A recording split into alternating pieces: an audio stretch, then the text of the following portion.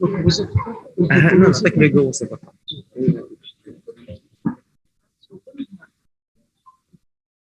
ما بين بريزنتي وبين هذه البلاصه باش نجي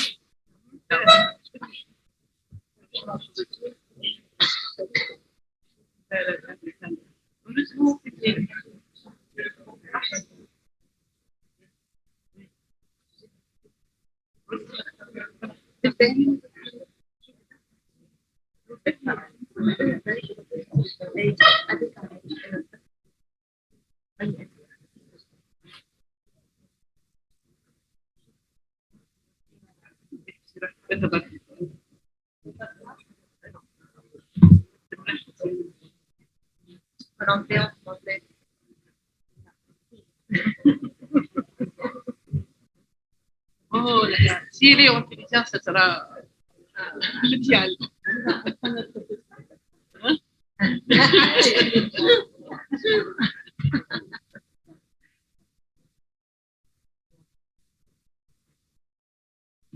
أشرف.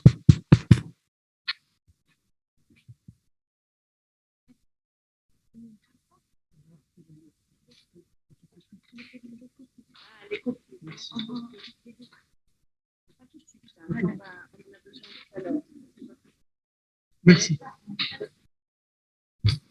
C'est Ashraf.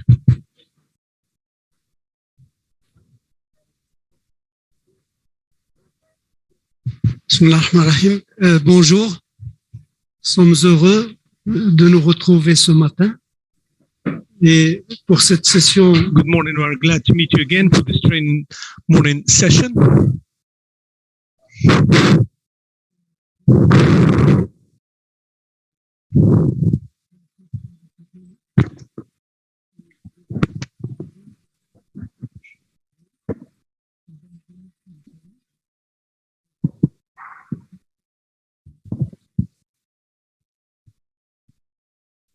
You can't hear. It's been said there's a problem with the mic.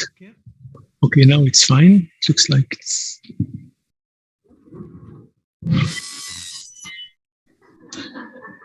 Technology usually lets us down.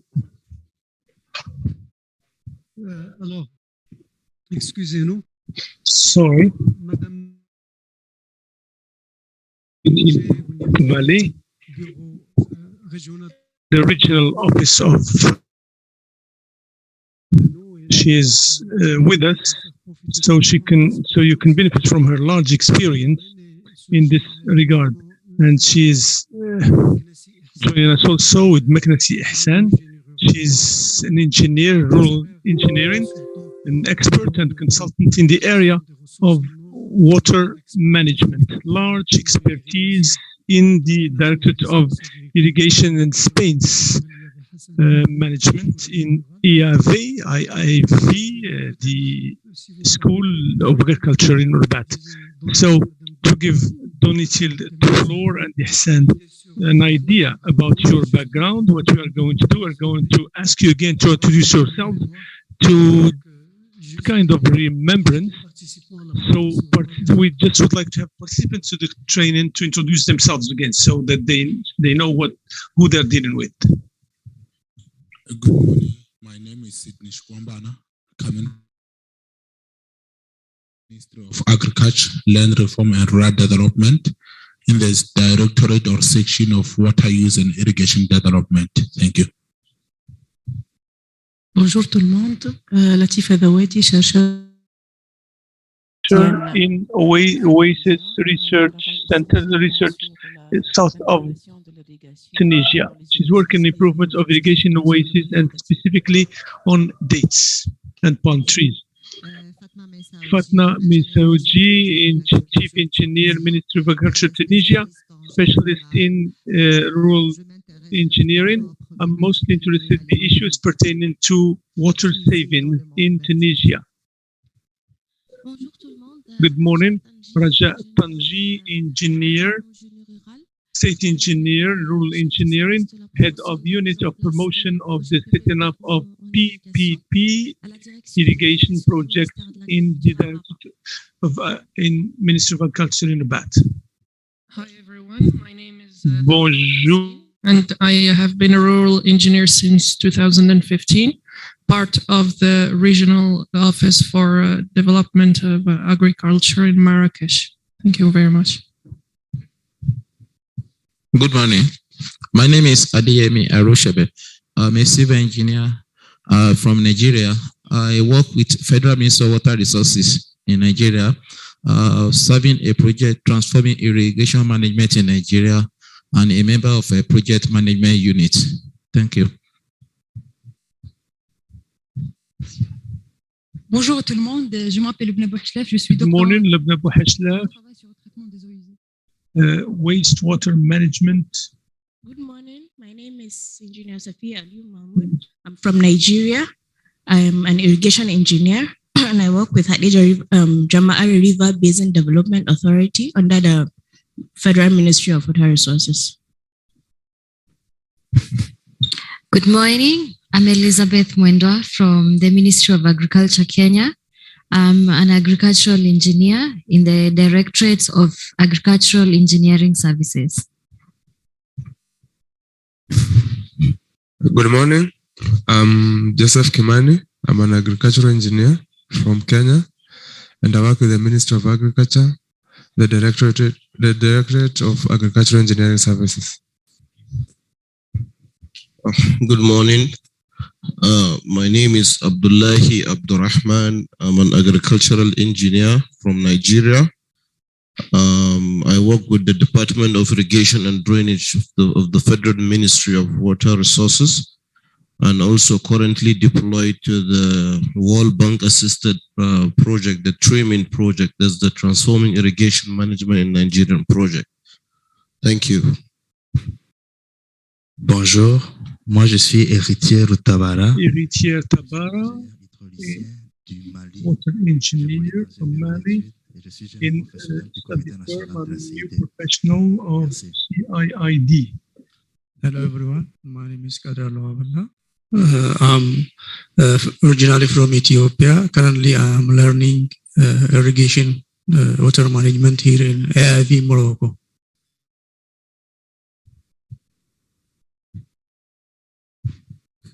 Bonjour tout le monde. Donc, je suis Lamia Magouri, engineer in office of Susma Sadra, Morocco. Bonjour tout le monde. Hello, I'm Ayoub Ramdi, rural engineer working for the office in Susma Sadra. Bonjour tout le monde. Hello, je suis I'm Adis Zaadi, engineer in rural engineering in the office of Dukala, and I have the position of head of districts in the same office. Bonjour tout le monde. Hello, Mohamed Zaï. Mohamed Zaï. I'm engineer in automatism and industrial IT. Currently, I'm working for the regional office of valorization of data as tele-management engineer.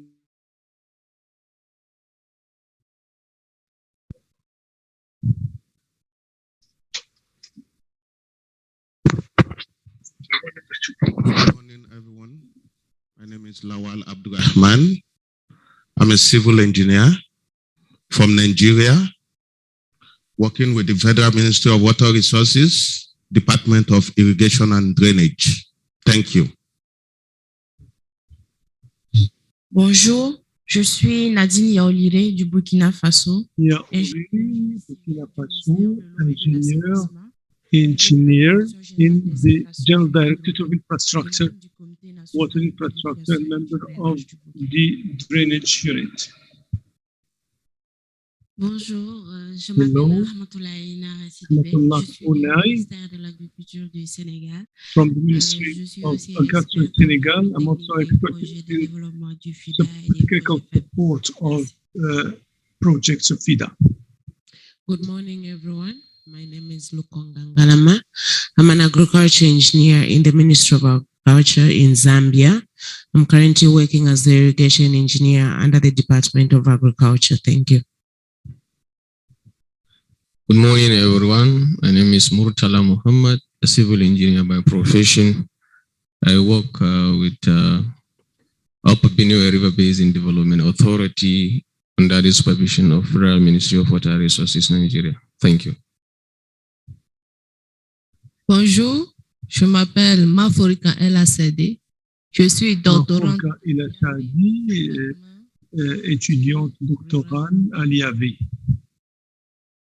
السلام عليكم أحمد الصديق حياتي Ahmed Sadiq Hayati, former Director of Irrigation Research and Development at Ministry of Irrigation and Water Resource. Now I am working as Assistant Professor at Water Research Center, Faculty of Engineering, University of Khartoum. Bonjour tout le monde, Dr Salou Al-Fansi, spécialité au l'environnement, actuellement Engineer and Director of Foundation of Greenway. Merci. Assalamu alaikum. I am Zakaria Usman from Nigeria. I'm an irrigation engineer by profession, working with Federal Ministry of Water Resources, Irrigation and Drainage Department. Thank you. Salam alaikum. Je m'appelle Afaf Belbehir. Afaf Belbehir,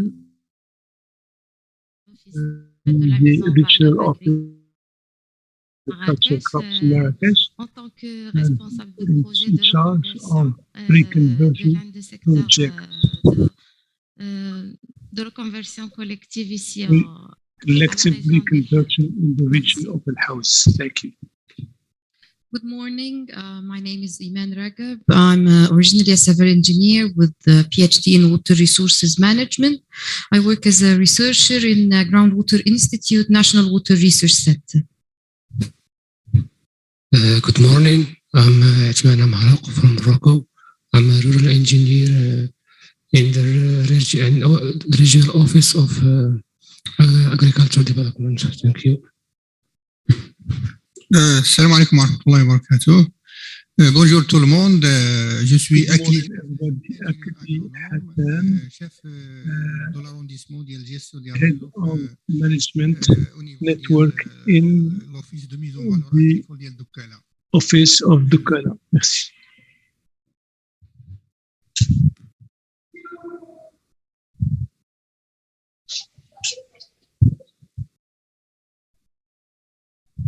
Bonjour, je m'appelle Ilyas Carro, ingénieur rural. Engineer Je travaille au sein de l'Office régional de la mise en valeur agricole du TEDLA.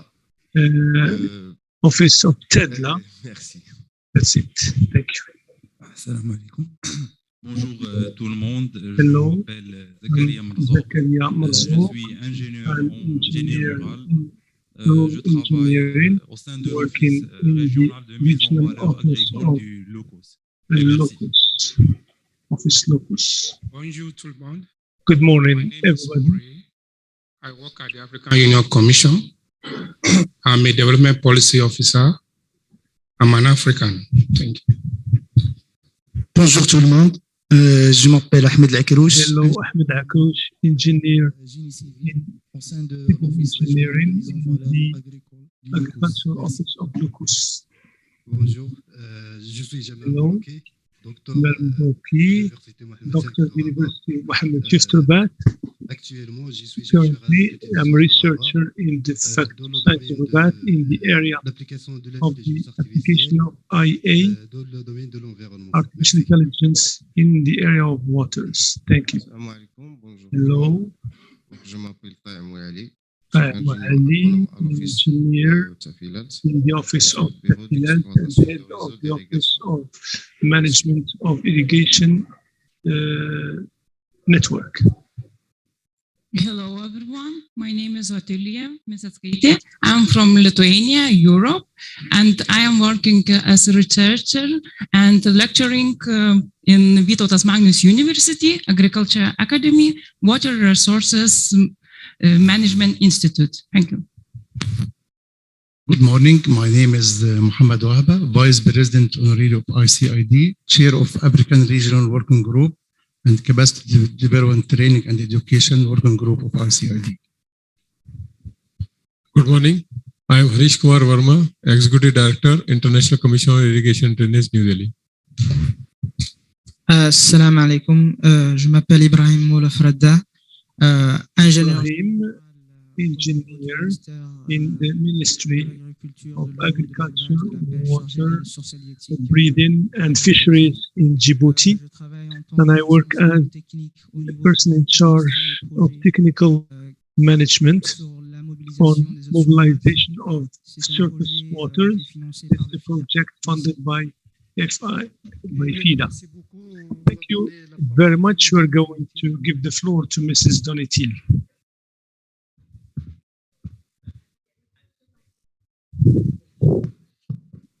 Bonjour tout le monde. Good morning, everybody. Mohamed Bouham, engineer, Secretary General of ANAFID.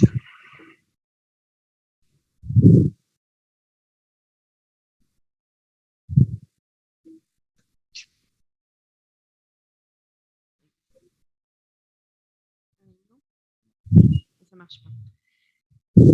Donc, bonjour. Alors, Good morning.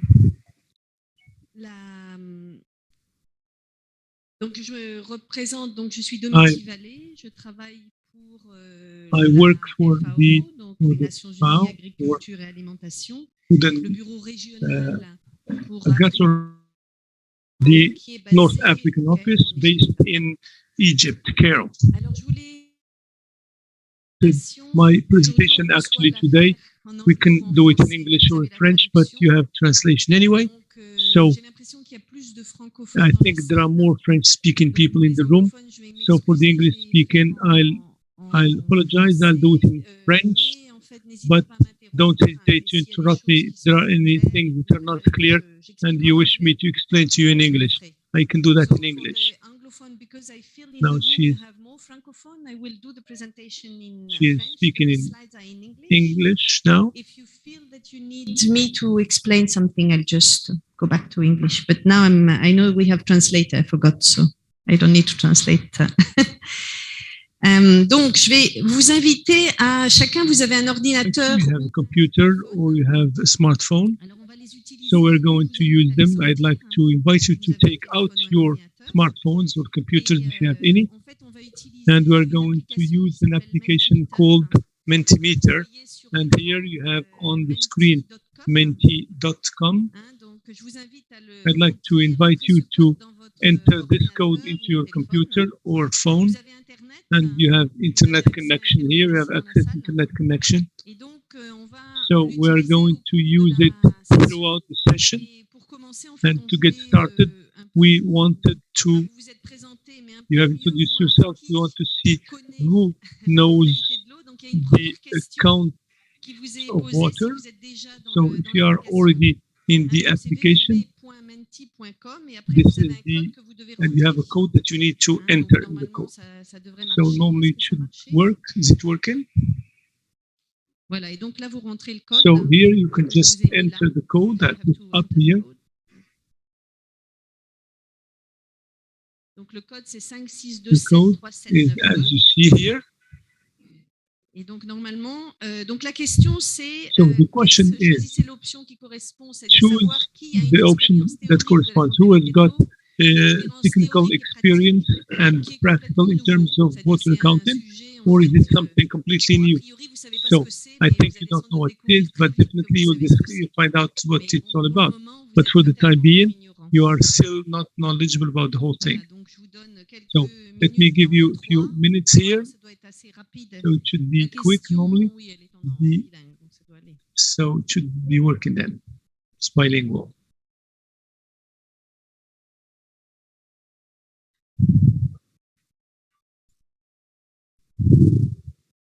Alors, ceux qui ont de l'expérience So those who are experienced in water accounting, those who raise their hand, can you raise your hand so I can know who is knowledgeable about water accounting?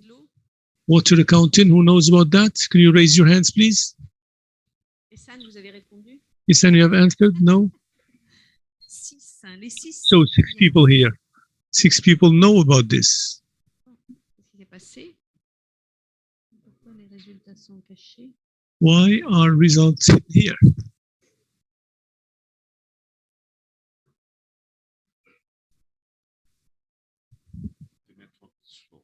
Ah, c'est le réseau. Bon.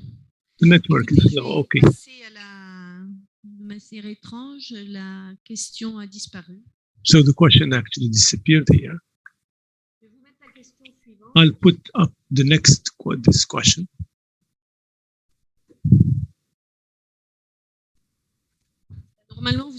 Normally, you can see there's another question that shows up. The next question to see, you have shown your areas, but for us to know who is more from the sector of water or sector of irrigation, so we know what kind of breakdown we have in the group. But you can do that anyway, and I'll carry on. I don't think this is working. Okay, it's working. It looks like it's working. It's working. Eh? Okay, good. So, alors, donc voilà, je vais commencer. So, let me get started. First, to introduce briefly, I'm working in the office of VALLEE, and I coordinate a regional project on the implementation of Agenda 23 for productive efficiency and sustainability of water for the region of MENA region, incorporating 8 countries, including Morocco. Morocco is involved in the work that I present. ELMeknassi has been heavily involved. That's why she is with us too. So she can talk to you in more detail about the work they have been able to do. The other countries are Tunisia, Algeria, Egypt, Jordan, Palestine, Lebanon, and Iran. They're all countries having water shortage issue, with, of course, some kind of diversity of agri-climate conditions. The project is focused on 4 blocks: it's knowledge and capacity building area, and one of the blocks is to set up a system of accounting of water to produce data base to better manage water sources. Second is to work more on the efficiency and productivity of water in agricultural systems, because agriculture is the largest consumer in our region, to get to the objectives of SDGs. And the third is to reconsider and recognize that agriculture is not alone, and now we have 4 strong interdependence between energy and agriculture and water, and we can see here how we can manage this kind of interdependence, and also manage mediation and negotiation that's necessary here to get to sustainability objectives. That was just kind of introduction who we are, and now we're getting to the issue. Water accounting is a concept that's not new. Existing for more than 30 years. And some of you may have seen that in some publications. And this seeks to have a systematic analysis of the status and trends in water in terms of contribution, demand, access in specific areas. We'll get back to this definition. The objective is to help public players to take decisions and better understand the situation of water resources, and based on better understanding of the water shortage situation, especially when you talk about shortage. Shortage here, it's comparison between demand and resources. You can be an arid situation, but it's not shortage. Shortage means that you don't have enough resources to meet the demand you have. The objective here, we have 1 day, it's short actually, to be able to monitor this and become expert here. But all of you are specialists in water irrigation. You have all the necessary ground to have better understanding of terminologies and concepts, and what are the approaches you can use to get started and understand how to analyze in a different way the situation, and also understand if there is a need to build your capacities or those of your teams to conduct this kind of exercise, what will be useful, and also try to answer some questions when you look at the system. So why are we interested then in using water accounting? Usually there are debates. You may have all been facing debates between whether we should give more to environment or to irrigation, and how we can argue for the needs of one specific sector compared to another sector. What are the environmental inflows and so on and so forth, and how to negotiate and how to bargain when you are environmentalist, or how to negotiate when in charge of irrigated parameter to have some kind of volume desired for. So there's also a debate between the urban and rural areas, because the urban area usually takes priority. Law gives priority to providing water, drinking water there. So this creates some constraints for provisions for irrigation, and managers of situations have to come up with arbitration and compromise not to provide water, sometimes leave some crops die and so on, dry. So there are debates. So accountability, water account is here to explain how much water is available here and where. And when we say available, it's really available. You know, we take into account the current usage, and without disregarding the fact that there is a resource that is theoretically available, but is not really available and cannot really be mobilized. So how much water should we leave to environment, and how much is actually used? Are we clear about who the users are? There are official users with rights, with licenses, but there are so many who use water without licenses, but they're there anyway. They have needs, and very often, and socially speaking, we cannot really cut off water for them. So there are a number of questions, and water accounting is systematically analyzing the current situation without any prejudices or preconceived ideas. So these are some questions. This is also to understand what is happening. It's an example of Iraq, and you know, all of you, these big rivers that you have here between 1932 and 2015, the flows from these two rivers was reduced significantly. So what was the underlying cause here? What was behind this change of flow? Is it climate change, or is it a problem of consumption? So we need to analyze and understand the underlying causes behind changes, and you can see future prognosis for more reduction. So that's across the board in all countries. You have the same questions. So water accounting will allow us to show players and actors and decision makers who we focus more, for example, on the aspect of consumption. And here I can ask you to take a new hat when you become an accountant of water.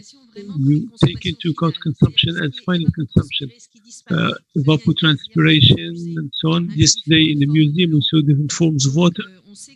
So we know that in our current language we use the term consumption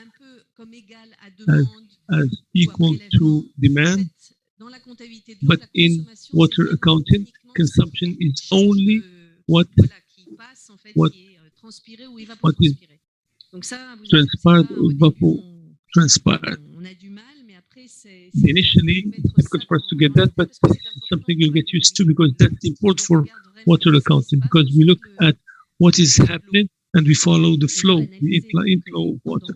So we can analyze trends in terms of resources and usage to see whether we are on the right direction, if we get into a situation of sustainability in the long term, or whether we are in a situation of risk. We also see not demand and resources will determine whether you give are accurate, the certainty or uncertainty level you have. Here again, yesterday when we were visiting the museum, we very often, you know, when we are with managers of irrigation systems, we talk about losses, waste, and so these terms. You don't have waste in. We are interested in the cycle of water. Water is never lost. it ends up somewhere. So if water leaks from pipes, they can help neighbors, for instance, but economically it might be true. It might be a problem, but for water accountants, what needs to be understood is where this water goes. We need to follow water and understand where what it becomes. There are many possible uses. Here, this is too small for you to read, but for each player will have a question and specific need. You may have an economist who can more talk to you about elements decide on investment. Are we going to invest in desalination or modernizing of our system of irrigation? So the economist will look for items that can help him with the argument. The specialist in environment might need to show that the environment has got specific needs, and so the factors should be factored in our account. So all of you may have at the end of the day a question from your perspective, depending on the area where you're working, where water accounting can help you, but you will not have the same question because you're not working in the same unit at the same level and so on. So generally speaking, we have a document here mentioned, published by FAO. It's reference documents on water auditing and water accounting. Auditing here shows water governance in simple terms. It's financial. It's not financial auditing, but it's the capacity to understand the institutional and political context where our analysis is taking place. It actually highlights recommendations in a larger context and helps us understand the challenges, political challenges that might account for some attitudes that we can see in the field, why people are acting this way or that way.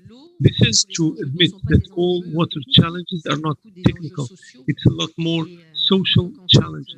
So that's why it's useful. We're not going to talk about water governance today, but I just wanted to touch upon this and explain how this relates to the other topic. So in your approach, you need to keep an eye on governance too.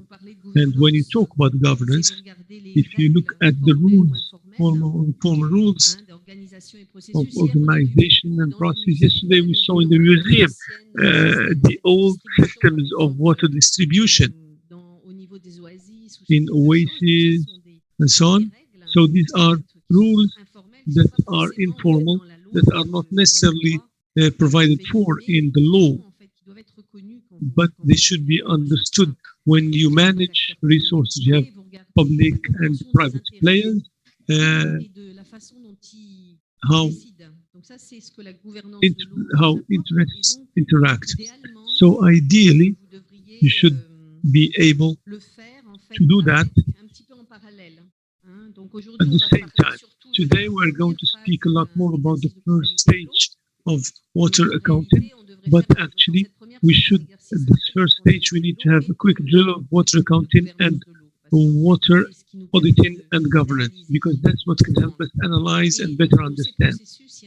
Throughout all these processes, we have commitment of different players and actors. As water is a topic involving so many actors, we cannot just have one engineer. Of course, you can have specialists that can do water accounting, but it should also involve many actors, because the producers of data are quite few. Those who are experts, who understand the situation, are important to involve. We need to have their buy-in. So we have here work that is kind of teamwork, as you will certainly see afterwards. So why do we do that together? To understand the reasons and causes, and to understand what's really happening, and to have information on how we can get to a situation that is sustainable, and also so we can set the objective. for example, in the case of our project, is to identify the limitations of sustainability, the limits that we need to set to get to a situation where demand will not be overwhelming. Tellement extraire de nos aquifères qu'on peut So revenir en arrière. C'est-à-dire une fois que l'eau est disparue. Once water disappears from our renewable, there is no possibility to have renewable anyway. So it's the capacity to set the limit, reasonable limits. Here, I'd like to invite you. We have quite a few. We have this reference document. You can see it's available in French also. We have set up a group committee of practitioners on water accounting. I'd like to invite you here to join it. The presentation will be shared, and you can actually have these links. And here we have so many webinars, presentations of reference documents, examples, cases. This can be useful for those who can carry on with this later on. So we have actually since 2019, we have set up a set of webinars and training sessions to delve deeper into issues for those who wish to have more specific items. There's one series on the estimates of evapotranspiration. That's an important thing for water accounting. So how can we conduct that? How can we measure it and so on? So these are all tools necessary if you want to engage in water accounting.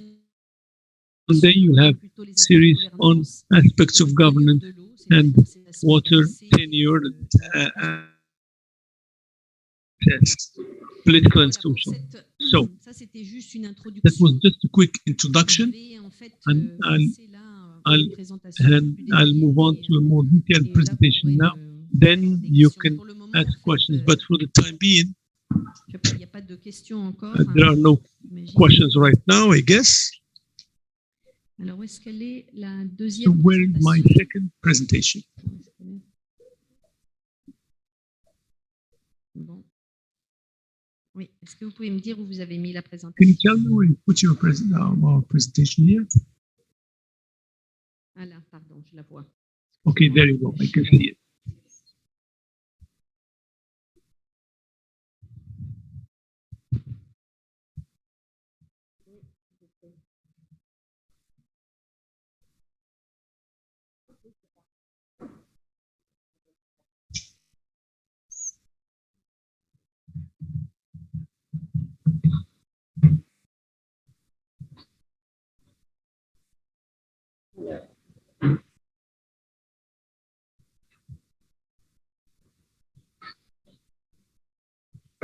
Je vais vous montrer les résultats parce que c'est sur l'ordinateur.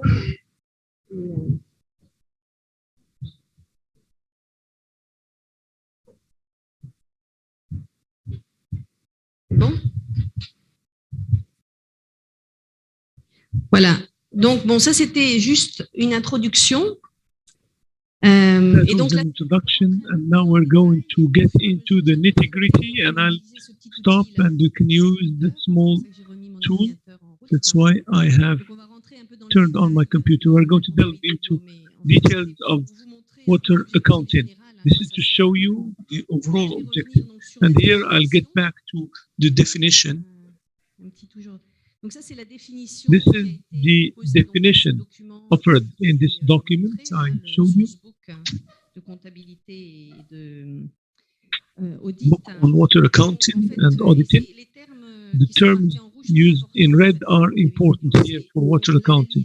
So it is the systematic quantitative analysis or assessment of the status and trend in water supply, in water demand, and in water distribution, and in water accessibility.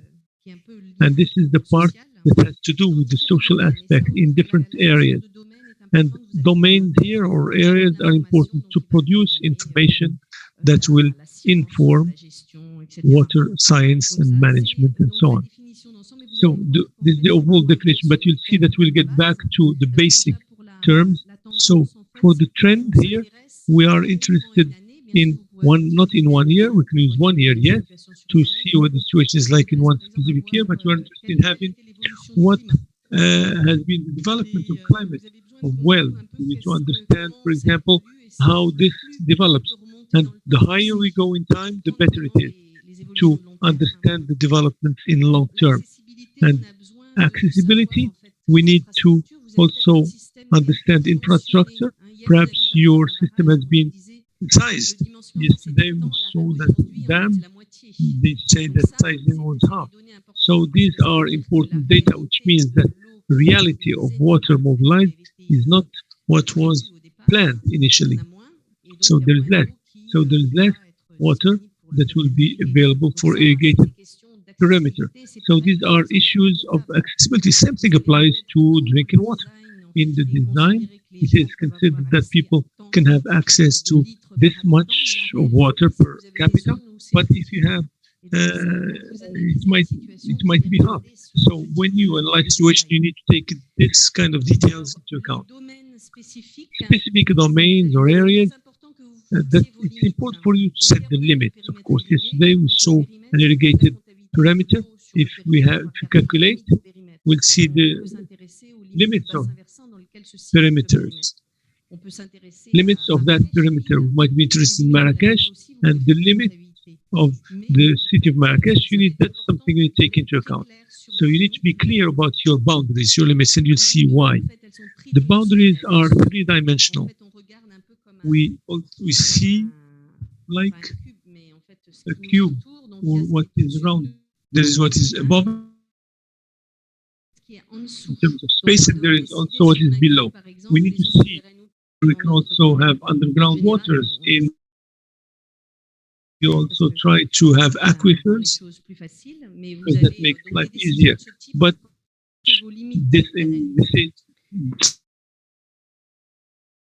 I have shown the interest for water accounts. You may have questions that relate to knowing how much you can allocate per sector. So you might need to know what is the quantity of water that is consumed actually by different sectors. What is the efficiency of use? Is there some saving of water, the water economy? We talked extensively about that yesterday. So we want to have energy saving or water saving. So there are issues of sustainability. Are we able to maintain provision of water in response to demand by 2050 under climate changes? These are questions that you might ask. We can also get interested in whether we want to negotiate with neighbors, what's happening beyond neighbors. So there are so many questions you can ask where accounting can be an instrument that you can use. Yesterday, we saw a farm. So this is summary. You want to have a kind of balance sheet of water. What is specific is that we attach so much importance on the white arrows, as much attention as the yellow arrows, how much water gets in and how much water gets out. When I say boundaries, it's my box here. My field has got limits. And if I decide to have water accounting in my field, I need to be clear about the boundaries of my field and the inflows of water into the field, what is going to infiltrate, what's going to go out as transpiration is important. So anything coming out of my system, in and out, that's important. So if I go to watershed, I don't necessarily have the same data because my input and output are different. So this is within my watershed. So in and out can be offset.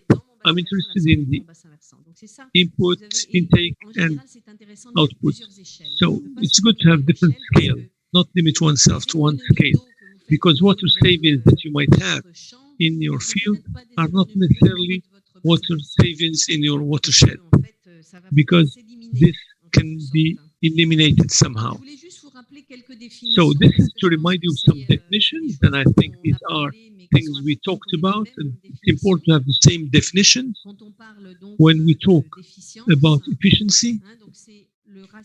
It's the ratio between water used by crop field through evapotranspiration that's consumed on water applied to the field. So indeed, if you have a system like drip system, majorité, en fait, 80, on nous disait 95%. 95% of water usually is consumed by the crop, so little goes out. This might have an influence on your boundaries. So I'd like to invite you here for a quick drill, as long as we have this instrument. If you go to Mentimeter, so if you have an efficient irrigation system, the question is important. Does that always allow you? I'm sorry for the English-speaking people. I'm reading it out in French. This allows you to A, choose save energy, B, save water, C, increase productivity of water, D, reduce pollution of underground water. I have it in French here. I only have it in French. I'm sorry. Tell me what you think. A, B, C, D. Okay, je répète. Let me say it so everybody can understand. More efficient, enable always to save energy. A, save water. B, she's speaking English. Increase the water productivity. C, reduce the pollution of groundwater. D.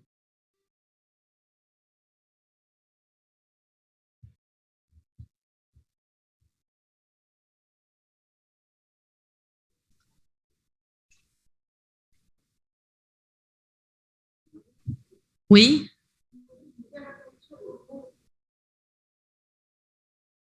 You have to, voilà, vous devez faire attention, c'est écrit toujours. Hein? It says there always.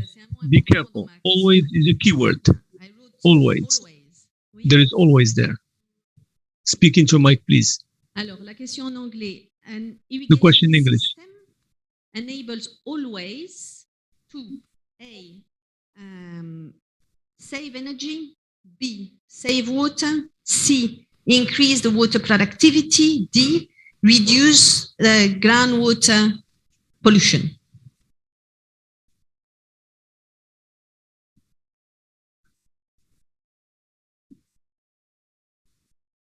Donc, on voit que vous avez des opinions variées. So we can see that you have different opinions. All solutions are good then. Let me go to 30. I don't know how many we are here in the room. Vous avez tous fait? Have all done? Have you all answered here? 36. Ok, on va peut-être voir. Alors, je m'excuse parce qu'il aurait fallu que j'ai l'ordinateur ici pour que... I should have my computer here to show you that. But I'll tell you on A, 15 answered A, 24 B, 26 answered C, and D, 10 answered D. 10 answered D. The term always is important, always important. If we take the example we saw yesterday, the example of Icarda, the latest plant, last plant, you saw that there was what energy saving. But in the figures, there were no what energy saving compared to the traditional drip system. And there was even a supplementary consumption. So we don't have a guarantee that you may always have water saving because it depends on how people use the system. Even if the system is of high performance, if it's not properly used, they can even consume more water. So in water, in energy saving, it all depends on the system too. So for A and B, it depends on the situation where you are. That's why it's important to see the system, whether it's properly used, it's in good state, and so on. So there are questions to be asked there. Productivity of water, water productivity, well, yes. See, it's possible. We see the issue productivity. Reduce pollution of underground, yes, for sure, because you don't let so many things go down. Yes. Microphone, please.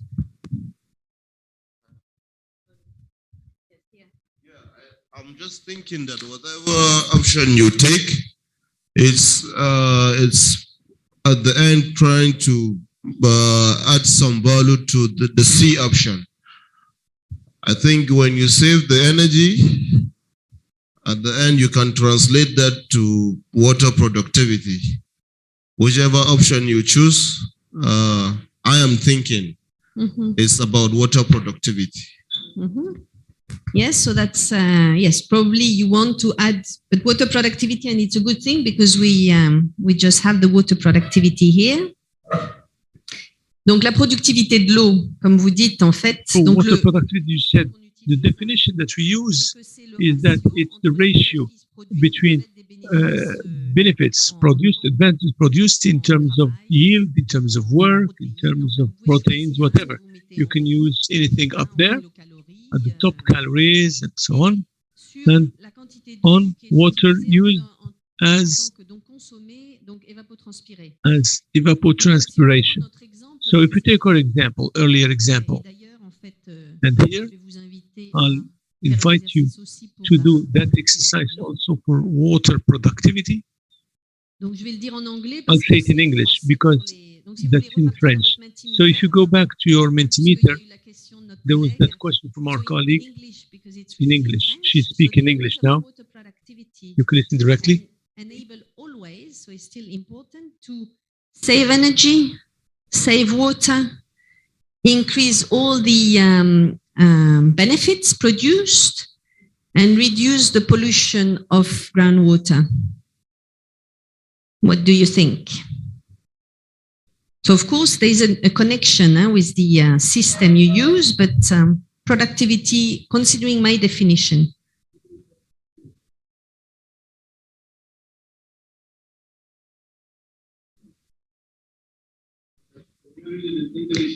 Yes, for the improvement of water productivity, enable always to save energy, A.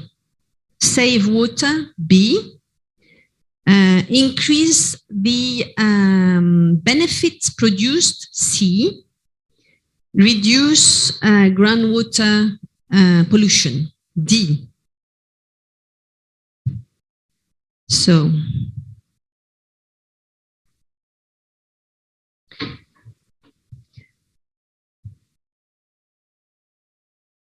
is it okay for? Yeah. C'est bon? Alors, on va donner 2 minutes. Donc là, I'm going to give you 2 minutes. So, as a result for the time being, and I think 36 people answered. Here, you have A, who said that allows to save energy, 18 save water, 30 said that it allows to increase produced benefits, 7 actually answered and said it reduces underground water pollution. So, who is right, who is wrong? It all depends. It all depends. It all depends. There is no such a thing as the right answer, but there are things that are for sure. Those who answered C, indeed, that's the objective.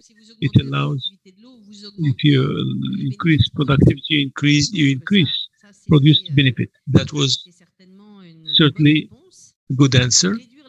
Reduce water ground pollution. We don't have any guarantee. We don't know whether we are bringing in more pesticide, chemical products. We don't know.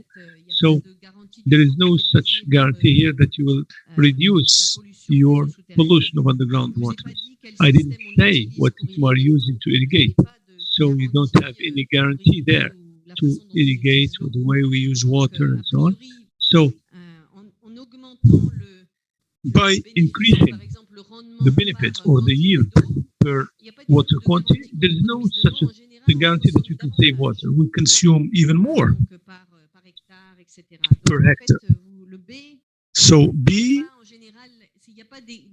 Broadly speaking, there's no equality between increase in productive water and increase in water saving. There are cases, if you have limit conditions, you don't allow for increase in areas, you don't allow for increase in the water brought in, perhaps. Economy of energy, it all depends. Well, all these terms, so water accounting should allow us to better understand. So the question we talked about yesterday is water saving. Water saving refers to the part, refers to the capturing in part or in total of the water fraction that would no longer be available to a system once the system has used up the allocated water. So there is a fraction of water taken from the system. But two important points have to be considered. The system is open or closed. So water is not then lost. Where does water go? That's very important. What happens with this water that you will save? Alors, je voulais vous faire un petit exercice parce que I wanted here to give a quick exercise because, as we have in our mind, we talked about modernizing irrigation yesterday. So the government decided to move all gravity system to drip irrigation in order to save water. So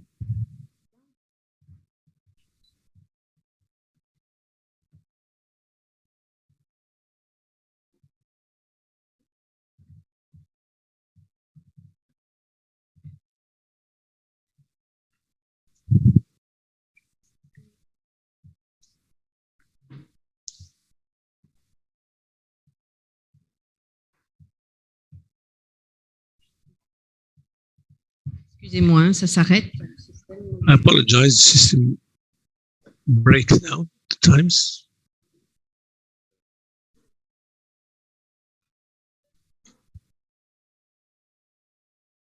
Alors, j'ai mon exemple, So, j'ai un agriculteur I have here a farmer. qui, donc ça c'est sur le, là c'est en anglais par contre. This is in English. It's on Mentimeter. So my farmer here is using gravity irrigation. Had meters, thanks to the transformation to drip system, used only 5,000 cubic meters per hectare. In the past, he had the less efficient system, so water would get into my system. 5,000 would go into evapotranspiration, 2,000 would go to the next field, and 3,000 would get out. So the question is there economy saving, water saving here? True or false? Based on the data I'm giving you, information I'm giving you, the question is true, false, or I don't know. True, false, I don't know. True, false, I don't know in the Mentimeter. In your opinion, the farmer to whom I allowed to move from gravity irrigation to drip irrigation, moving from 10,000 cubic hectares to 5,000 cubic meters per hectare, is there water saving in my system? True or false? Or I don't know. Or perhaps, or I don't know. True, false, perhaps I don't know. Oui. Answer in the thing and then we can discuss. Answer that. Sorry, I'd like to bring you back a little. I think, okay, I'm sorry I'm taking you back, but I just disagree with some of the things you are saying. You know? I'm sorry about that. That's okay, you can disagree. Attendez, wait a minute, I think he needs to give you the microphone. Okay, in my opinion, when you're producing more with little, you are saving water. I didn't tell you tell you that I was producing, I mean, improving what productivity means. You have more production. Yeah. But you don't know how much water you brought in your system. So you may produce more, but you may bring more water. You see, in the statement, I didn't give you information to tell you that I was bringing less water. That's why there's no guarantee. I mean, that's why I say it's always. So it's a tricky question. So I would agree. You may be right. You may save water, but if your objective is only to, let's imagine your objective is really to increase the revenue or the yield. Sometimes in certain products may bring, I mean, they may be very good and produce a lot more when you bring a little more water, and your water productivity will be higher. But it doesn't mean that I brought less water. So you have to know exactly the case. If I had told you I brought less water, then you would be right. But I didn't tell you that. That's why I got you a tricky question. So it's really tricky. That's why I just wanted to it's good that you disagree. So let's see if you disagree on this one. Is it true or false? Did you answer already? Donc, pour les francophones, j'ai dit que l'agriculteur, donc il est passé. So I said that the farmer reduced his water quantity per hectare. So are there any water savings there? For the time being, I can tell you what you have said. There are 15 who said yes, 7 who said no, 12 who say perhaps. So who said no? So I can see. Raise your hand, please, those who said no. If you are bold enough to say. Tell us why. Why do you say no?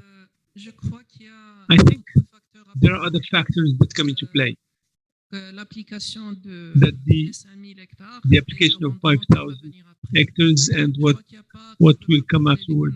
We cannot really talk about economy savings if we don't know what he's doing with that. Who said yes, and who can tell us why you said yes? Somebody who can, with a lot of courage, take the mic and tell us why. Okay, there you go. Go ahead, take the mic. Could you tell us exactly the scale of this economy of saving? Is it within our farmer's farm or within the farmer's farm and the neighbors or groundwater? So it's at the level of my farmer. If it's for the farmer, he had savings, of course. So you see, so you have two different points of view, and we see there are those who say perhaps. Who said perhaps? Who said perhaps? Go ahead.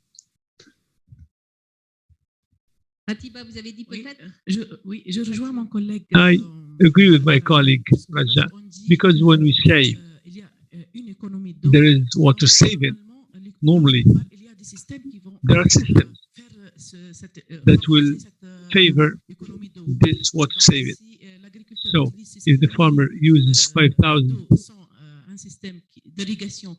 without system of irrigation that can actually achieve this saving, fine. If not, it's lost through evaporation or drainage or whatever. So it all depends on the irrigation system used by the farmer. Yes, we know that our farmer has moved to drip system, has got a better system, but indeed, it all depends. So you see, the answer is some people are right, some people are wrong, but they didn't tell you what he would do with his water. That's where you had a good guess. So if my farmer, for example, had 5,000 cubic meters and we didn't tell them that you have only 5,000 because he's got also other 5,000, what is he going to do with that? Like our farmer yesterday, we asked him and he said he had 1 hectare, 0.5 additional with water savings. So he had water savings, which allows him to intensify his production. So from water accounting, consumption is the same. You don't have a reduction in consumption here. So you have the water quantity used that's reduced only if we don't have any more extension. That would be true. There is reduction and there is economy, saving.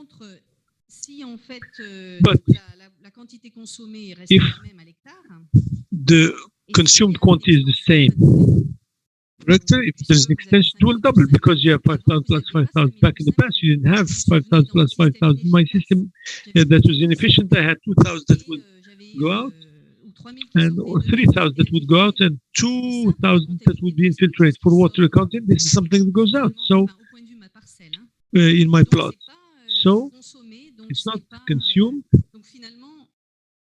So finally, by using that, you are not saving based on water accounting. So our colleague who has left here was right, because I didn't tell you what she would do with that water.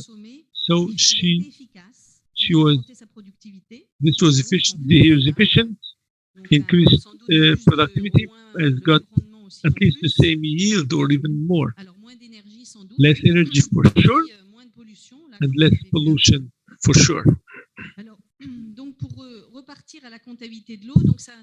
go back to water accounting, we're interested here in aspects of provisioning, providing water, rainwater and so on. So we're interested in rainwater falling on these irrigated fields, water brought in, and if there is a reuse of wastewater in this irrigated perimeter, so that's another source. So we're interested in all sources coming into our system. We're also interested in the capacity, conditions, procedures of maintenance, because we want to know whether our system, as you said, is operational or not. Because it's not to say that we have losses or no, but this is to understand whether figures we're getting are reliable or not. So when we have our assessment, we want to know what is the level of certainty we have. And in terms of demand, we want to know all the uses, agricultural, urban, industrial, and so on. And we want to know whether they're satisfied, whether these are met. Are these estimates of needs? Are these needs met or not? That's why we're interested in consumption rather than the estimated needs. So if your irrigated system is cut, if we cut off water to the irrigated, we can consider, for instance, only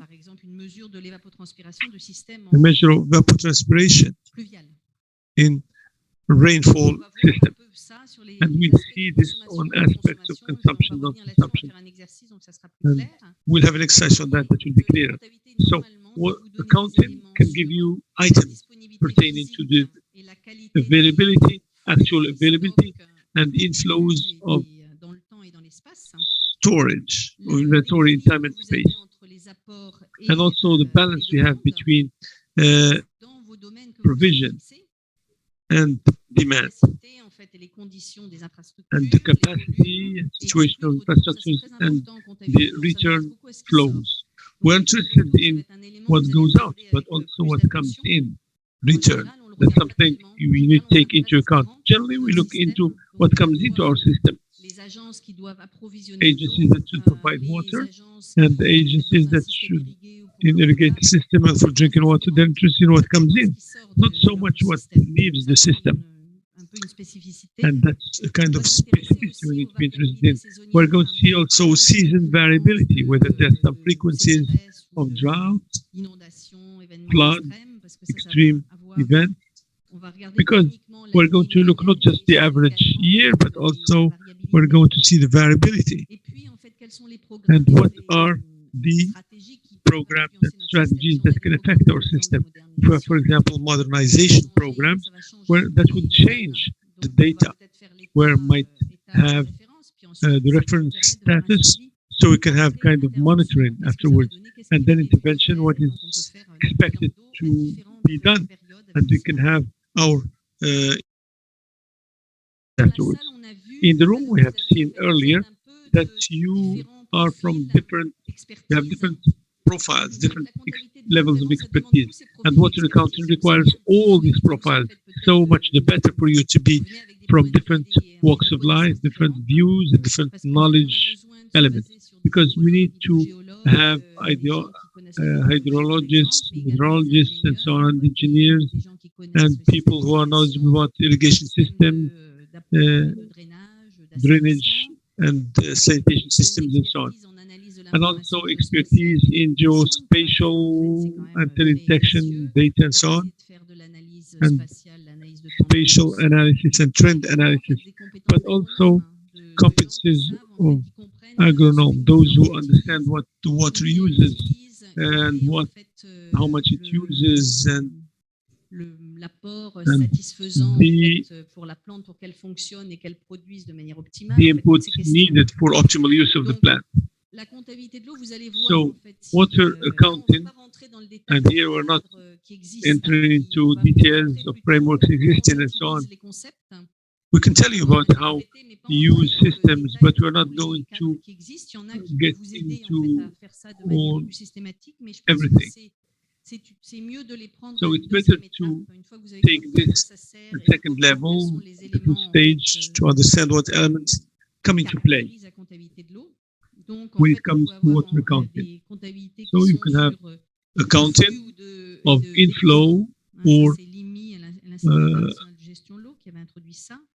Le SIWA, c'est en fait and ça c'est we have plutôt utilisé par les SIWA statisticiens, used c'est by économie en statisticians. fait environnement et économique pour de comptabilité de l'eau. So Les Australiens ont déjà en fait un Australians, système en place they qui have combine a system in place that combines different systems. donc en fait en réalité il faut créer votre propre So système actually you have to come à up partir with du your own système que system vous avez based de on the mesure et system de you suivi have des for ressources en eau measurement et des and demandes dans monitoring votre of pays. the amount of Donc chaque water. pays va avoir So each son country un will système definitely have their différent. water accounting Mais en system fait, that's ce qui est different. important, c'est que les But concepts on va concepts respecter. have to Après, be le reste, complied c'est with. moins important.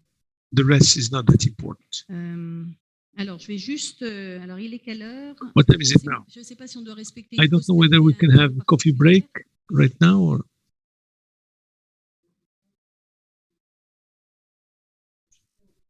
D'accord, je vais juste en fait something peut-être being said off mic, so we l'élément cannot hear en what fait, un we peu said. central dont on va Now I parler, will speak about what we're going to talk about. qui est voilà, il y a ça c'est vraiment à mon avis au cœur de la This comptabilité is de l'eau. part of the water accounting. This is not anything new for you to have inventory of water. You may have all done that inventory of water at different levels with different objectives, but you see there are a few specific elements that we can work on that in group. Donc on s'intéresse aux ressources en eau. So we're interested in water resources. En fait, selon vos pays, il y a des conditions Water différentes. sources in your countries, you have different elements: rainfall, surface waters, groundwaters, and interbasin transfers, non-conventional sources, and so on. These are all systems that come into play. So you see my box here. I told you it's three-dimensional. We need to fix the limit, inflow, outflow. So we need to see what the inflow and outflow from the box. We have another element that's critical and that's new, En général, qu'on regarde moins. that we tend to see less. It's the concept of what is consumed and consumed and what's not consumed. So consumptive, consumed, and non-consumed. So this will inform decision makers in the water accounting. We're interested in where we need to assess what is consumed, what is not consumed. And then, if you want to inform decision makers, we need to see what is beneficially consumed and what is non-beneficially consumed. For example, trees. Yesterday we had a lot of trees, and olive trees had so much grass under them. So water consumption of the olive tree is beneficial, and the beneficial of grass below, if you don't have specific use for example, for breathing, evaporation is not beneficial. Utile, c'est-à-dire j'ai apporté de So it's l'eau, not mais en fait, that c'est pas useful. forcément pour avoir de l'herbe. Some bring in water not to have grass, but if it happens to have earth, then fine. And then it's beneficial. It might not be beneficial, but that's subjective anyway. It's up to you. So in beneficial, we have transpiration of culture, and non-beneficial will be design of the soil, evaporation of water surfaces, dams, and so on and so forth. Unité, vous avez des surfaces en eau et qu'il y a de l'évaporation, ça va être considéré comme de la consommation. So this might be might be beneficial or non-beneficial consumption. We also have here TW, si on It's considère que les mauvaises herbes n'ont pas une fonction it's utile weeds. dans notre système. Et le If non we don't have consommé, a c'est system, donc don't les have retours anything d'eau, beneficial en fait. system. Alors, il y a soit des retours d'eau qui peuvent être Something récupérables, return of c'est-à-dire que, water, par return exemple, flow, les eaux usées, like wastewater. en fait, quand vous avez de l'eau qui When you arrive have water that comes ville, in a il y a qu'un city, pourcentage qui est there's just one effectivement percentage that's really actually consumed. évaporanspiré, intégré dans nos corps. Le Evapor- reste, ça ressort. The rest Donc ça, will c'est go out. normalement So récupérable. this is something that we can retrieve, Non and non-consumption, Et ça, c'est quelque chose qui va quitter non-retrievable is something that will leave our borders. For example, it leaves my system, ou bien c'est quelque chose en or fait, it's dans les pays où il y a something des SEPRA ou donc des zones in qui countries sont where you have lacs salés. salty Quand on va dans ce lakes. lac salé, If you end up elle est there, consommée, mais it's elle not est non consumed, récupérable. but Vous ne it's pouvez pas not en fait normalement la retrieved. réintégrer. You cannot Ça va reintegrate it dans again. la mer. Or when it goes into the sea, you might have cases where you have desalination of water, but it's not direct. So we can see that when it's thrown into water, it's non-consumed. So it goes out. It's not retrievable. Informer les décisions. So this c'est-à-dire is to sur inform quelle decisions. fraction on What peut agir fraction we si can on veut, par actually exemple, faire des act économies d'eau, etc. if we want to save water. Et puis le troisième élément qui est important, c'est le changement de stockage. The C'est-à-dire change en of fait, storage. vous pouvez avoir des entrées, des sorties, mais la variation du stockage, en fait, Variation of au storage souterrain ou dans le sol, etc. ça, underground c'est un water élément and so on. additionnel This is an qui additional permet, en fait, element de that can fermer allow le you bilan. to C'est pas have toujours your facile d'avoir inventory. ces It's not données, always mais, easy to have voilà, this donc c'est data, les trois éléments clés. but these are the three Et key qui, elements. derrière, après, en fait, la And then comptabilité, afterwards, you can ça have va être un peu water comment vous accounting. estimez quand Water vous accounting is évaluez, how to par exemple, assess when you don't have éléments. data. Donc, il y a un certain nombre de So there are a few réflexions là-dessus. Alors, attendez, j'avais things un there. petit peu, avant qu'on aille à la pause café. So before the coffee break, I have something to tell you here.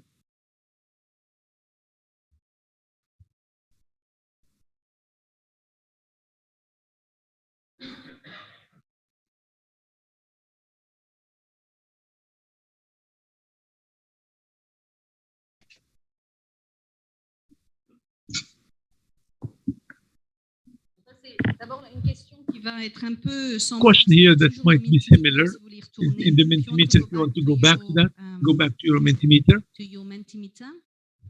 So I will say it in English because it's so you have The lady this speak in English. modernization of irrigation that is established by, for example, if we think of the FIS system that we visited yesterday, where's the water that is saved thanks to the modernization, the transformation to drip irrigation going? That it stays, so the A, it stays at the level of the water source. So for example, it can be the canal, it can be the pond or etc. or the aquifer. B, it's reallocated to other users. C, it's used to extend the agricultural land. D, it's stored. It can be stored to just, for time of drought or difficulty. So you have four options. Do you want the English? You want me to repeat? So you have a modernization program. And so the question is, where is the water saved? So my modernization program introduced, for example, drip, sprinklers, etc. So try to just change my system to make it more efficient. So the water that I saved, where does it go? A, it can stay at the level of the water source. That can be surface water, groundwater. So I don't have to pump it, it just stay there. B, it's reallocated to other users that can be urban, etc. C, it's used to extend the agricultural land. And D, it could be stored for time of droughts. Yeah. So here, I mean, you can think of a case from your country, or you can think of the system we visited yesterday to give you an idea. And we'll ask our colleagues from the system after what they said. So we'll give a few minutes for more to answer.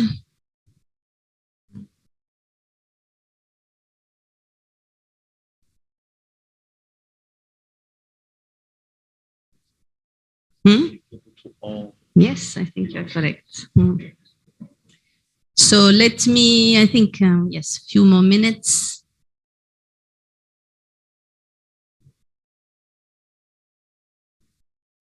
So now we have for the A, so staying at the level of the source, 13 people. For the B, reallocated 17 people. For the use to extend crops, 26 people. And stored for period of difficulties, 19 people. So I think, you are correct. All these options are true. So it depends of your system. That's why when you do the analysis, so in general, this can happen. You could use it for environment. If you have environmental flows interest, you want to just ensure that you maintain water in your river. So then it will be the A. You just ensure that the water that you save is returned to the environment, let's say. The B, you just take that water saved and you bring it to the city. So you just make sure that agriculture is still happy, but then you have water needed for other uses. So that's correct. The C, which happen often in irrigation system, you intensify, you use that water to increase your income, so you just add areas if you are not limited. Huh? And C, yes, you could just decide to store it. Yesterday, again, the farmer had done a little, he had a pond, a tank to store water. So you have the 4 are correct. And I think what I recommend, so when you do water accounting, you need to think, if you are looking, for example, an irrigation scheme, what is happening with the water that is saved? So what was that water doing before? Was it used by the neighbor, in the wet? It was flowing in the river and it was used by the neighbor. So you just need to consider this. That's why this type of question, you should ask yourself this question and say, what is happening with my water?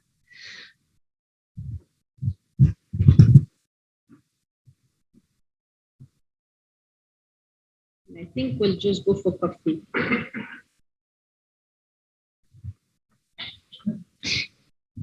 Donc, je pense qu'on va aller au café. Je m'excuse, c'est un peu... Break. Sorry. I hope this is not too long for you. Mais peut-être qu'on prend une pause café. So we'll go for a break and then we'll get back. 15 minutes, 10 minutes, je sais pas. What is it? 15 minutes? How much time do you have for coffee?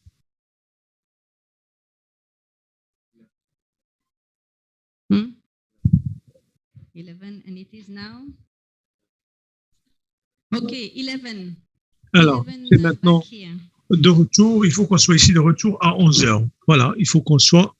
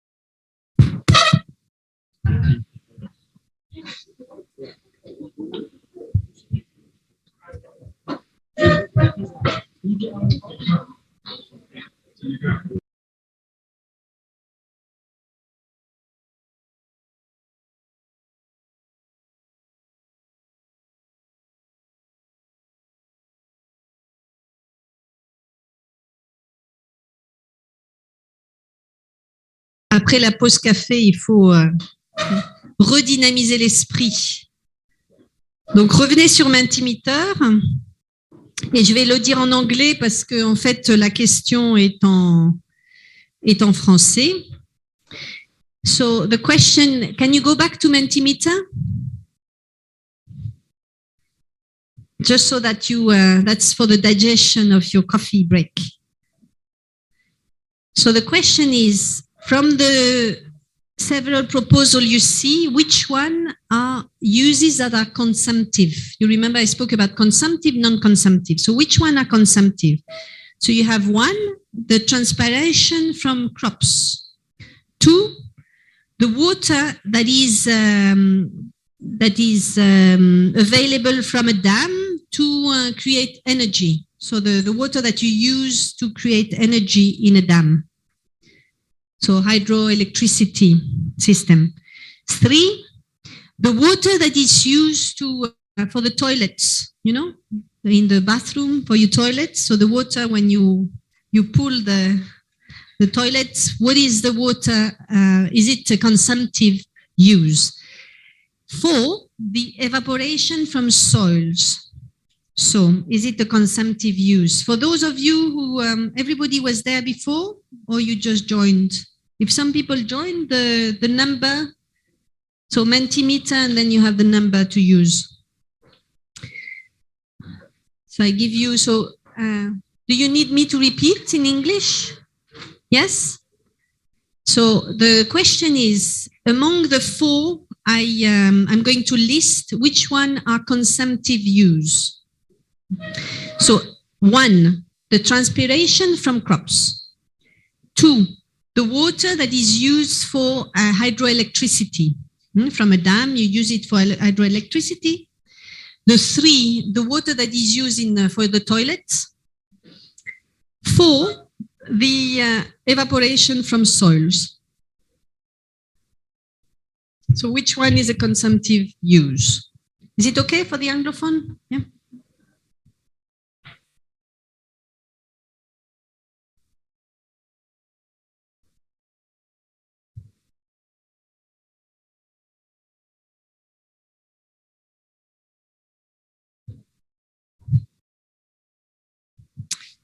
Okay, I give you, how many are we?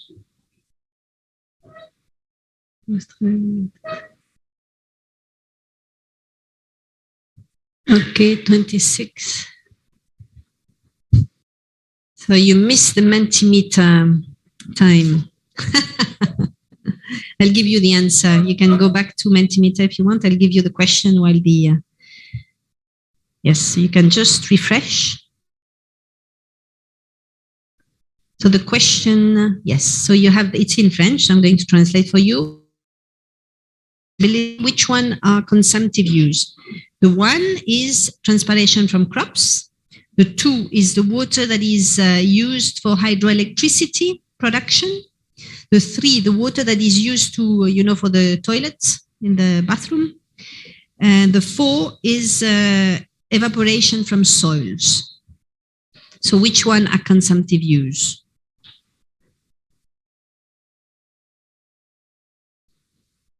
Okay, so for the moment I have, so 32, we have 19 that say that transpiration of crops is a consumptive use, 12 that the water used in hydroelectricity is a consumptive use, 18 that the water used for the toilet, the bathroom is a consumptive use, 17 evaporation from soils is a consumptive use.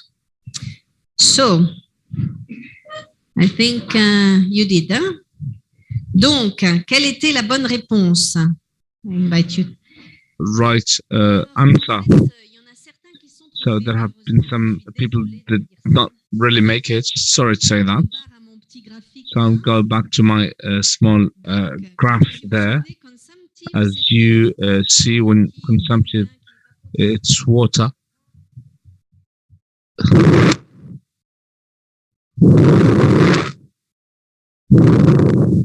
Alors l'eau qui est évapotranspirée. Donc dans So in the four proposals I gave you, transpiration of the culture, it does respond to the beneficial one because we consider it's beneficial.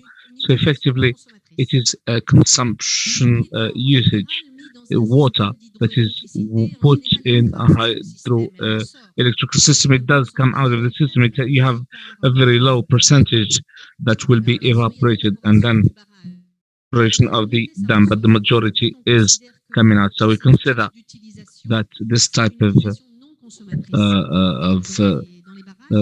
water is not consumption. The water goes back to the rivers and you can reuse it later. The water that is used in your toilet, sometimes we have something that goes back into evaporation, but it goes into it comes back as water, and if you want to treat it, you can reuse it. So it's non-consumptive water.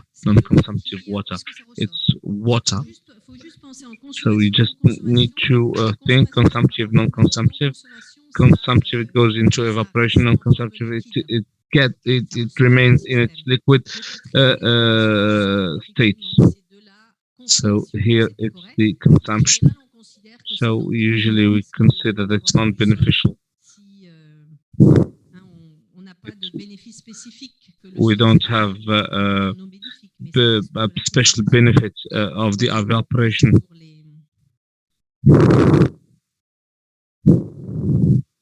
Il y a quelqu'un qui est en désaccord avec moi? Is there anybody who disagrees with me?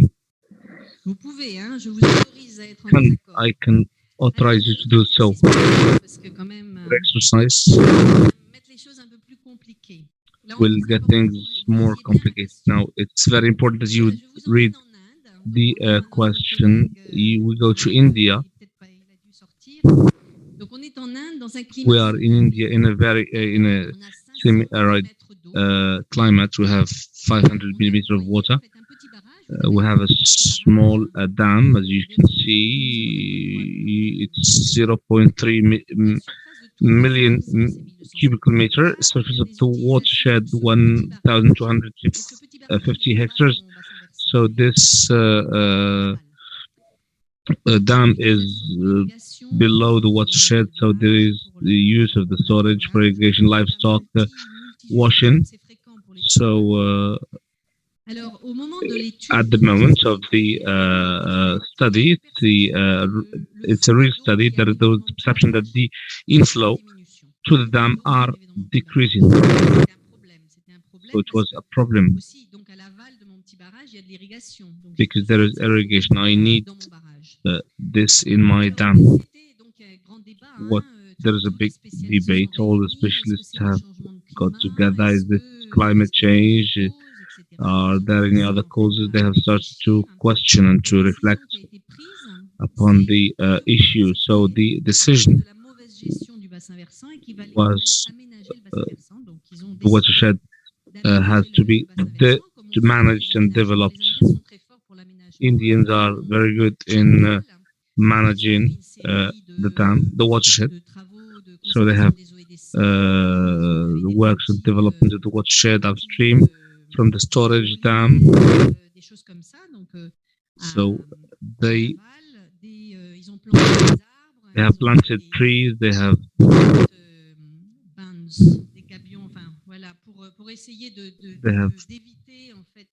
tried to prevent floods. They have done all this. My question, you can go to Mentimeter. I'm going to put it on.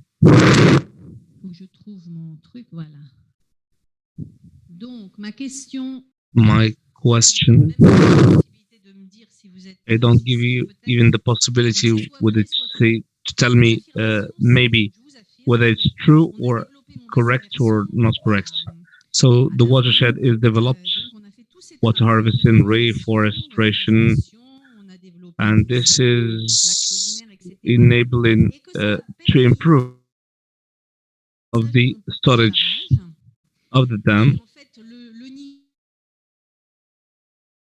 The level is increased, so I have succeeded to do well in all these works. So the level of my dam is downstream. So is it true or false? I will confirm to you that I have developed or increased the level of water in my dam. It's in a normal year, it's not an exception year. Is it true or false?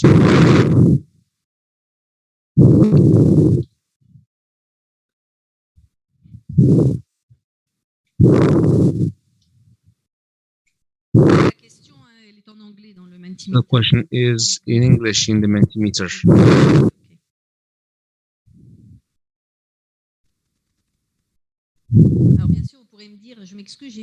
You can tell me, it depends, but no, whether clear-cut answer, true or false. Now, 27, sorry, 27.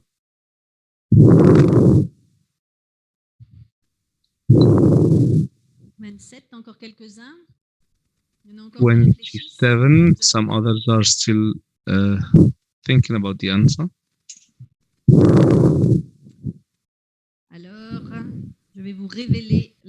Now I'm going to reveal the good answer. But before that, I would like to tell you, to show you my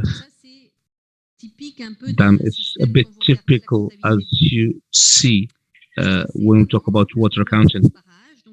So here, before development of the watershed, so I had some irrigation, some structures of accumulation of water with a runoff. We have our small dam, and we have irrigation.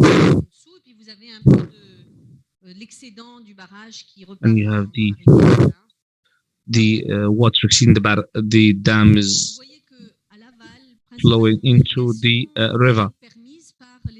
So my irrigation is using the water. So, and I think the majority has answered. Now in the answer you have 20 said true, 12 said it's false. Who said that this is false? Please raise your hands. We'll give the microphone to the lady. Why did you say it was false?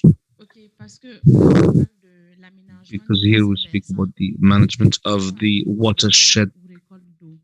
Because for me, at the level of watershed, when there is water flowing, inflow, it goes to the dam.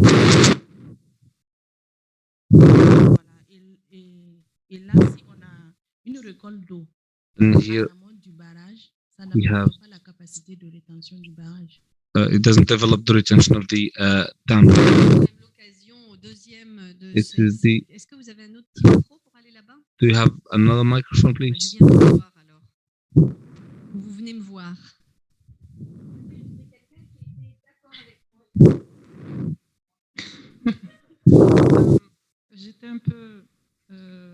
I was a bit turn around. I had two ideas in my head. So maybe we'll have a better quality of water, and automatically it will impact the capacity of retention of the dam. So it will develop the stock in the water. So there is going to be some need of water, and there is going to be less runoff. So here I said that the situation will not better in terms of the inflow of the water? Est-ce qu'il y a une personne qui Who said they were in agreement with me? An anglophone, somebody in English who wants to speak. Who was in agreement with me? Il y en avait quand même, combien il y avait qui étaient d'accord avec moi? Pas mal, hein? On this affirmation, I told you. Cette affirmation, je vous ai dit. I told you that I will improve thanks to. I'm here speaking, but I don't see the screen anymore. Ok, voilà le micro. Allez-y. I added that it depends if you have the dam downstream, your whatever the watershed is. Otherwise, you will not be improving the impoundment or whatever it is. Can you repeat? I'm not sure I got you. I said it depends on where your dam is located.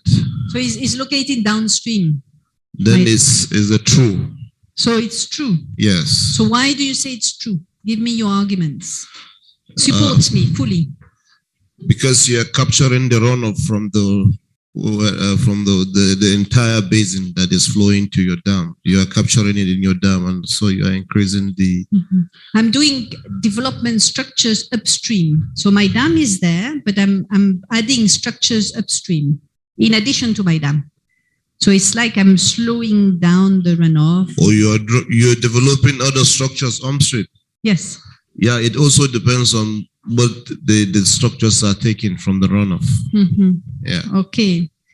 Somebody else who is in favor with me, who wants to speak? Before I say so, what type of structures are? If you are planting trees upstream, you are reducing evapotranspiration. But if it is otherwise,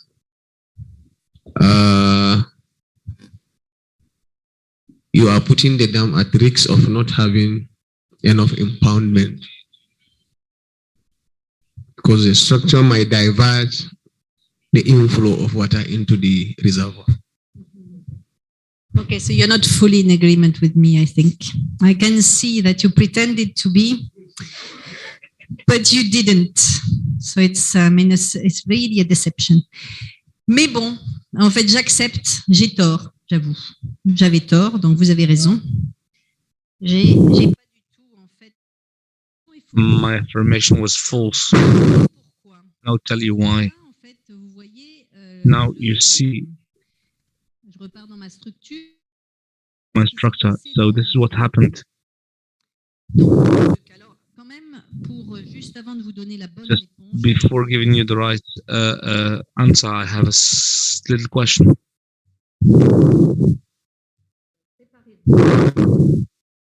Get ready.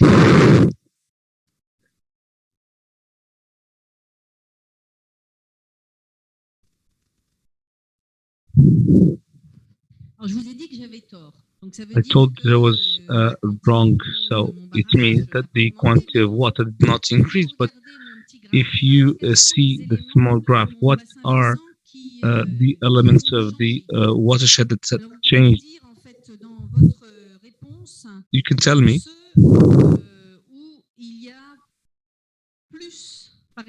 What elements changed, or what elements change when developing the watershed upstream, either in the positive way or negative way? In your opinion, you have.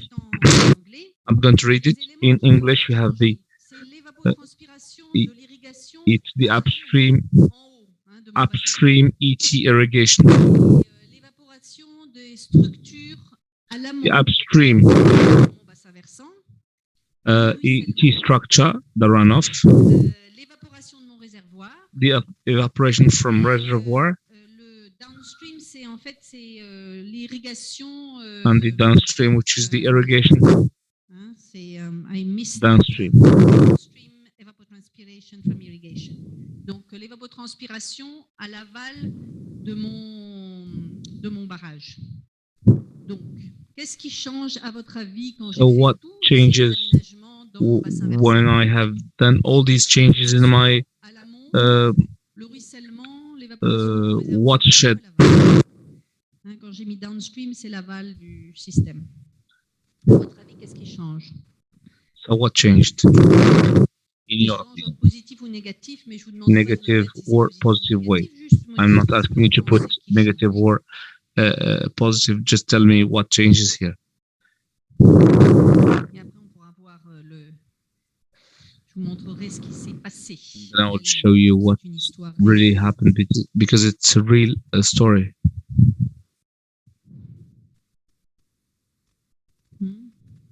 Est-ce que vous avez besoin que je répète les différentes options pour Do les you need me to repeat the different options for the francophones? upstream ET irrigation? You have upstream ET. D'irrigation à l'amont, donc en haut de mon bassin versant. So the lady is translating to French. Upstream ET structure. Irrigué à l'amont. Runoff, c'est le ruissellement. Ensuite, il y a l'évaporation du réservoir. Et ensuite, downstream, c'est en fait l'évapotranspiration de l'irrigation à l'aval. Donc, je m'excuse parce que j'ai oublié un mot. Voilà. Donc, allez-y, lancez-vous. Hein. Il n'y a pas de mauvaise réponse. Hein. Il y a des réponses. We have answers. Vous n'avez pas voté pour moi tout à l'heure. Hein. Je ne vous en veux pas. Not wrong answers.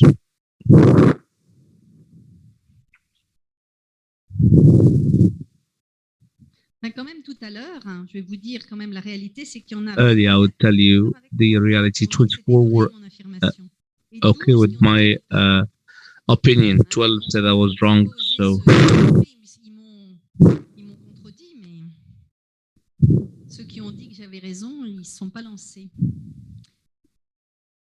Allez-y, allez-y, on va donner encore à une personne et après je vais vous révéler. I will reveal the reality shortly. Il y a encore quelqu'un qui est en train de voter.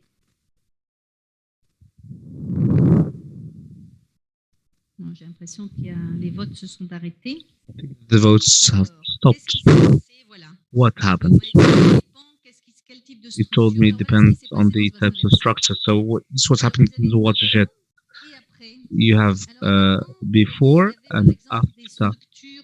Before, been some structures to collect the before development of the watershed and after development of the watershed 7, the water harvesting structure in cement control dams that have been before development of the watershed 0, after development of the watershed 15, the wells 11 and after 12, deep well.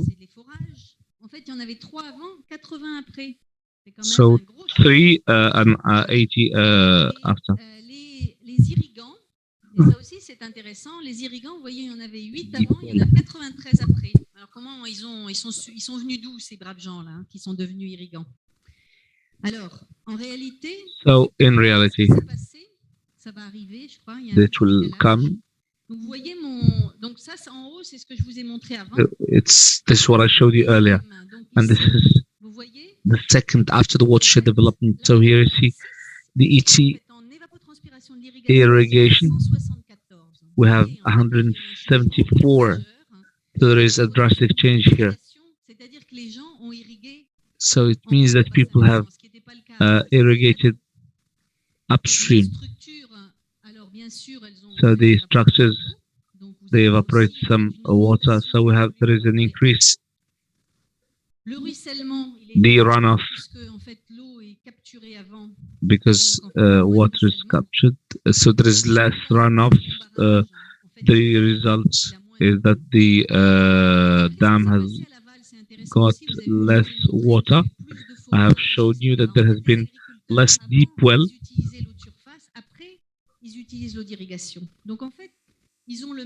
So they have the same volume. They have adapted to the situation. They have used the resource, the alternative resource. They have used the background water.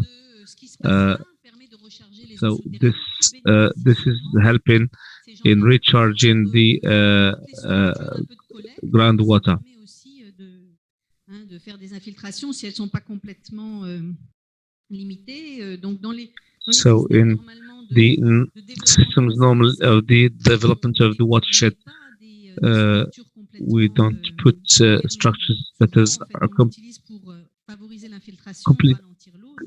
to help filter the water. So you see in my case, this is just an example of the water counting. I see and I try to understand and I try to cite the inflow outflow in the analysis system. So the watershed turning around my little dam. So my information was false, but the development has aggravated the situation of the dam instead of developing it. So this is the system. Alors, oui. Est-ce que la comptabilité de l'eau Is the water counting is to the balance, water balance?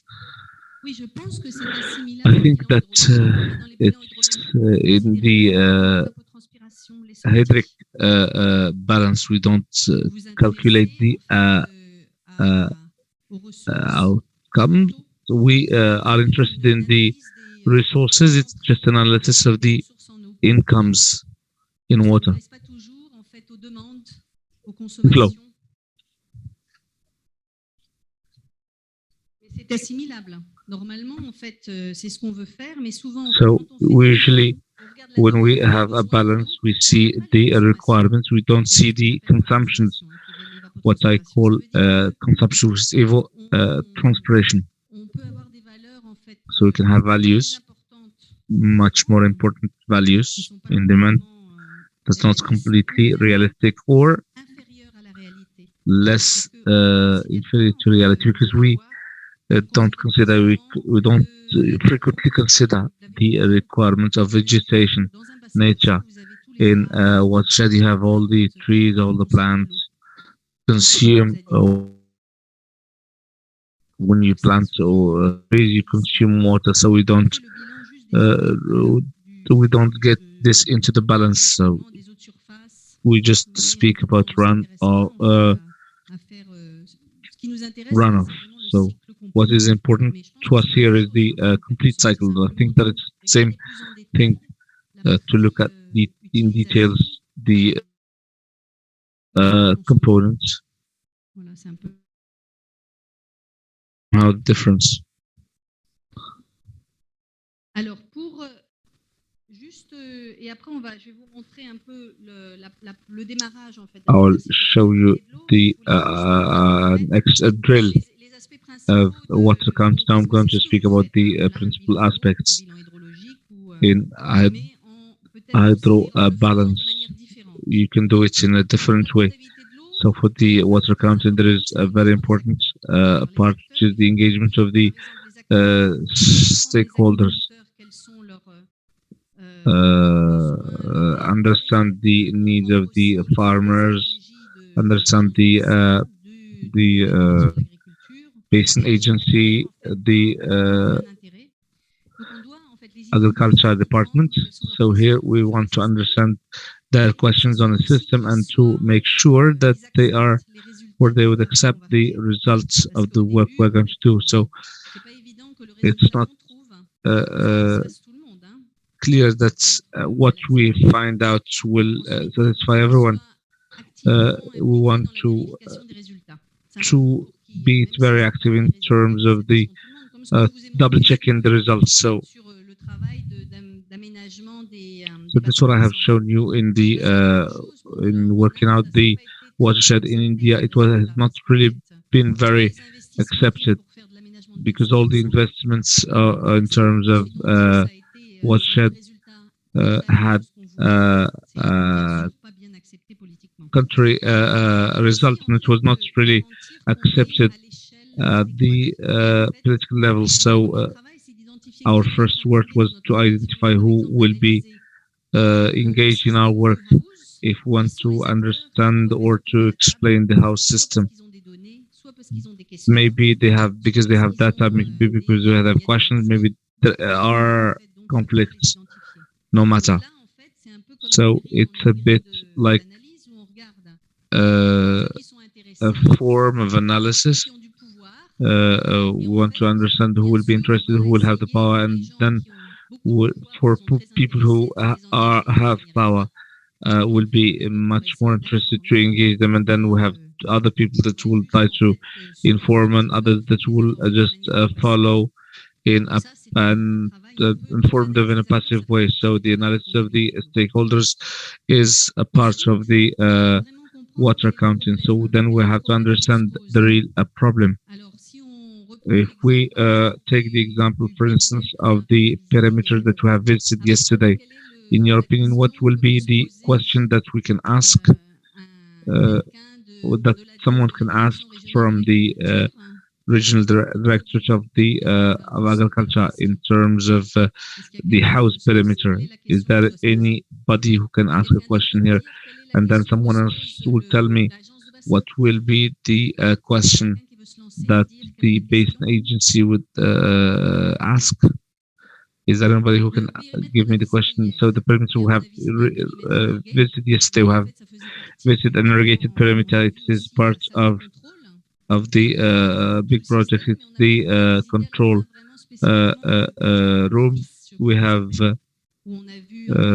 visited the NFIS perimeter. And then we also saw the room where we had our delicious coffee. So what is the question that we might ask here? Someone.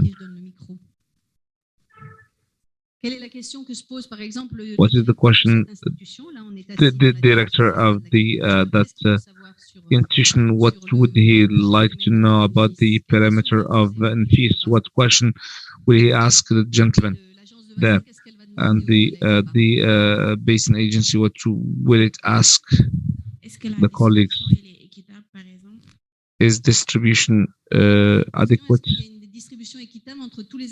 Is there any just distribution between the farmers?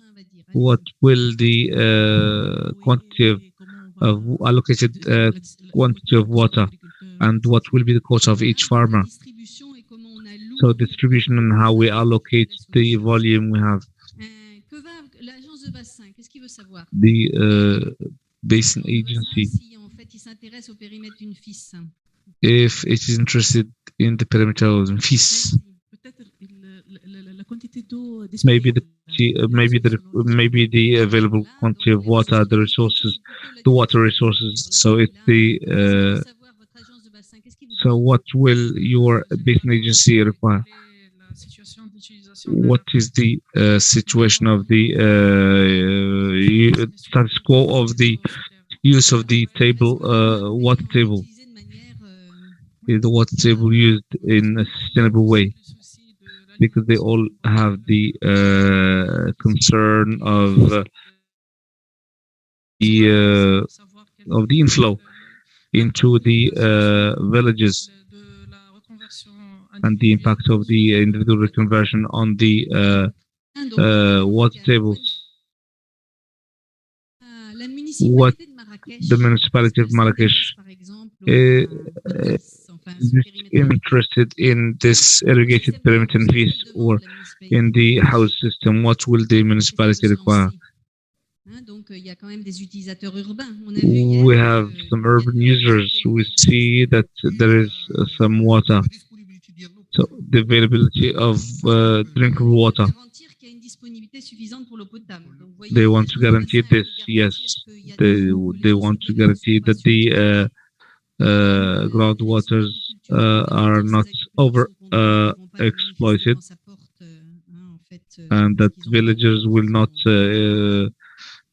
protest or go into marches in front of the store. So here you can see that these are questions that might be asked. So these are the people that I'm going to associate to my exercise of water accounting. So I have tried to answer the questions in a very synthetic answer, taking into account all the questions with an analysis. So this is the starting point that I have talked to you about when we talked about focalization on the problem. So here, once we understood the problems, we'll define type of HR we need.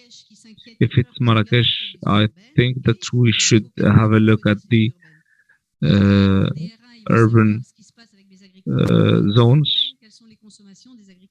So we have to understand the consumptions of farmers. My basin agent would need someone who understands the region. So in terms of that, we can define the human resources and financial resources we need to implement our activities. So then we will try to see what data do we have here to allow us to of course to use water in the urban sectors. Here we're going to have a look at our infrastructures to inform us. So this is a balance of what we see, and we are going to start with what we need, and of course and then we can give them an answer. So not worry, you'll have your water. Can we answer tomorrow? And here we're going to have an exercise, because generally speaking, it's not going to be tomorrow. It's going to be some months later. So we're going to determine our objectives, and then we're going to get into cycles. So I will develop my knowledge and my and we're going to get into many cycles. The first cycle will allow me, for instance, to enter with a different type of certainty. And then, if they are not convinced that we don't have any proof of what we launched, we are going to start it in an advanced cycle and work on a hydrological study to understand what the farmers do in terms of pumping. And so on, I would like to model and see the satellite capture, and then I'm going to get into the cycle. So with more time, more resources, more means, we develop our trust and we develop our data. So as I told you in the beginning, the definition is that you have an interest field. If my question is in the perimeter of Nfis, but the limit is the perimeter, and here I can decide that transpiration gets out of my zone, and the inferior limit is considered, and I'm going to include the ground water. Here I'm going to identify whether I'm going to have an annual analysis, because there is a big variability, season variability, and whether I can come back 50 years before. I'm going to define what I need as information to respond to the question, and I'm going to recognize the fact that the more we analyze the information, we get uncertainties.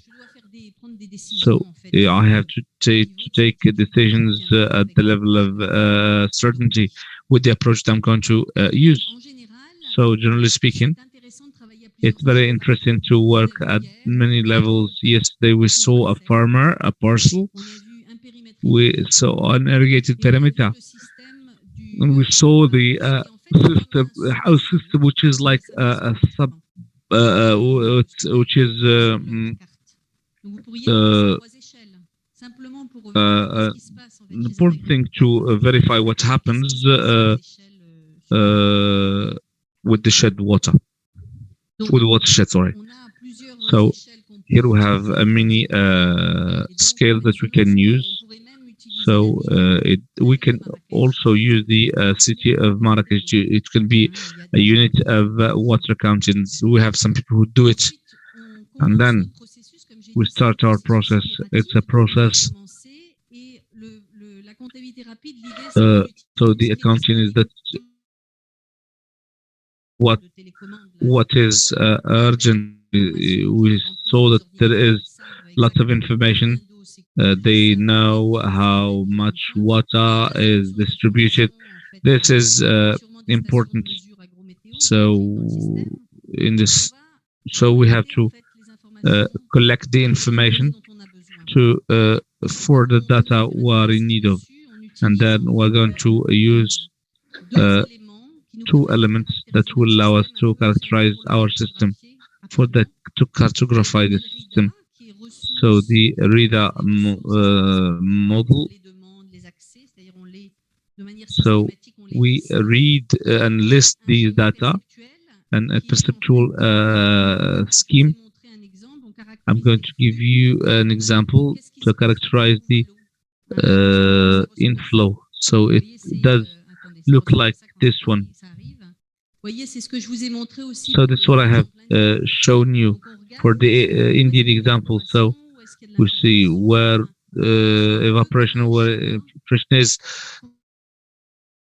see what type of data we should be looking out for. So for transpiration, it's the example of Lebanon here. It's a case study on Lebanon, on a watershed. It starts from 2,400 meter of altitude to zero. It's on Beirut city. So then we construct this around the element. We have snow and so on. So this is our starting point to characterize our system, and then the other element in water count is the uncertainty. We should find a limit between trust in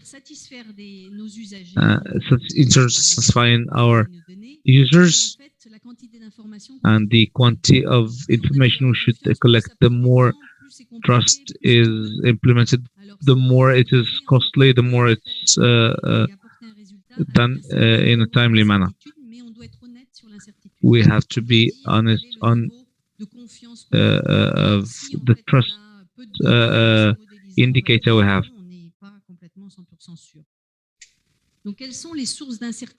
So what are how to manage uncertainty? So what are typical sources of uncertainty?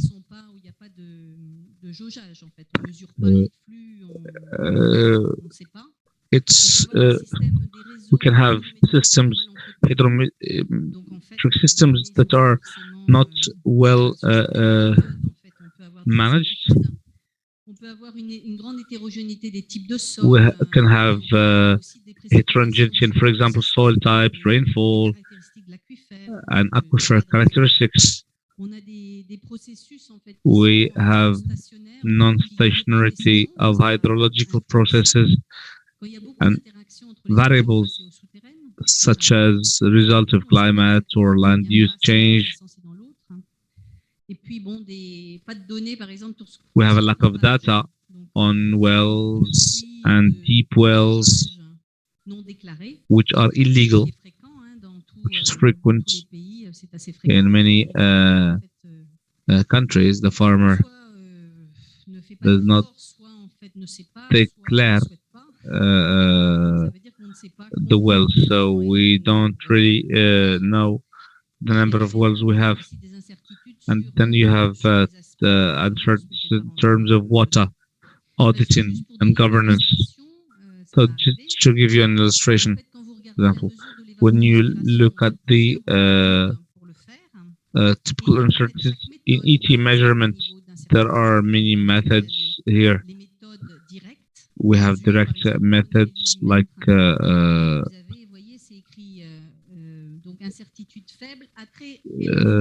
and you have weak uncertainty and high uncertainty. And as you see here, you don't have zero uncertainty. So whatever the tool is, we have to accept uncertainty, and it's important to accept it, and you should be conscious of that. So the way of working on that, you can reduce your uncertainty, seek to reduce uncertainties and to mitigate or quantify reducible uncertainties. If you don't have a network, you don't have a network, so you might use models of detection. You have to do it right, so you have to rigorously cross-check and triangulate evidence and findings, develop maybe protocols that minimize and eliminate subjectivity. So these are things that we do, and you're going to decide the effort to deploy to reduce these uncertainties. What is important is that the people who would go for the exercise should be well trained on the tools that might be of interest to you. You should have a diverse team. So here, sometimes we communicate badly about an information that is not well received. When we speak about that, say that agriculture is overusing groundwater.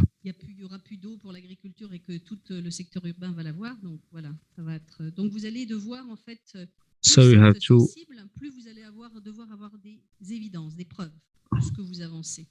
to communicate well about counter accounting outputs. So we're not going to get into the nitty-gritty.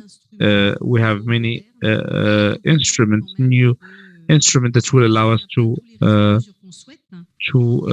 work in this field. We have some instruments that will help us develop our means work.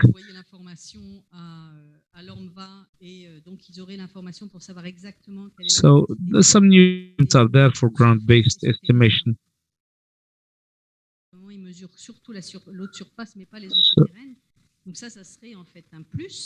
So it should be a plus.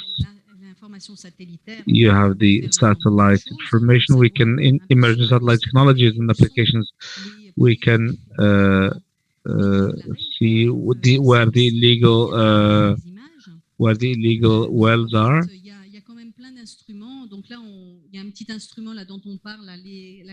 There is another instrument which is an instrument, agricultural methodological tool, working on the real evaporation.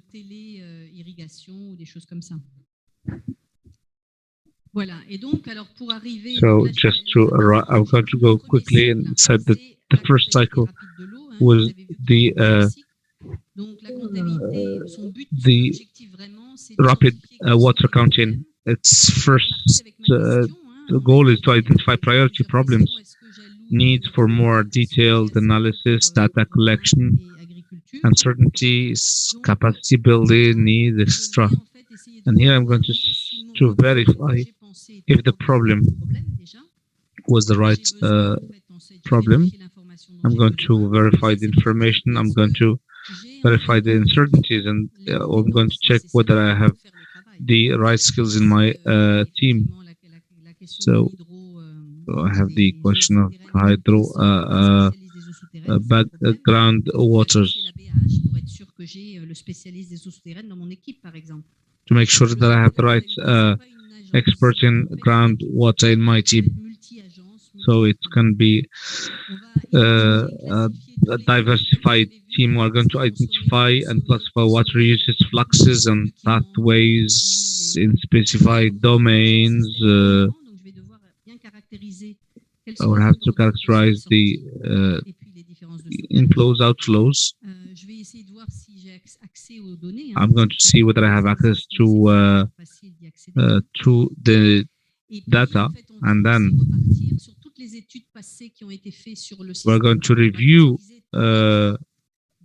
earlier on ongoing studies in specified domains to understand that. So I'm going to use all these studies because it will give me a historical background. So these studies are conducted in 9 NENA countries, and the various projects in the FAO regional office for Near East and North Africa. So you collect. So we're going to have an exercise here. You rapid water accounting, first cycle of problem or opportunity, focused water accounting, second cycle of problem, opportunity, focused water accounting. So here, you might go into a cycle of planning, reporting, analysis, information collection, management. You're going to identify all the stakeholders who should be engaged and who will be in your team, will be supplying you with the data. So this is the sampling of your stakeholders. You're going to, of course, to identify issues and concerns for multidisciplinary implementation team.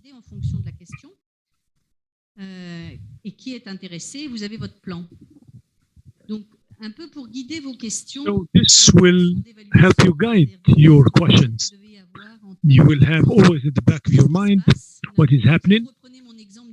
So if you go back to your watershed and planning of development, my little dam there is having less water. Why? What's the reason? What's the reason for that? What's the reason?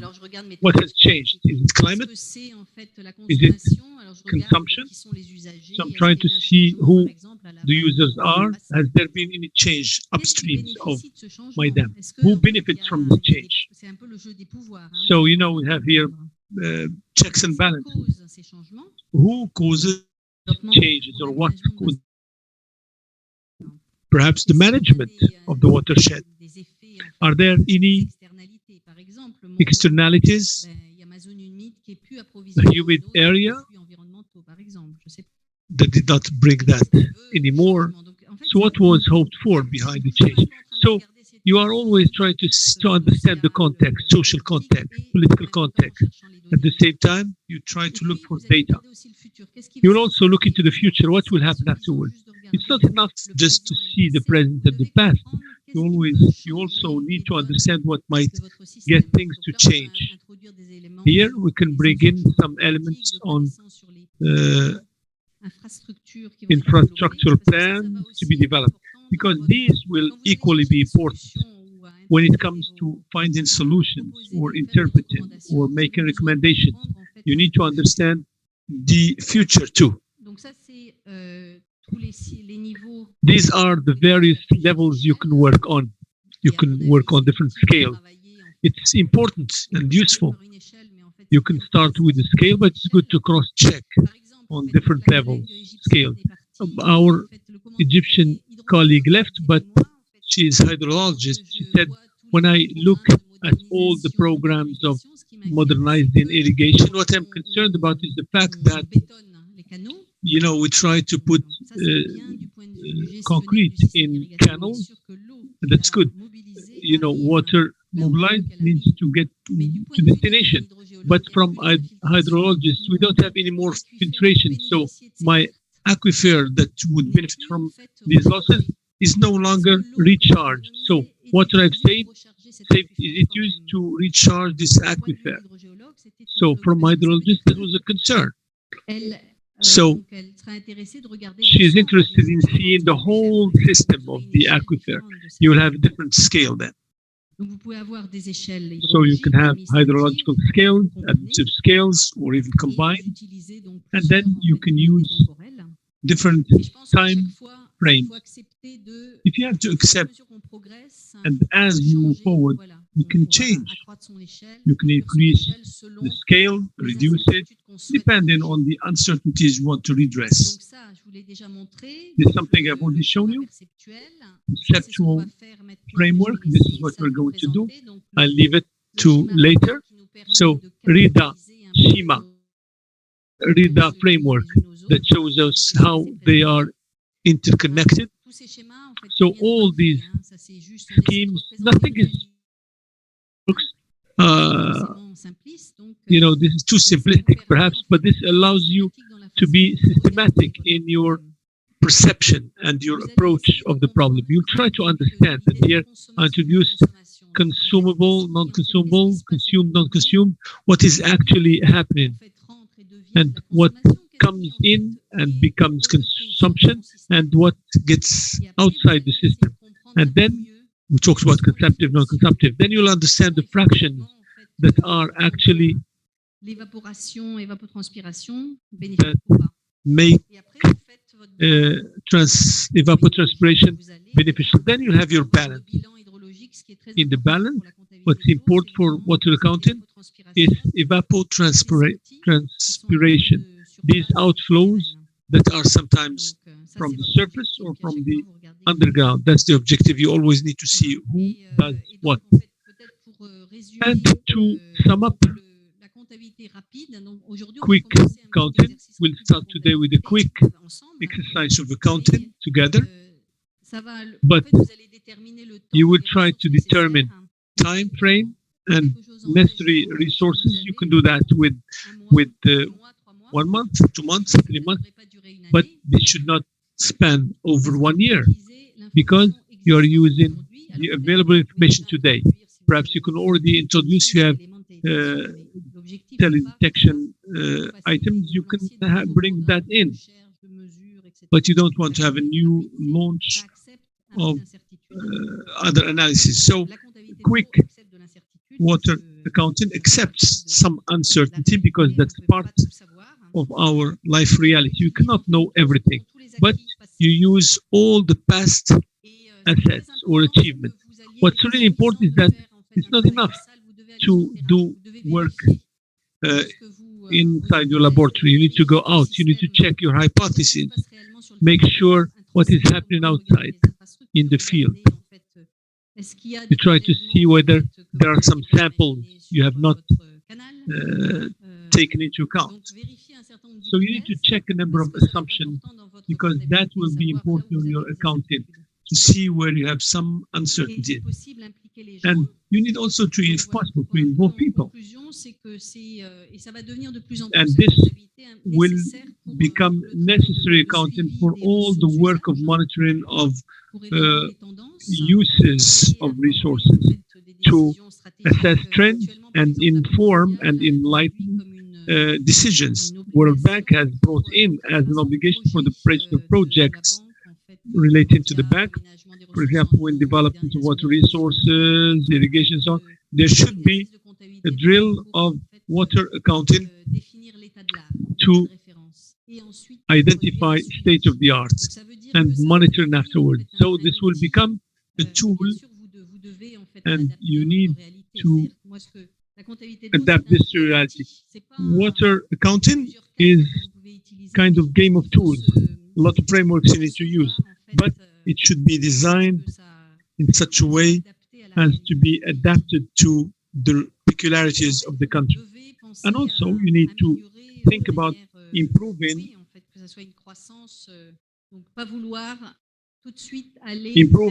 not just doing something complicated. That's why I'm giving you here some frameworks that already exist. But it might be suggested starting with some simplistic exercise of water accounting before using, for example, WA+, which is water accounting based on teledetection, or where you use, for example, some statistic tools that are too demanding. Because if we engage in the instrument, sometimes we might veer off from the objective. So water accounting, quick water accounting, needs to determine why you are doing that. What's your question? So you don't need to spend too much time on something not important, and rather focus on uncertainties that are critical.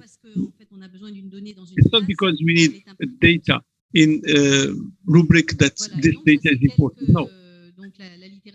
So that's the literature, as I've pointed out. Perhaps I need to stop here, and we'll see afterwards if we have some time to address some of these frameworks. But I don't want to dwell too long on that. I've been quite long already. Now I'd like to yield the floor to Ehssan, so we can do a joint exercise, so we can start doing water accounting together. So we're going to have 3 exercises. We want today to characterize the system. First, we're going to see the use of this model, framework RIDA, how it's used, and we're going to see also how we conduct the fraction, consumption, non-consumption, consumable, consumptive, non-consumptive. This is to clarify some of the doubts you may have. And then we're going to go to the conceptual model. As we have a case in point we did yesterday, we're going to get you to do things, and we'll have people to check whether you have really understood what was presented to you yesterday, because we have with us the INFIS parameter. That's what we are going to do right now. Merci. Any questions?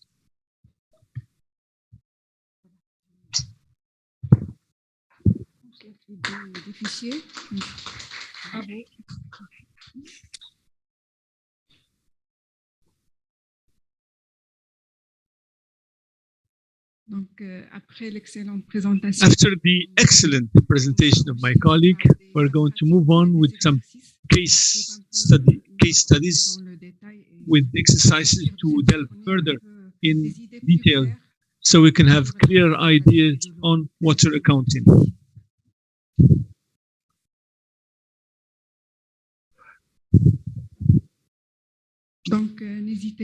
So you can interrupt me at any time. We're going to work in groups to work on exercises. So as Domitille has pointed, the water accounting, there are approaches. Accounting showed up, first started in 1980s in France particularly, and the concept development to have more consensus worldwide on the need to set up water accounting system in different countries, because sustainability comes into play here. So we need to have real good water accounting in planning, in strategy, to meet the challenges of sustainable development.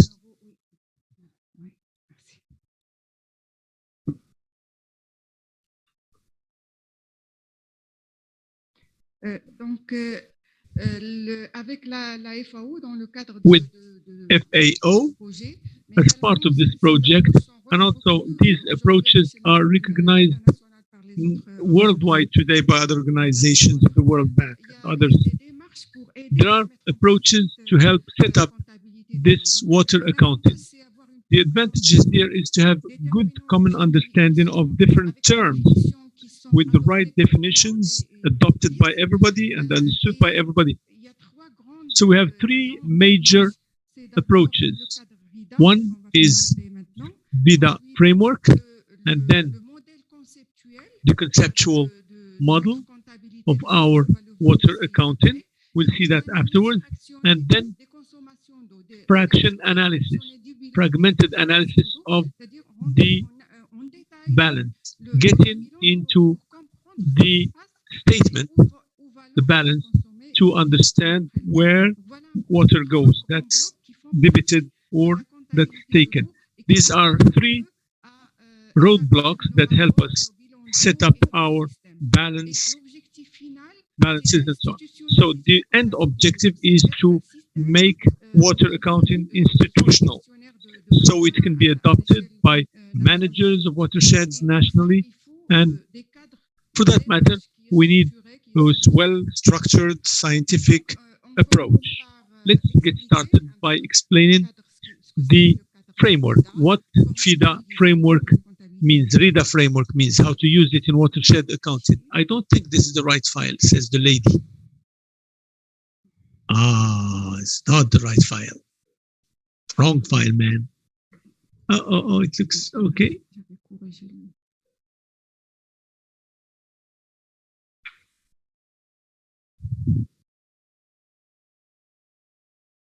Okay. There you go. RIDA stands for, it's an abbreviation of resource, infrastructure, demand, access. That's RIDA, what RIDA stands for. This is framework allowing us to set up types of water resources, infrastructure, demand in terms of water, and access. So this allows us to have an inventory. To start water accounting, first we need to organize data and assess the needs in terms of data. That's why we adopt this framework, RIDA framework, to list all the information we'll need to collect that, or to conduct inquiries, or to assess certainty or reliability, quality of the data. For that matter, we start with asking questions. For instance, water resources, we say, what water resources, what quantity do we have in space and also in time? So we need to have a historical series of data, not just one snapshot of the year, to have the trends and development in terms of space and in terms of time also. So what is the quality of water? That's very, very important, because quality affects quantity. Because if you have bad quality, you cannot use it. So we need to have information on quality, its space distribution, and historical trends of the development of quality water. So who is the water manager? It's important to know that.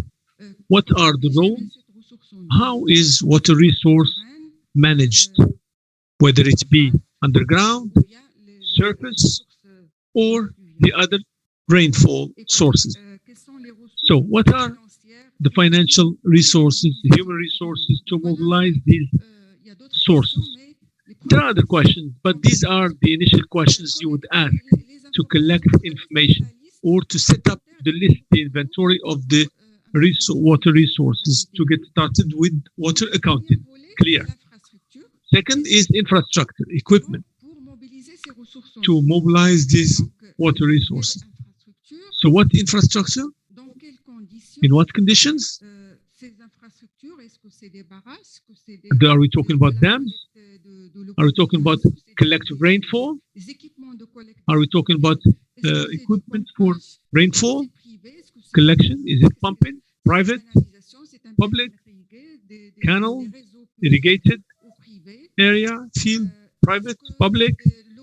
Are we talking about water that's treated or not? Are there any water treatment plants?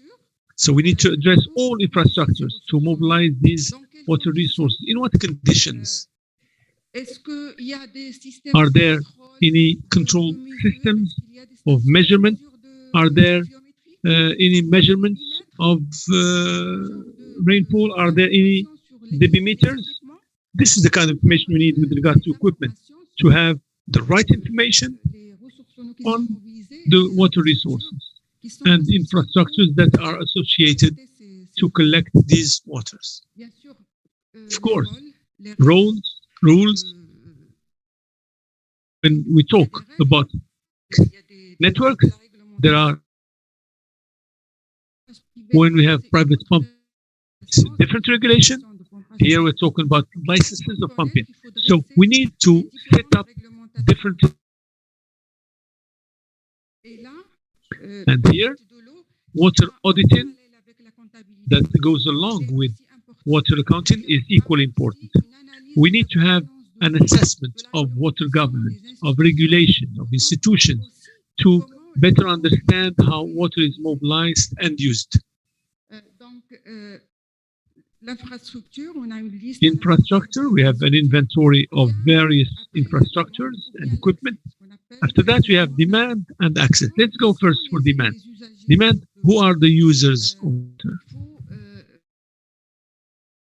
We need to get them into clusters.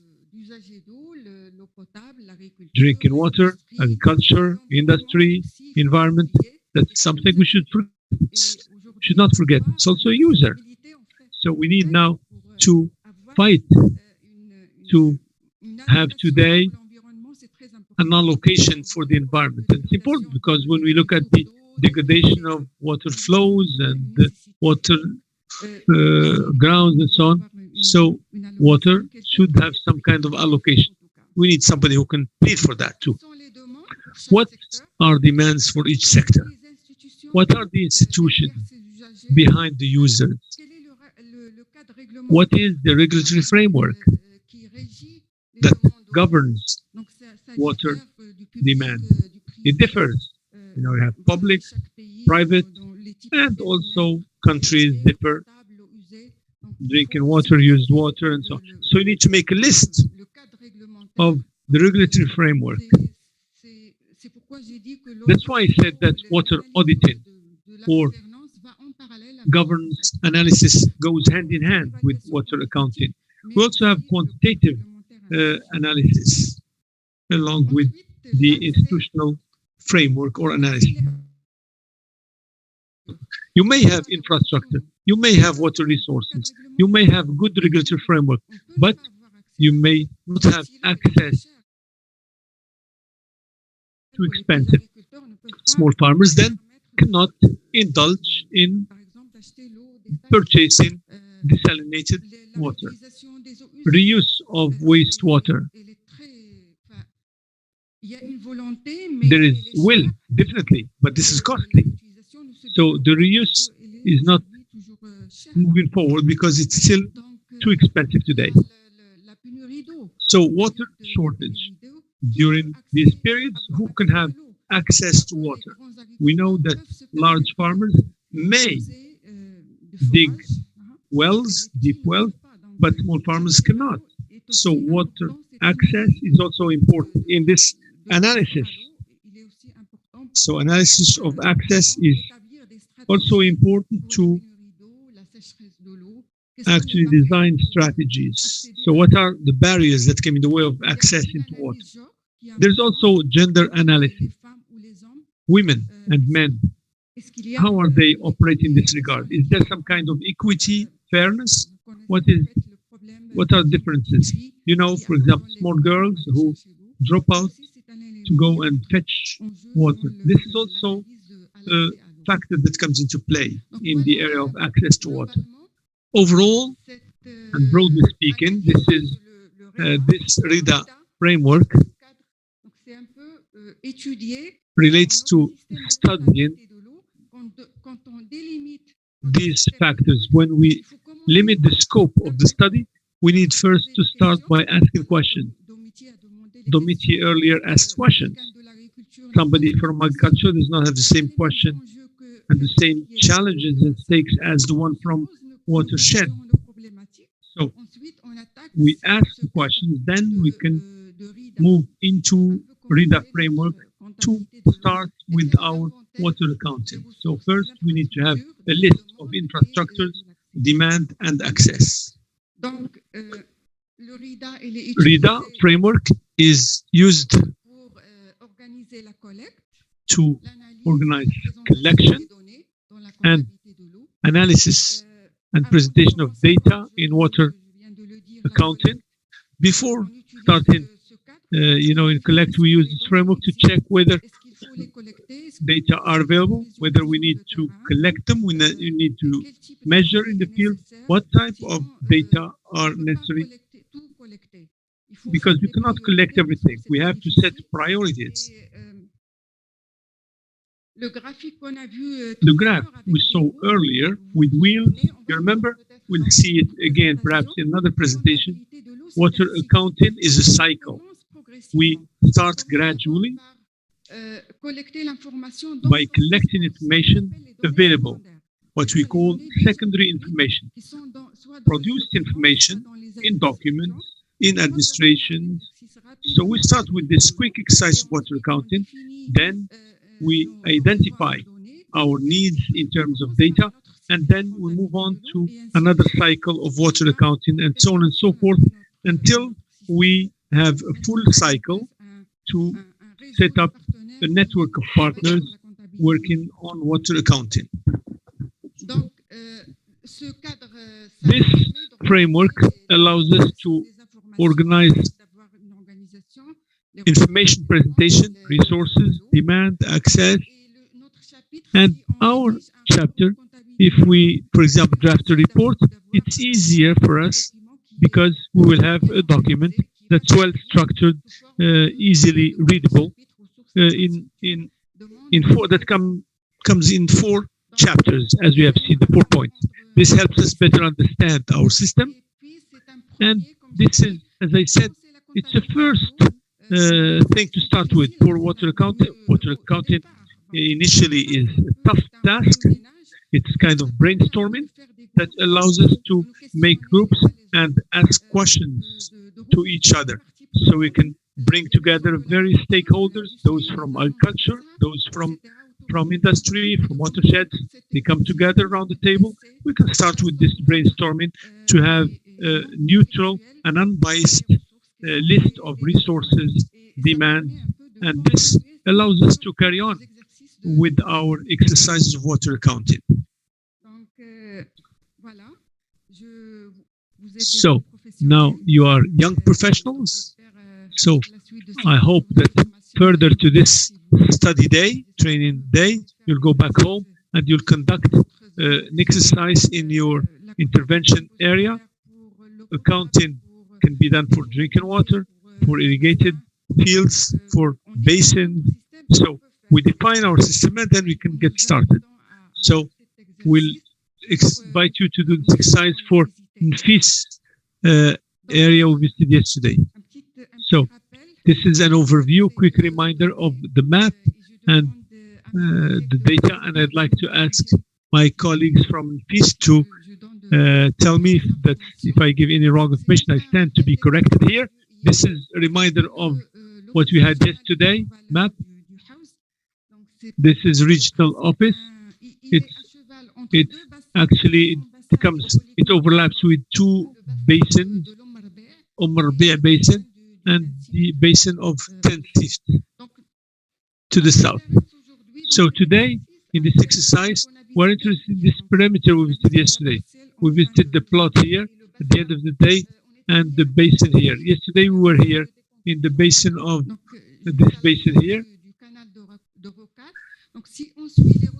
So if we follow this water resource, so we're interested in this sector of NFIS that is fed by Canal de Rocade. Canal comes from Ehssan first dam with another dam here, Sidi Idris. So this canal goes over 120 kilometers approximately to get here to perimeter NFIS, but on the way it feeds several sectors from central house, and also drinking water of Marrakesh. So the map of feeding of our perimeter. Here, we are zooming in our sector. This is our perimeter. Yesterday we were here, right here. Sector 1, 2, that was modernized. And we were here also. This is a plant for accounting. 4,000 hectares, 300 beneficiaries, modernized In 2017, it was converted to drip system.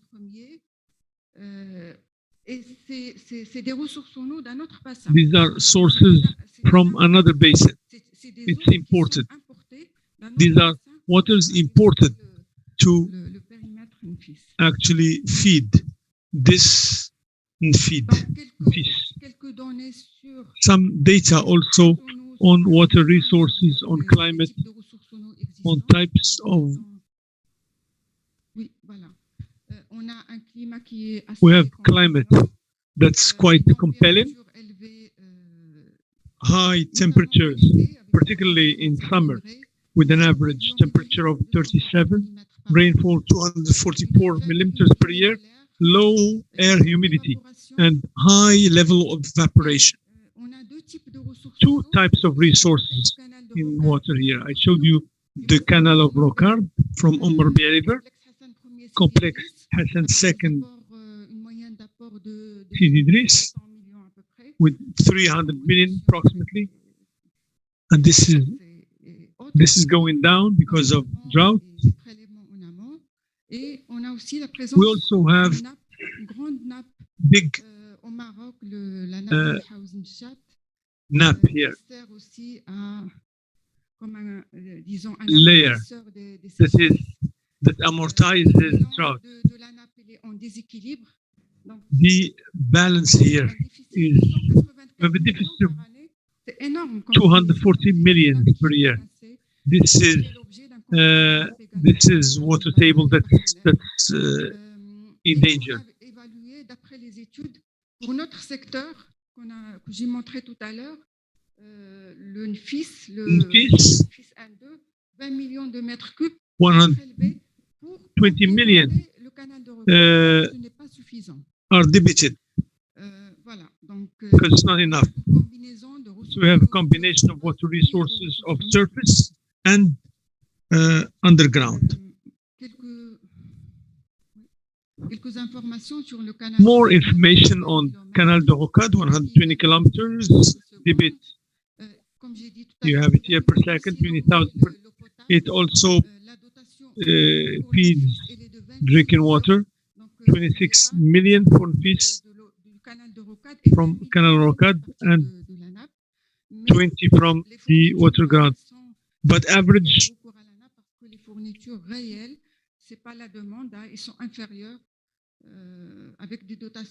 So because it's low, we resort to underground. This is the type here of occupation of soil in the perimeter with olive trees that are predominant here. So now we're going to have a quick group exercise to set up RIDA table.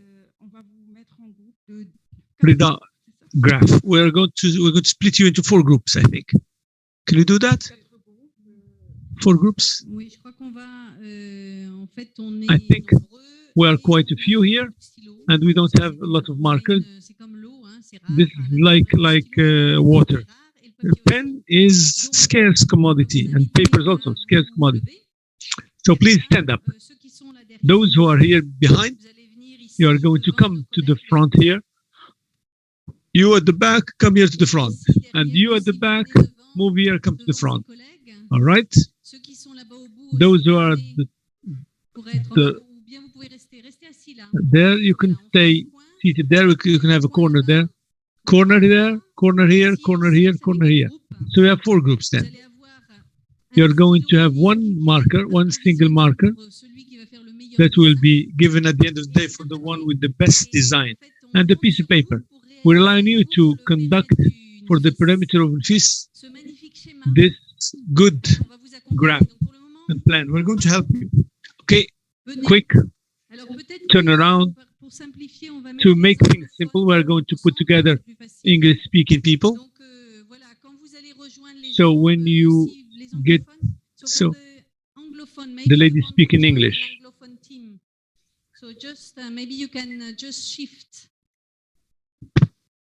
So the French will be across and the Anglophone will be here. So we can have 2 groups of Anglophones and 2 groups of francophones. Hein, donc 2 groupes, on peut avoir les anglophones ici.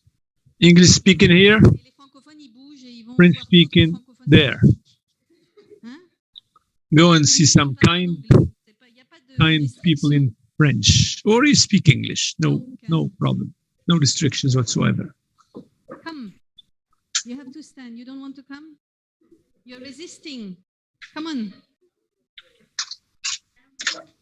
Donc venez, vous inquiétez pas, même si vous n'avez pas toutes les notes, on va vous guider. Venez nos collègues là, venez par ici. Don't worry, you can come here even if you don't have all the notes. Donc ici. Donc si tu veux donner dans chaque coin un stylo et so you can. English, come here. Moi je vais donner des bons points ou des vous allez perdre des points. I'm going to give good scores, or I'm going to deduct points if you don't move fast enough. You have to pay 1 dirham per minute wasted. So the anglophone here, là c'est francophone, anglophone, English, francophone. Alors, if you are speaking English, come with our neighbors here. Alors choisissez, select somebody who is good at drawing. We have 1 pen. That's a very hard life. Donc venez de l'autre côté. Come this way. Come on the other side so that you can see each other. Donc, voilà, vous avez 2 stylos. Donc votre tâche, c'est comme dans le Mission Impossible, si vous acceptez, ça va se brûler dans 5 minutes. Donc, votre tâche, c'est de réaliser votre schéma RIDA en sachant que c'est... Come up with RIDA framework. So you have 4 columns there, resources and access. Can you... Maybe Ehssan? Ça c'est mieux, ça va mieux voir. Est-ce que vous pouvez remettre votre graphique? Donc, en fait, ce que vous voulez voir... Donc, vous faites 4 colonnes, ressources, infrastructures, demande, accès. 4 colonnes. 4 colonnes, ça c'est le début, 4 colonnes. So you do 4 colonnes. Donc, vous faites 4 colonnes, allez-y. Que vous désignez quelqu'un qui écrit bien, c'est vous? Alors, monsieur, 4 colonnes.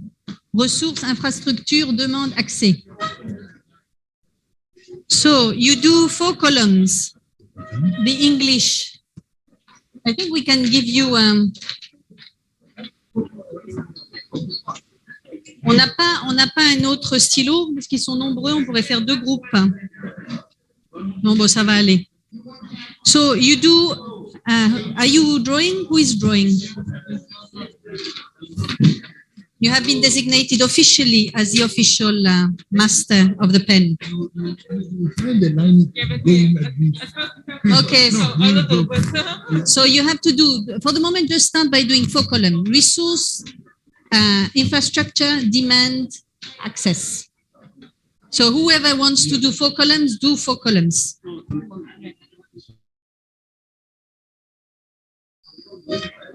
Et vous écrivez donc dans le titre, ressources, infrastructure, demande, accès. Ça, c'est votre point de départ. Voilà. Une fois que vous avez fait vos 4 colonnes, vous allez entrer dans le feu de l'action. Et le feu de l'action, allez-y, faites votre 4e colonne. Le feu de l'action, c'est de décider, vous prenez, donc vous pensez, vous êtes des spécialistes du périmètre d'une FIS. Donc, vous êtes dans votre périmètre irrigué et vous réfléchissez quelles ressources. En fait, on va vous séparer. Vous allez aller avec les voisins là-bas parce que vous connaissez. Voilà, parce que lui, il connaît bien le système. Voilà. On va vous libérer pour que vous alliez aider.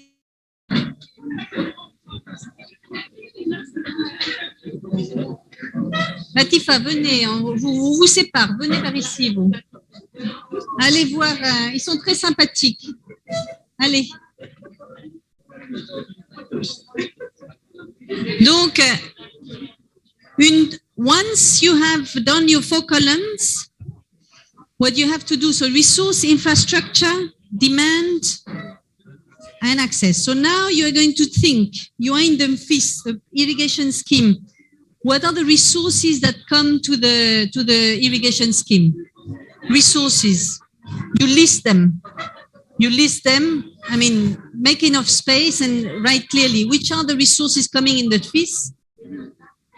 Then you'll go to the column on demands. You'll do the infrastructure after. So you start with the resources. What resources do they have? Oh, sorry.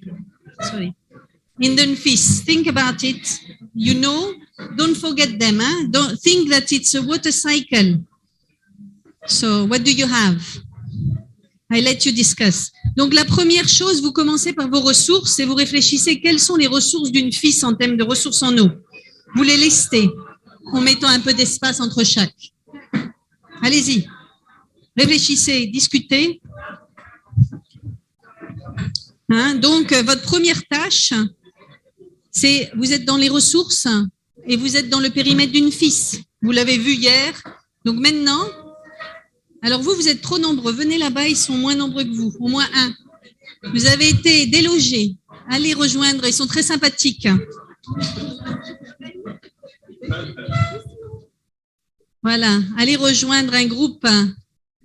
Venez à l'intérieur, là. Tournez.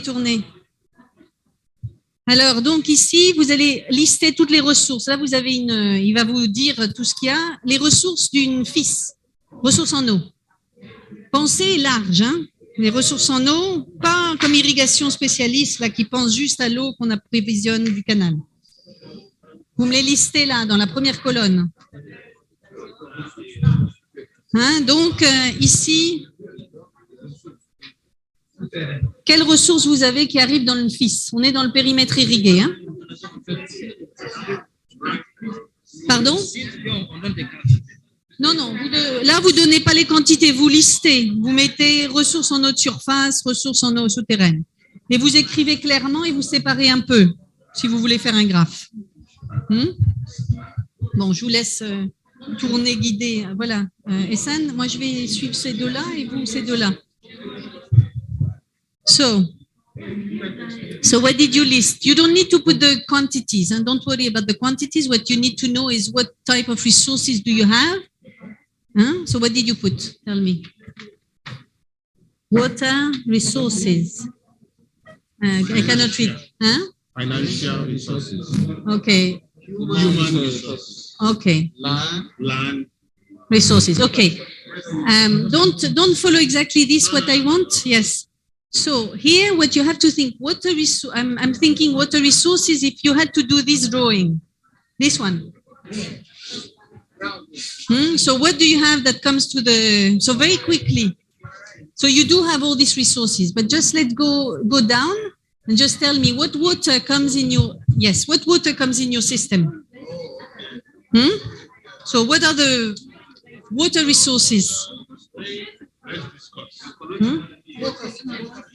So don't, just be specific. What do you have? What water is coming in your resources? What water is coming to you? What do you have? In the FIS, you have the water of which one? Rain. Rainfall. So rain is one resource. So you put it in big. Then put a little space. You have rain. Then you have groundwater. Exactly. You have groundwater. So but be specific. You have different surface water. So maybe you could, yes, surface water. So what surface water? Yes, so then, I mean, if you speak, well, so this is correct. So you have rainfall, groundwater, surface water. So that's your resources. Now you are going to think, okay, this surface water, for example, it's carried by an infrastructure. Which infrastructure brings your surface water? And I think you have, so in fact, you will put the canal here, infrastructure, canal at the level of you, yes. It's a little bit like you were connecting. What type of infrastructure enable you to bring your resource?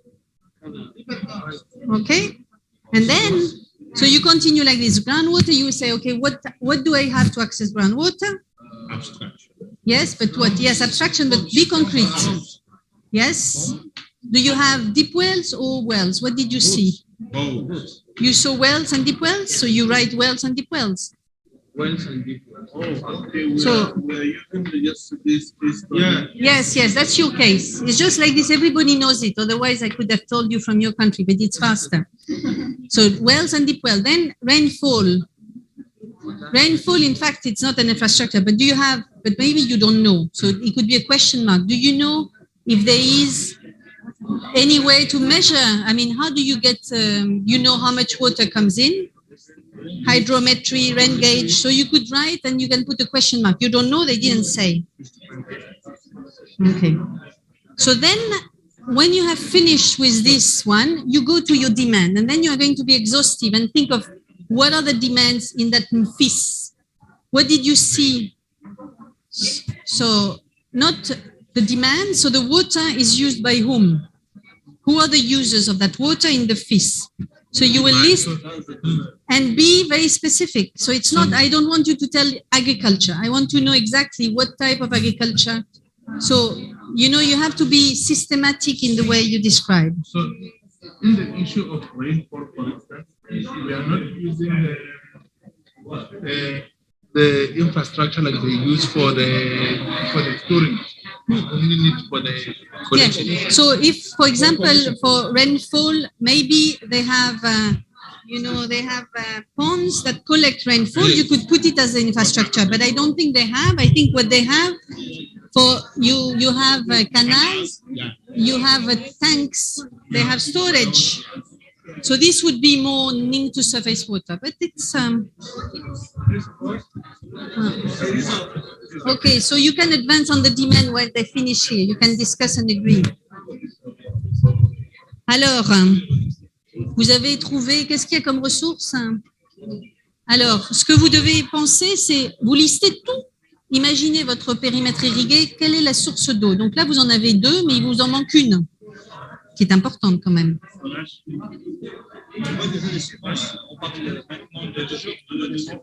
Oui, mais là...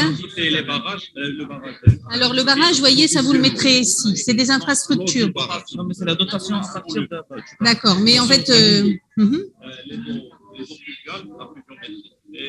Alors, en fait, c'est pas... En fait, on sépare. En général, on met pluviométrie séparée d'eau de surface. Les eaux de surface, souvent, on pense c'est l'eau bleue, là, c'est l'eau qui coule.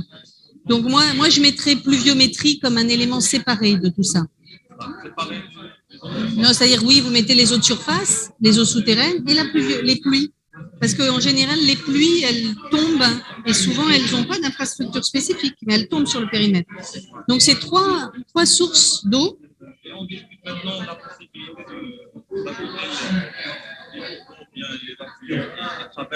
Alors, dans cet exercice, vous n'avez pas besoin pour le moment de faire trop de détails. Ce que vous voulez ici, c'est caractériser vraiment. Vous regardez votre système et vous dites, donc, quelles sont les ressources en eau qui arrivent dans mon système, dont dispose mon système. Ensuite, non, mais ne barrez pas. Hein. Ici, vous allez mettre, par exemple, les ressources en eau de surface, elles arrivent d'où? Qu'est-ce que vous avez comme infrastructure qui vous amène les eaux de surface? Barrage, donc vous allez mettre barrage. Barrage, le canal. Vous avez plusieurs canaux, non? Il y avait un canal et pour les eaux souterraines, qu'est-ce que vous avez? Alors, c'est mieux de mettre eaux souterraines, qu'est-ce que vous avez? Voilà, forage. Voilà, c'est forage, station de pompage. Vous pouvez mettre donc les infrastructures qui correspondent à cet usage. Voilà, vous pouvez mettre forage, station de pompage pour... En fait, les forages, c'est plus, en fait, bon, c'est un peu artificiel, mais c'est... on écrit sur la table. Vous êtes inquiet. Et la pluie, comme infrastructure, on va voir quelle est la compétitivité.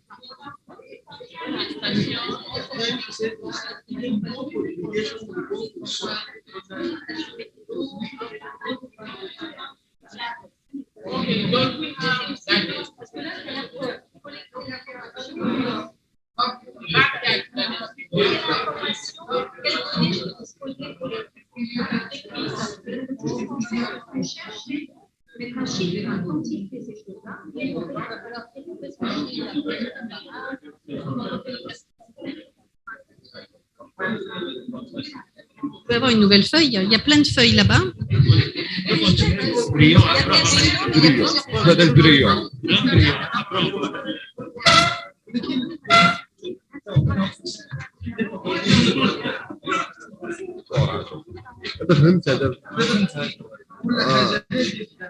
Soit la chose. C'est le brillant.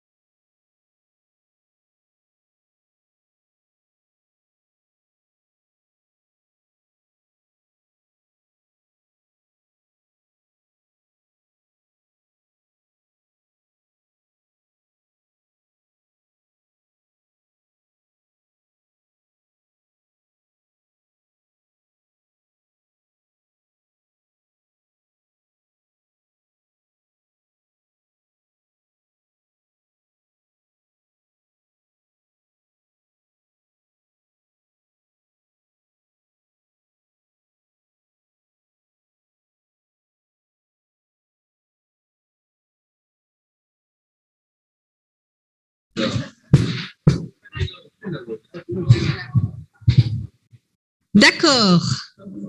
Bonjour. C'est bon? Vous êtes arrivé. Bon, on n'a pas tout fini. C'était pour vous montrer un exemple. So we didn't finish. We'll invite you back with us. On n'a pas encore fini, mais on va devoir vous rappeler par la suite. Si vous avez besoin pour des plans de traduction, vous pouvez juste remettre votre système d'écouteurs, si vous voulez la traduction. Récupérez donc vos systèmes de traduction. Donc, on va essayer de récapituler un peu ce que vous avez réussi à obtenir. So we'll see what you have managed to get. We have here 4 groups that were all of them skilled, really skilled. You did great graphs, tables. We're just going to, as long as we don't have time, we're not going to go through each group. That will be too long. But what we'll do is we'll take a few columns and we're going to move around. You talk to us about one specific column. And as long as we are 4, we have 4 columns. So we're going to be able to address the 4 columns. So you are going to speak about the 4 columns. You have finished it, right? And what do you want to discuss? Water resources, infrastructure. What do you want to present to us? Ok. Alors mettez vos trucs là si vous avez besoin parce que ça va parler en anglais. Allez-y. Donc, elle va vous présenter ce qu'ils ont mis dans la colonne ressources en you know, if you don't agree.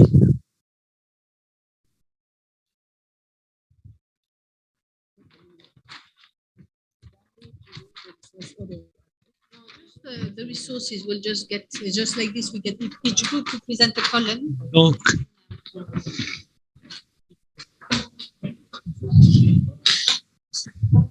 we are going to look at the resources that we expect to have. And then we listed the water resources. We listed the water resources and we said from the water resources, we can have rainwater, and then we can also have the water from the underground, and then we can also have surface water, which all can be harvested or collected to have a one resource. So they have done the rest, but we're just going to turn so that we don't have each group can contribute. So thank you very much. Anybody else who just saw another resources? I think they have covered. Is there any wastewater reuse in the FIS? No, no wastewater reuse. So you have you passed the test. You got good mark. Alors,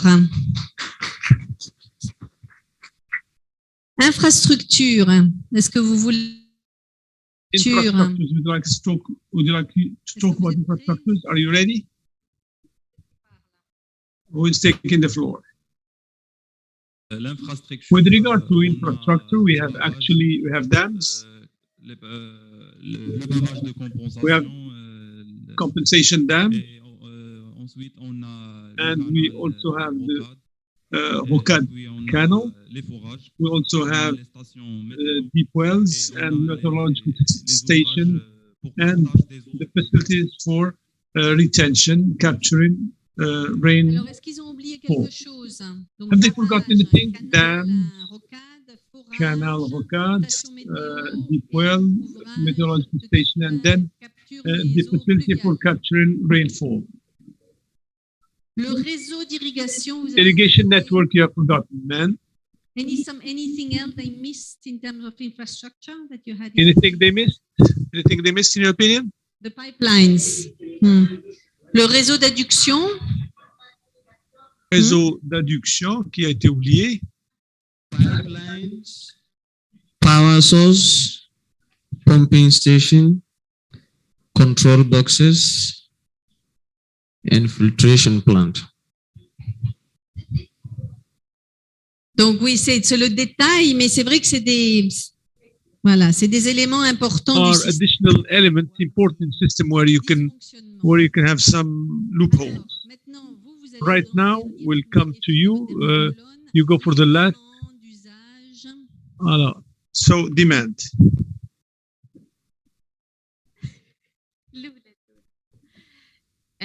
Pour la demande, on a. With regard to demand, we have populations there and chapel, and also the needs for cultures in terms of water, and we have industry like because we have olive trees here, and we have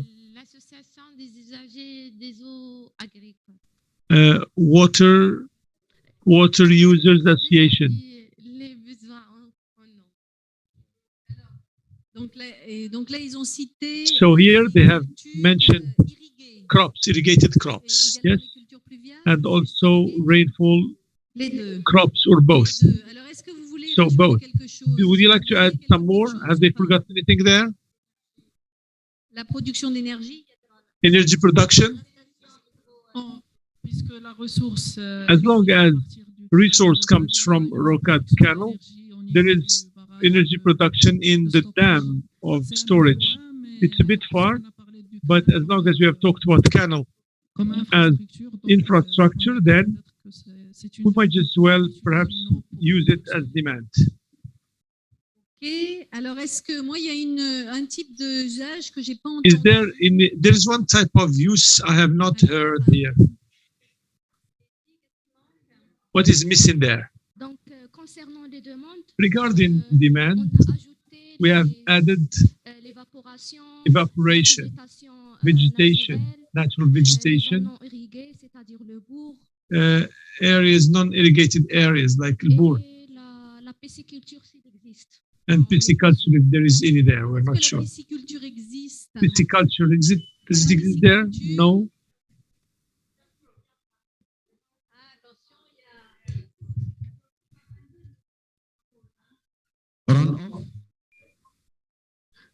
Seepage and leakages, water theft.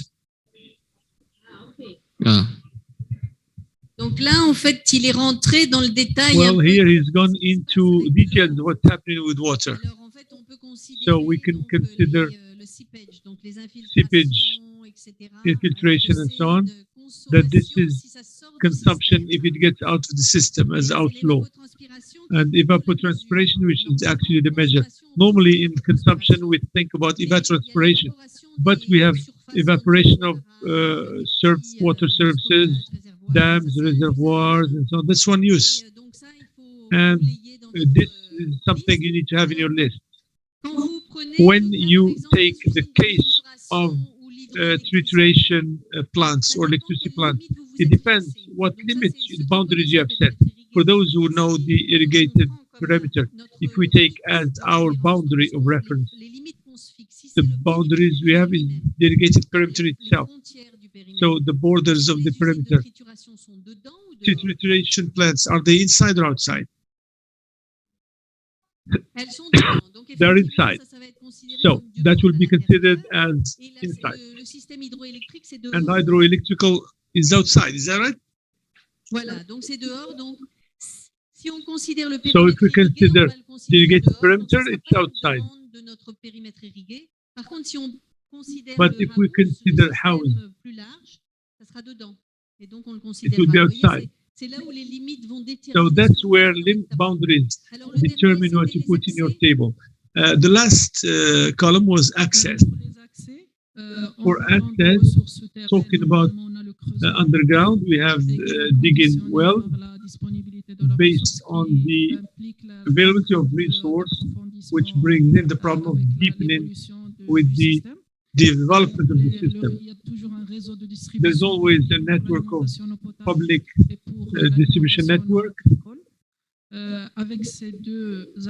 With these two axes that are legitimate, we also find some axes that are illicit, like digging informal wells, and also debit that's illicit. And I think there is a stream Here, our river on the zone. Other rivers also, there are some farmers who are close who use some connections there on the runoff. Est-ce qu'il y a quelqu'un d'autre qui avait travaillé sur l'accès qui voulait ajouter quelque chose? Is there anybody who would like to add something else? We have 80% of farmers who don't have enough means to actually dig wells. Merci. Juste une question à propos Question pannes et les entretiens. about breakdown and maintenance. Farmers, do they have access directly through association to quickly fix the breakdown? This question is addressed to those who know the system. Currently, we had some problems there. So we had some pannes, some breakdowns in plant, and agriculture does not have access to water for some period of time. But now, about 3 years ago, farmers, for now 3 years, farmers haven't had any breakdown, haven't had enough water to meet their needs. Donc en fait, juste pour vous montrer, là vous avez, alors ça c'est le démarrage d'un exercice. This is the starting of an exercise. The point is that you are systematic in your approach. While thinking about the limitation of the system you have set, vous devez regarder ce qui se passe à l'intérieur. You need to Donc vous considérez les limites de votre système, les ressources. Ensuite, normalement, ce que vous regardez les usages, vous les avez listés, vous voyez qu'on regarde des usages qui sont à la fois ceux que le spécialiste d'irrigation considère, parce qu'il veut apporter de l'eau dans son système d'irrigation, et tous les autres qui ne sont pas prévus. So all others that are not expected still exist. Ça va être une All this will be consumption of water. It could be insignificant, but you still have to see whether it's so or not, because we don't know at the beginning. So we need to check. Afterwards, you can choose this as means to say, what do I have for this or that? Any studies allowing me to have an assessment, and who is in charge of it? En faisant ça, on peut aussi identifier mieux les acteurs. So we can better identify players in my water accounting. La direction régionale de l'agriculture, la BH, les municipalités. So we can have municipalities, we can have farmers, we can have les gens qui gèrent les the stations, ones who les manage barrages. the station. C'est la BH, les barrages. Voilà. C'est la BH. Donc voilà, vous avez la façon de voir. Et là, donc, so it all depends on your perception and your angle. So what we've done is quite an overview, but if you know the system, it can be much easier for you. But here it was just a matter of using something. At least you've had hands-on experience here. Two things I'd like to add. Boundaries are important, very, very important. For that matter, I recommend to work on SIG, either a unit that's administrative, but we have listed the data here. Sometimes we want to collect the data, we come across data in a basin or a distributive unit, and the things are not coherent. So we have chosen the area of work. So we're going to find data on drinking water in communes. Communes go beyond the sector. So necessarily we have to use geographic information system, GIS, to have the zoning, to limit the population within the boundary of our system. We cannot evaluate the drinking water of a whole plain and allocate that to our sector. So SIG is important, crucial for water accounting, and even starting the fast water accounting. Second thing, you are professional. What you have observed is that even if, for example, if I'm from agriculture and the other person is from drinking water, we can still work in an unbiased manner. We can list all our data without restriction, all our demand, even if I defend a specific sector. But we need to list all the uses of water, how we have access to water. Either we steal water, or we ask for license, or are connected to office and we pay. But we need to list these items. That's the advantage of accounting of water.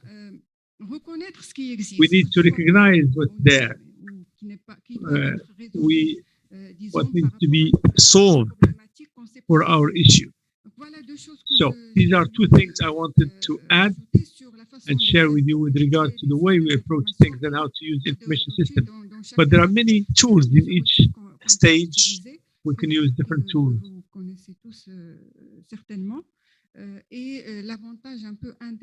And the advantage and disadvantage is to trigger this dialogue between stakeholders and the institution. So that's about RIDA framework, this first exercise. Is there a question there?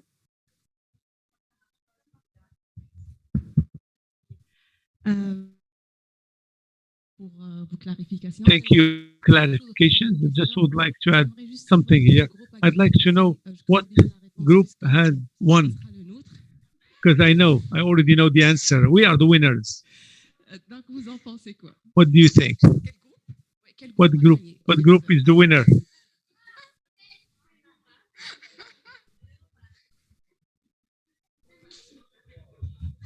Alors moi je crois que en fait on va faire un vote croisé. We're going to cross-check to determine the best group and vote. So we're going to do a quick exercise. I think you've all been good, bright. You are equal in terms of score. But we're going to try to share afterwards, because we'll have exercises that show exceptional skills of illustration with one single marker. That's a big challenge. That will be right after lunch. But in the meantime, I'd like to ask you, we cannot stop. I'd like you to go back to Mentimeter. And I have a question for you. Now, as you are familiar with different terms, here we are in closed basin, Citra, you know. There's no stream, no river.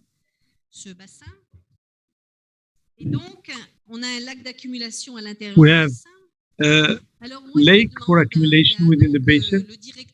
So we have the director of the region who says, I'd like to maintain some certain quantity of water in the lake, because it's a tourist destination. We have, they want to see and come and see different birds here. So we have it here, I'll say it in English. The ladies speak in English. You can listen to her directly in English. I have a lake, but it's a closed basin. There's no water coming out. So I have my director of the region just say, I want to maintain the water because there's a lot of tourism. It's very important. It's a lot of income. So please tell me what I can do to improve the quantity of water flowing in my lake so that I maintain the lake, knowing that there is evaporation, etc. That's a natural phenomenon. Okay, first option. I ask the people living in the catchment to use toilets that save water, so you have less water going in the toilet. So they have less consumption of water in the urban sector. My second option, I increase the use of mulch so that, but I suppose here I add then in information that I maintain the areas that is under irrigation or rainfed stay the same. I don't change it, but I use mulch. My third option, I increase the number and the size of the structure to collect water, a upstream, so in the catchment. So I just create water harvesting. And that can be used for different purposes, in particular agriculture. The fourth option, I increase the reuse of wastewater. So what are you going to advise my director? My director is here. You see, is watching, is here, and he wants a good advice. So what are you going to tell them? You have first option, you just get in the urban sector more efficiency. Second option, you increase the use of mulching all over the catchment. Third option, you do water harvesting in the catchment. Fourth option, you increase the reuse of wastewater. So what do you do? Is it clear for the Anglophone? Okay. Pardon? Yes, I repeat. So your objective is to have your lake who is at the bottom. It's a closed basin. So I want to maintain water in my lake. So what are the options I use? So I ask the inhabitant of the catchment to use water-saving technology in their house. So, toilet using less water, shower using less water, etc. Second, I increase the use of mulching in all agricultural land, but, I require that there is no increase of areas in agriculture. Third, I increase the number and the size of the structure to collect the catchment. Whoop. I don't know what happened. And fourth, I increase the reuse of wastewater. So, what do you think? I don't know why my system just took away the results, but so are you ready? I think we have 21 people who answered. Vous avez répondu, ça y est? On va départager les groupes comme ça. Hein. Ceux qui répondent le plus vite vont avoir un prix. Est-ce que ce groupe, tout le monde a répondu? Et vous? Those who respond quickly will be the winners. Have you answered? Have you answered? Have you all answered? Vous avez répondu là-bas? You finished? You finished? Bon, allez, je vais vous donner la réponse. I'll give you the answer. Alors, je ne sais pas pourquoi les réponses I don't know why your answers don't show up anymore. The results are hidden. I don't know why. Results are hidden. Enfin, les bonnes réponses. The right answers were. C'est un peu comme l'exemple qu'on a vu tout It's like the example we saw earlier, that of management of watershed. Here, we want to maintain some quantity of inflow into the lake. So if I ask the inhabitants to have hyper-efficient systems in terms of water quantity, that means we'll have less water that comes into my urban area and less than goes out. So that is not a good answer. If I put without increasing the area of rainfall water and I put it by E, that will reduce evaporation. Oh, you have answered properly then if you have that thing. Donc ça, c'était une bonne réponse. Voilà, ça c'est une bonne réponse. La deuxième, that's a good answer. The second one was a good answer. Use of mulching was a good answer. La troisième, on augmente le nombre et les structures de collecte des eaux. Use of my usage. Ça, malheureusement, si vous n'avez pas de garantie que if you don't have any guarantee for runoff, va être réinjecté dans if this is not be reinjected in the lake, the trend is that farmers will use it. Donc, a priori, c'est pas une bonne réponse. So that's not a good answer then. So we need to make sure we're severe and this water is injected in and make sure this is reinjected in the lake. So if that's the objective, nobody is allowed to dip it.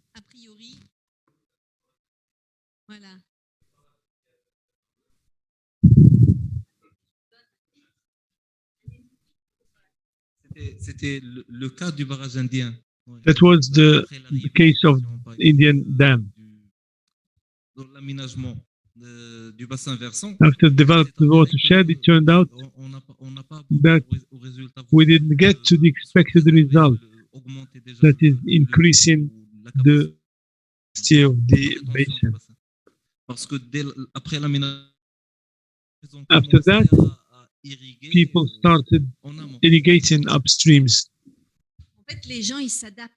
People adapt. Give them a solution, they grab it. So demands are very volatile.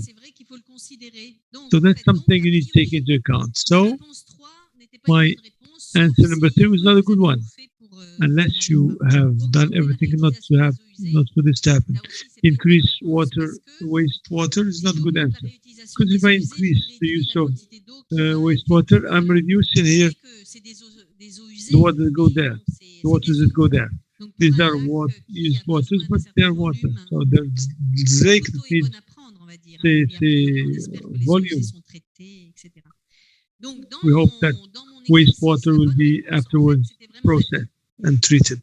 The right answer here is number 2 in the question. The others, you cannot improve the quality of the water coming to your lake because there's consumption before that. It depends on the issue at hand.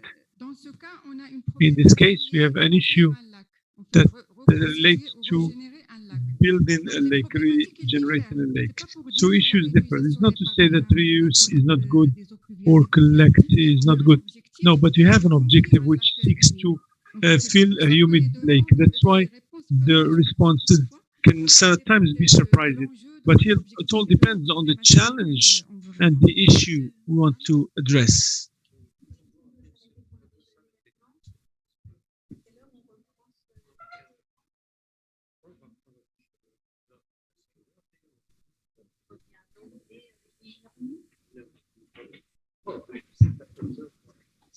Okay. 3/4 d'heure. They're negotiating lunch. Time for you guys to have lunch. So it's up to you. We want to reduce our consumption, so we can not. There's a choice. You skip lunch. You can stay here. That's alternative number 1, or you go and have lunch.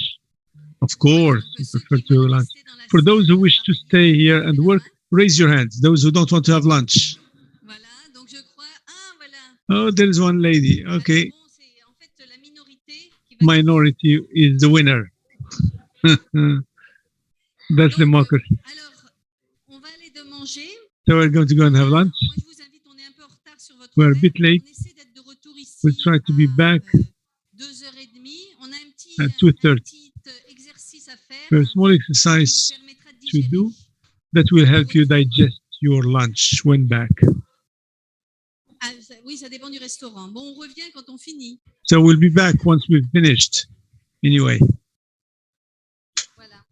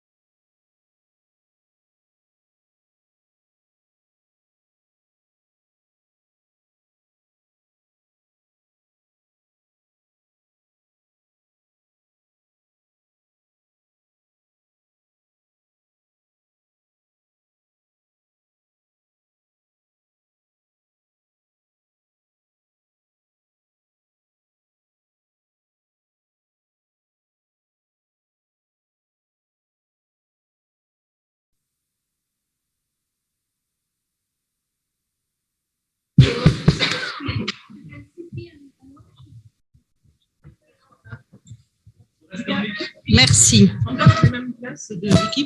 Oui, on va vous expliquer d'abord et après vous pouvez vous remettre en équipe. Donc, mais vous pouvez vous asseoir là et tourner vos chaises, c'est tout. Ok, we are going to. On va prendre. Nos traducteurs sont prêts. Vous avez vos oreillettes.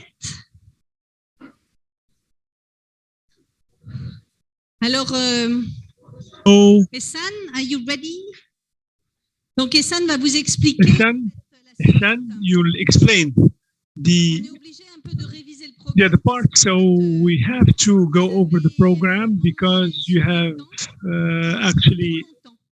actually taken so much time, too much time. But we'll get adapted anyway. So.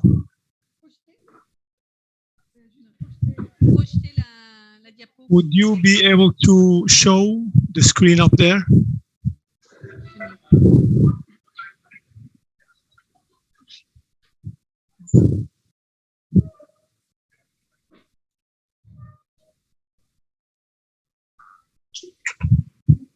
Ouais, voilà. Donc cet exercice montre la So this exercise shows the complexity of moving water from one place to another, and sometimes there are some unavoidable losses, but it's also cooperation that helps us. So thank you, everybody. Good. So we'll carry on with the second method of analysis, an approach that's methodological. Can you hear the translation? It's okay? Hands up if translation is good. Okay, good. So we'll carry on with the second methodological approach, which is suggested here to go ahead with water accounting. It's about setting up a conceptual hydrological framework of our area of study, whether it be a city, a region, whatever, basin. This allows us to better design our model with the entries, resources, and demand. So what is conceptual framework? It's a diagram that shows actually where entries are, how water is actually brought into our area, and how this comes from our study zone. This conceptual framework shows all the movements, the flows within our area of study. And in the first place, why do we have to come up with a conceptual framework, conceptual model as part of water accounting? Well, this is not to forget, because we have a visual diagram, something that shows us our zone of study, and it also helps us build our sources of water, our use of water, the inflows and outflows. Because when you have a plan, when you have a diagram that consolidates all the aspects in your brain. So that's the first benefit. Then it's a diagram that allows us also where water, that shows where water enters and so on, and also shows us collaboration between different stakeholders, different types of expertise, people from agriculture, from drinking water, and so on and so forth. So these teams are different. These players are different, but still they can cooperate to come up with hierarchical conceptual model as part of water accounting.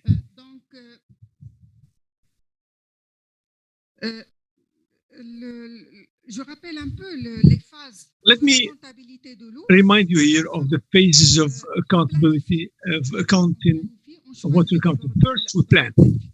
In planning, we start by limiting the scope of our area. For that matter, we ask questions. One, what are the issues? Yesterday we saw in FIS parameter, one of the issues there is that there are not enough water resources to meet the demands of farmers. And irrigation was in gravity format. There were water losses. So questions asked there, these are questions in FIS.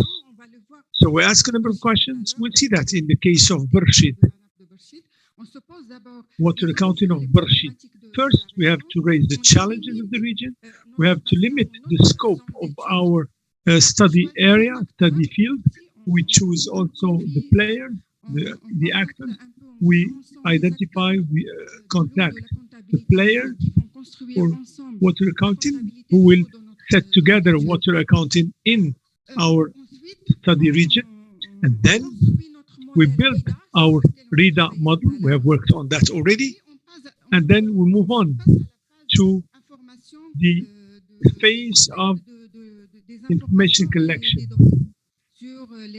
data collection on resources, on demand, on access, and on different aspects we saw earlier in RIDA model. Right after this phase of information collection and data collection, we move ahead with analysis. We'll see fraction analysis of water, which is a third tool or third method supporting water accounting.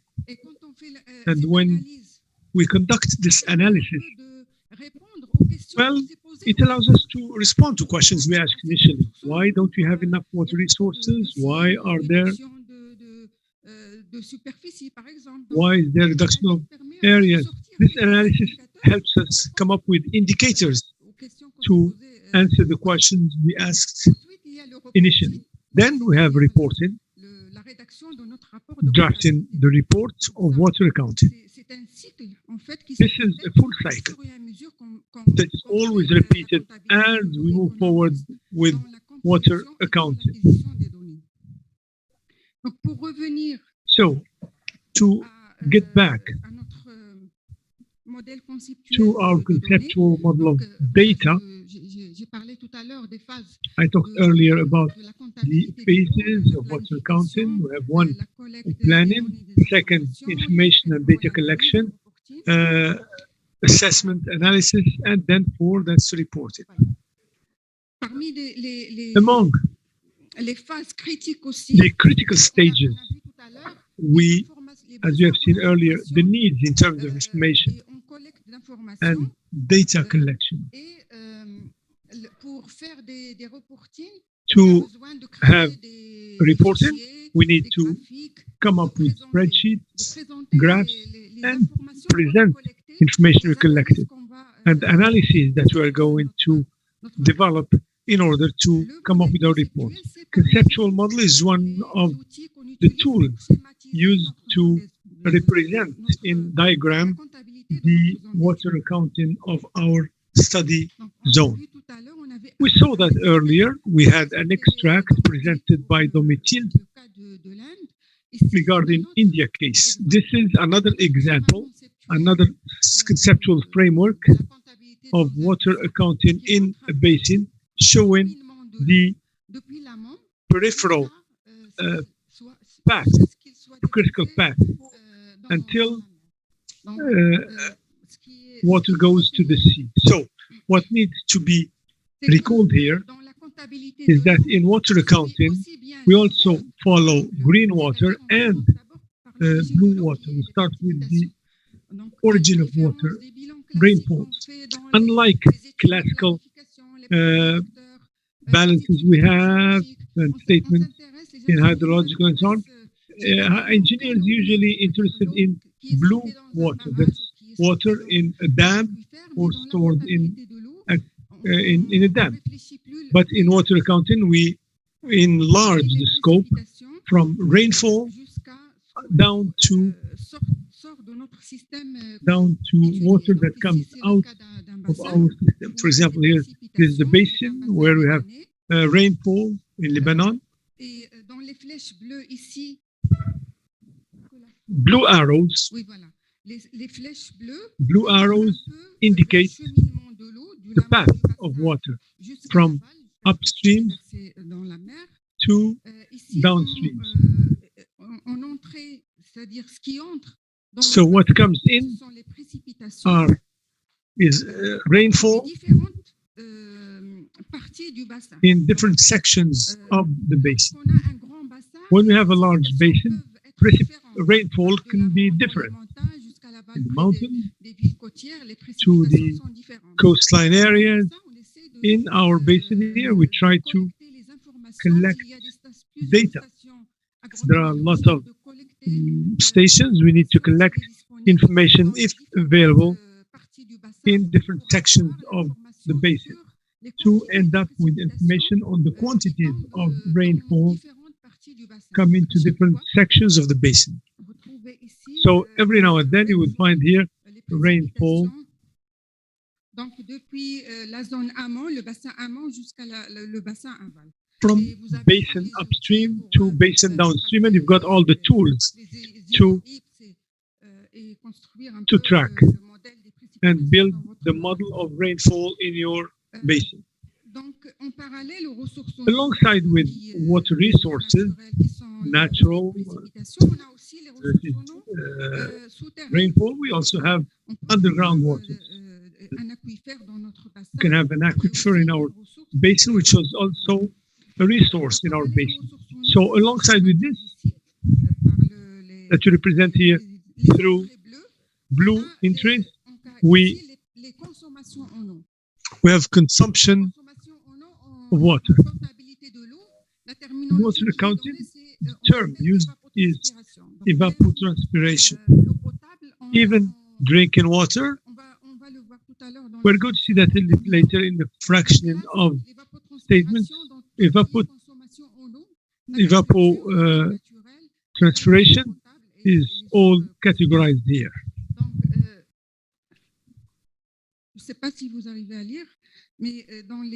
I don't know if you can read the screen, but here in the boxes you have different consumptions of water. We have evapotranspiration and path, even natural land. There's either vegetation and here we have transpiration.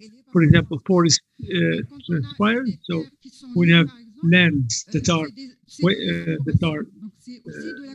naked, so there's also evapotranspiration. Everything is accounted for. Everything is represented in the conceptual hydrological framework. When we have reservoirs, like the case here of the dam, we also have evaporation of the reservoir.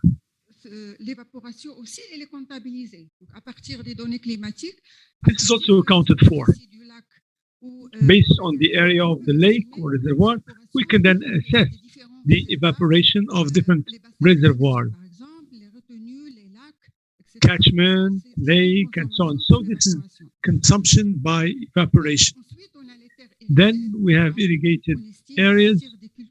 So based on the crops we have in these irrigated parameters, evapotranspiration from these irrigated areas. We estimate consumption of water, drinking water too. So it is classified in accounting, in evapotranspiration. We also have forest and rainfall areas. We assess that too from rainfall. This has to be also presented in our conceptual framework so that afterwards we can collect data and start estimate consumption for different categories identified. This allows us to put this kind of puzzle where the pieces of which should be put together. So this should be done in a collaborative manner. Each person would come in and would say, this region here, I have irrigated area, you should not forget, and we add its consumption too, and so on and so forth.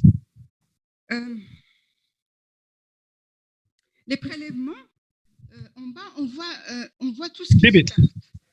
We see here losses. For example, here we have percolation from these snows that melt. So here we can have return of water of irrigation infiltrated in the underground table, water table.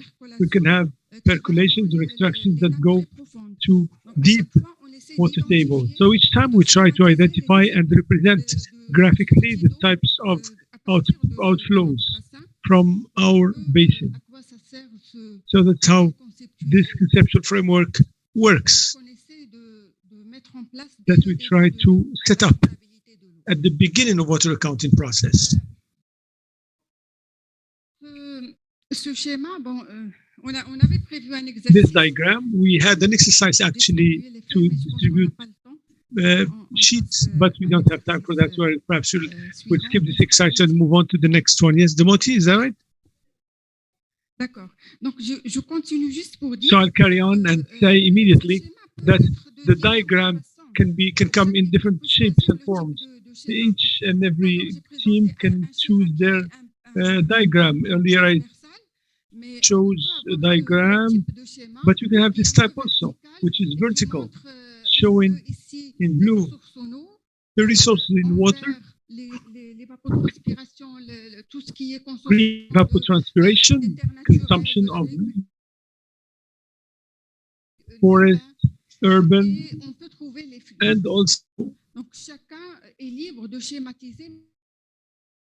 person is free to have this represented diagram in the diagram as you wish, but it's necessary to update it every now and then. So it's up to you to choose whichever diagram you like. So shall we leave the exercise till later? Yeah, we'll carry on. So we were supposed to work on the diagram of the fish, but anyway, we'll skip it and we can leave it till later.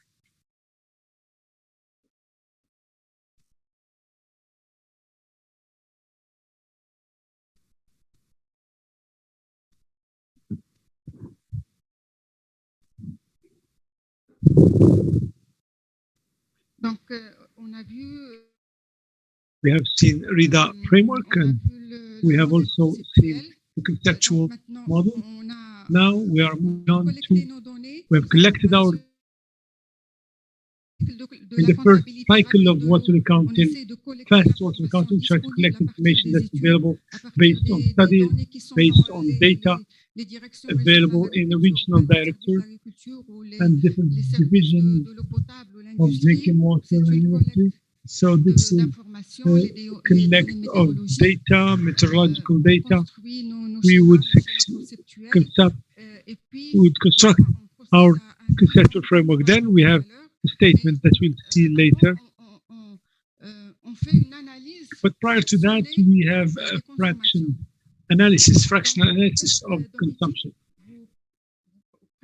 Domitille, would you like to present this part?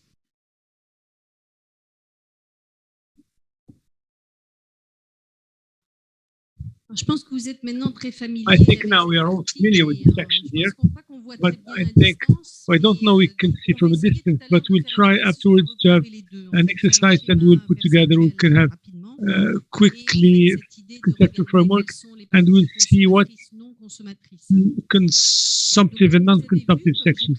As you have seen and as I have presented earlier, we have two major components. What we call consumptive, that comes in evapotranspiration, what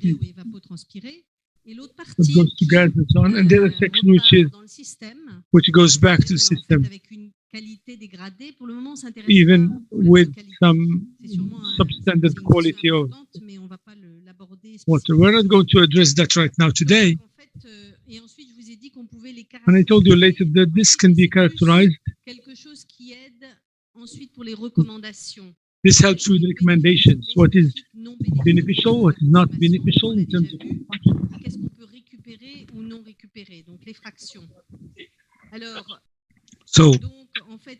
So here, if we want to sum up just a little bit, you know, the consumption and non-consumption, just to keep in mind.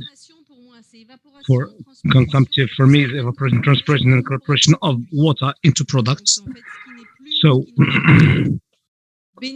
beneficial means done. It was occurred. It was provided for something. It's a bit selfish. It does produce, and it allows grooming, and it has many perspectives. So. The benefit includes environmental benefit too. If you have a forest, you can have a consumptive benefit. Non-beneficial, it's something that does not provide benefit for us. So it can be water, evaporation of the soil, evaporation of the dams, evapotranspiration of bad herbs. Non-consumptive is what remains in water as liquid water after use. Non-consumptive and recoverable, which is the water that can be used by someone else in the study area. Non-recoverable, after the use, the water becomes inaccessible since the water goes into the sea or other low quality water body, or the water after use is too polluted to use. So this scheme you'll see shortly shows you that when we analyze our work, whether the water is evaporated or transpired. If yes, it's consumptive. If no, it's non-consumptive. So what happens is that these things are recoverable or not. So here use such a design to talk about the fractions of consumption of water. So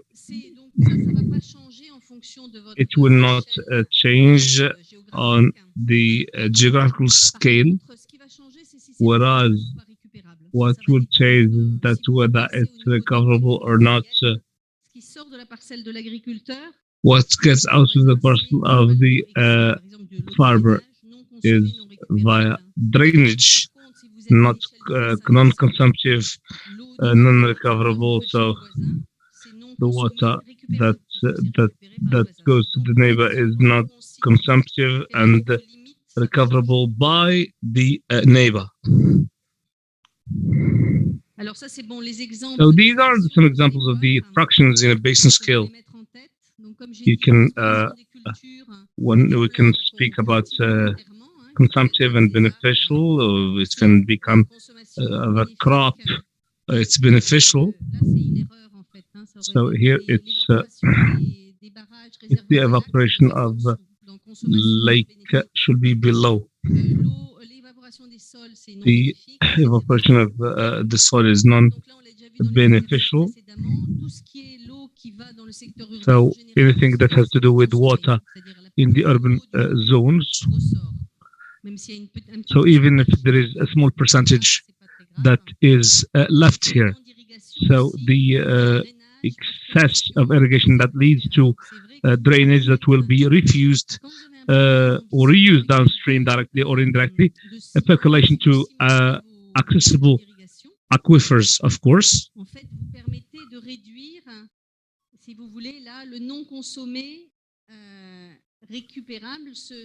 This will exceed the irrigation, and they are retrieved, and they don't go to the aquifer.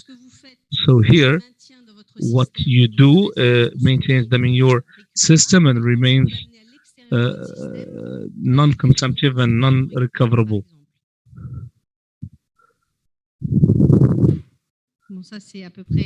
So this is somehow the same thing.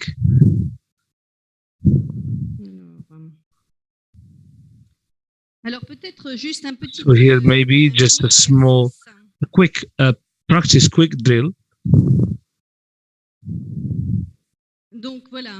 So here, if you tell me evaporation of soil, we have already seen it. What does it mean? Consumption, consumptive, non-consumptive, evaporation of from soil. Who votes for consumption? Consumptive or non-consumptive? Consumptive. Consumptive. Is it consumptive or non-consumptive? Or non-consumptive? Yes, it's consumptive. Consumptive. It won't come back. Evaporation from soil won't come back. I mean, it's evaporated. It's going up. So it's consumptive. It's consumed. Consumptive. It's consumed. Est-ce que maintenant, now, est-ce que c'est bénéfique ou pas bénéfique? Is it beneficial or non-beneficial evaporation of from soil? Beneficial, right? Why? Why beneficial? That the soil would waste water. or lose water. It does waste water in the air, so you lose it. So evaporation of soil is non-beneficial. Transpiration from crops, consumptive or non-consumptive? Consumptive. Transpiration from crops, beneficial or non-beneficial? Sorry, I'll go back to the first one on the Je vais partir vers. What if we say it's beneficial in the sense that the soil has got so many purposes? If it doesn't lose water through evapotranspiration, then the roots of the crops may suffocate. 1, 2, the land becomes difficult to work with if you are using machinery to cultivate or for passage on the land. So can't we look at it in that view? Alors bien sûr, vous pourriez, comme so as you said, vous pouvez considérer que c'est waterlogged, etc. But the question here is, let's imagine what we saw yesterday. Yesterday we had this area where you have a lot of bare soil and some trees. So if you have a very hot, climate like here, and you do have bare soil, the water, in fact, is going up and the crop has less chance to capture it. It's more beneficial if it stays in the soil. Of course, you don't want too much water, but you just want it to stay in the soil. So you like to protect your soil to keep the moisture in, not lose it. So evaporation from soil in general, we try in agriculture to reduce it. That's something where you could save water, typically. Reducing consumptive, non-beneficial is something you should aim for, make it beneficial. So use it for crops or something else. Le drainage agricole. So, donc l'eau qui, qu'est-ce que... For taking consumptive, non-consumptive, consumptive, non-consumptive, foods for non-consumptive. Who votes for consumptive goods? Il a voté pour la consommation. He voted for non-consumptive. Why? Pourquoi?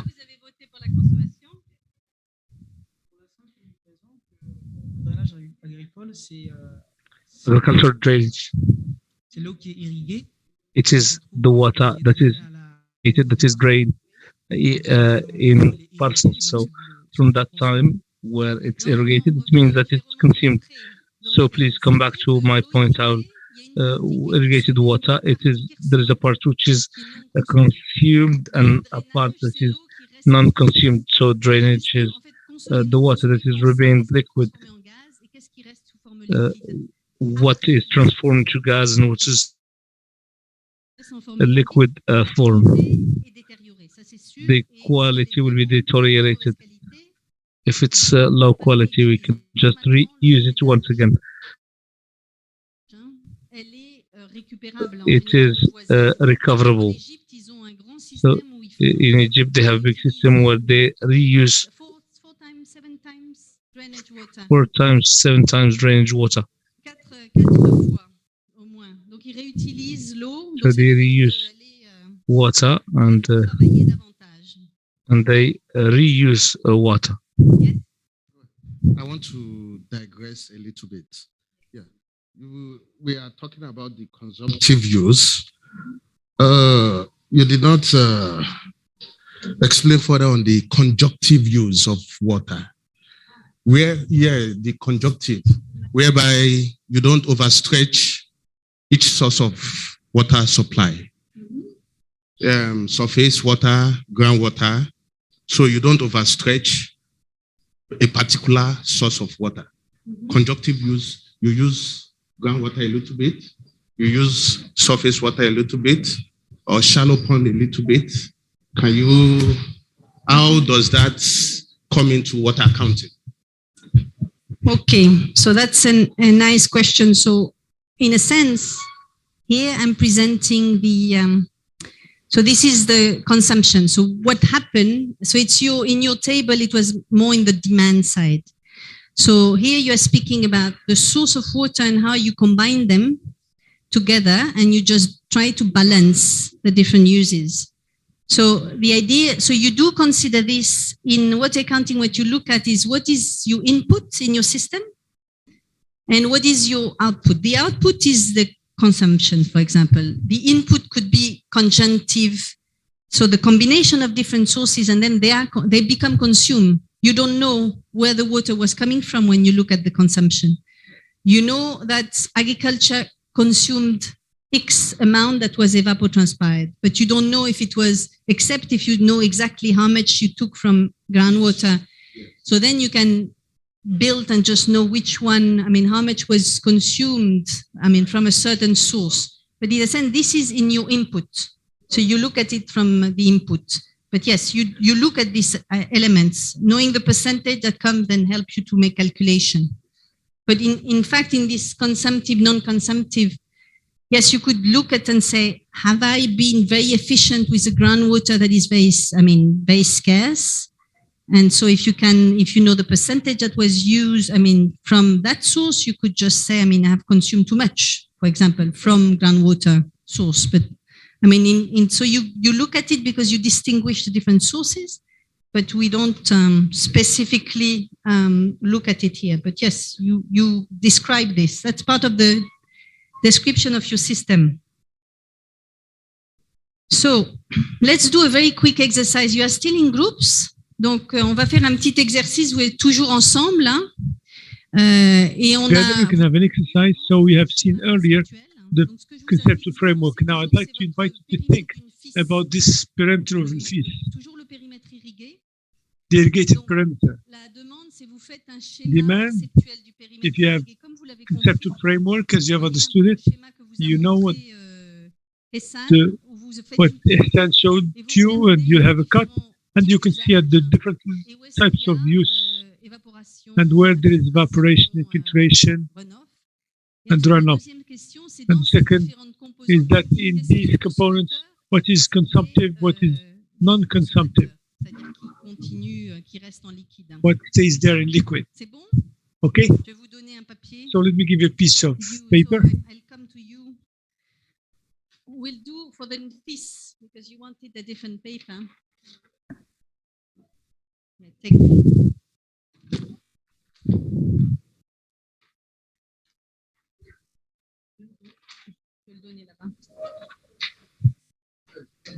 Yes, I am coming. I'm just giving.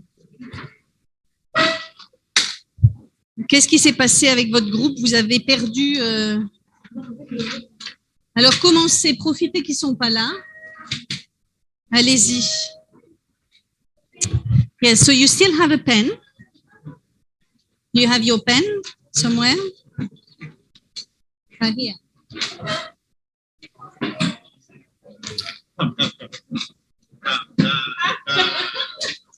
Don't fight, come. Okay, so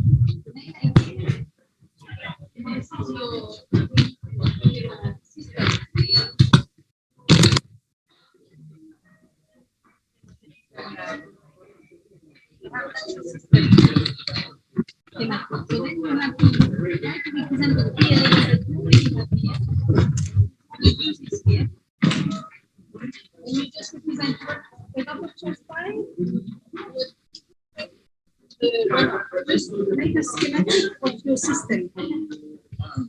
Yes.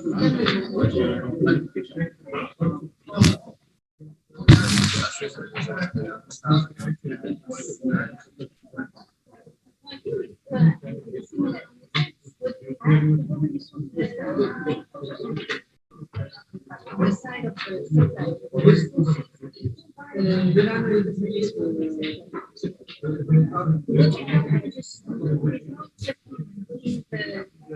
use side. We use both sides. Normally, in general, without demand. The aim of are these demands?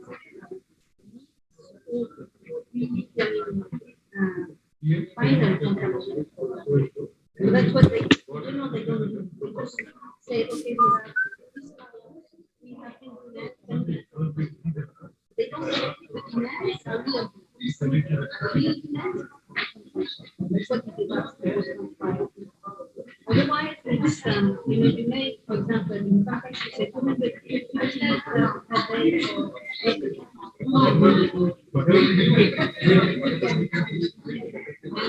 so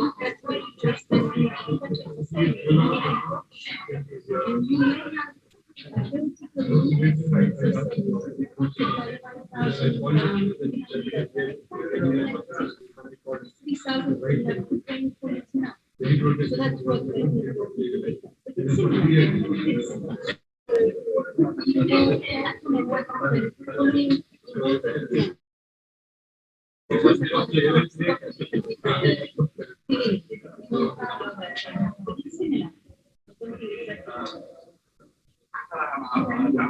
okay, quick graph, and then you can tell me.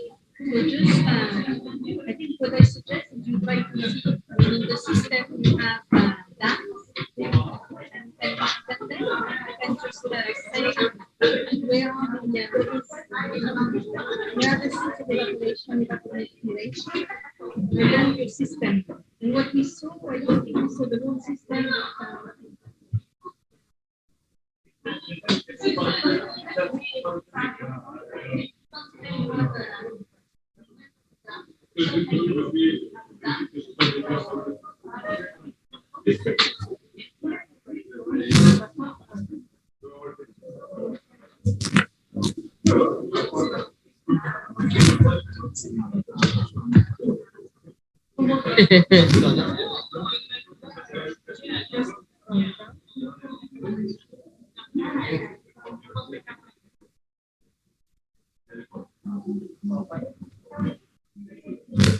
What's that? You are.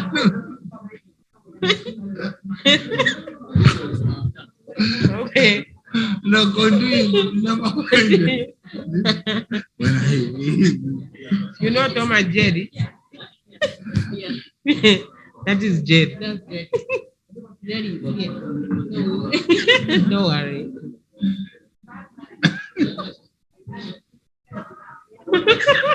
Yeah, I'm not even here, so I don't know. What she actually said was, we look at our sketch, yes. So we were talking about the rainwater. We were receiving the rainwater, and then however we are receiving the underground, and now we're looking at the infrastructure that we are using. We have dams, reservoirs, and then canals. So now she's saying from those infrastructure, we should indicate where we are having evapotranspiration, where we are losing water, however we are losing it, whether it's, yeah. So we look at our infrastructure and the sources of losses.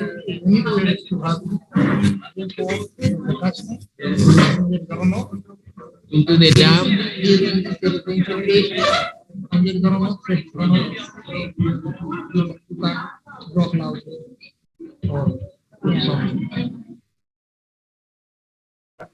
Maybe.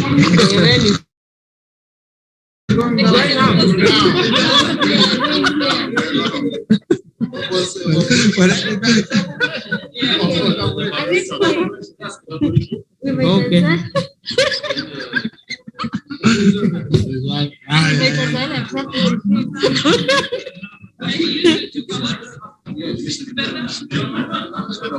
That one is what? Oh, trees.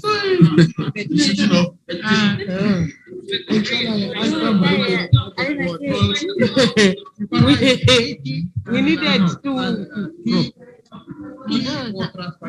DT for evapotranspiration. TO. E for evaporation. T for transpiration. T for transpiration. It must be 3 feet. Yeah. This is a runoff. RO. Infiltration.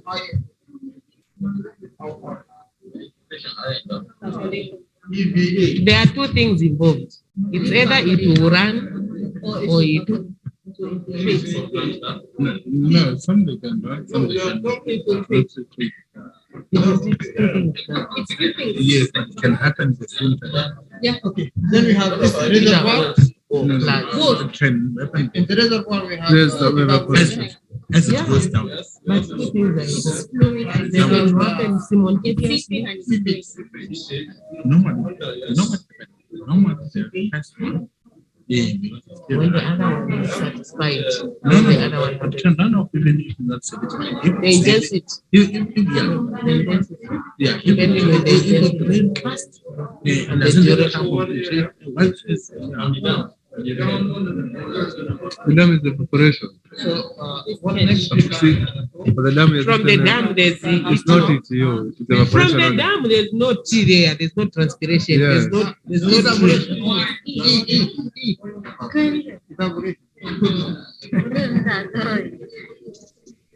Brother, we have canal and pipes. So now canal and pipes. Canal, and then from this main canal we can have this will be the main canal. And we can have this could be the Yeah, it could be a canal. So you can put another line on top of this line. the main canal. And then you can have pipeline and you can have No.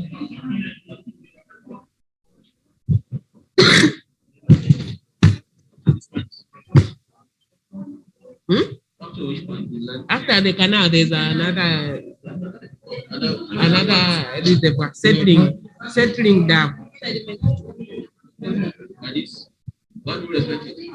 The settling dam. You can use however like. you can Trapezium. have from this gate you can have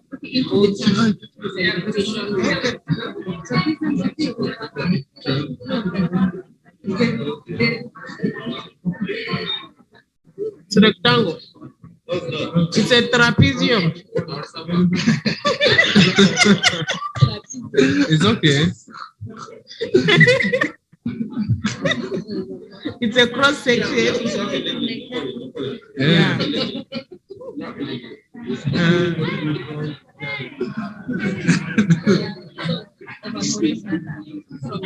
So from the reservoir now we have evaporation. Is it lined? yes, land. The reservoir is lined. Yeah? It's concrete. You can draw it to the right of the left. The evapotranspiration. The evaporation goes up. Evaporation. Even in the canal, there's evaporation. It's open.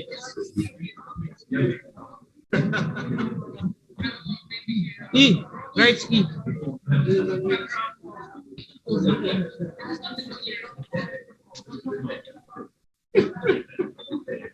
And then now from the canal,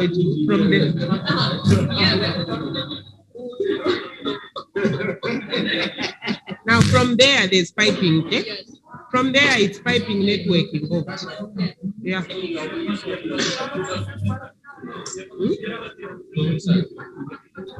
It's going to the farm. What is the association?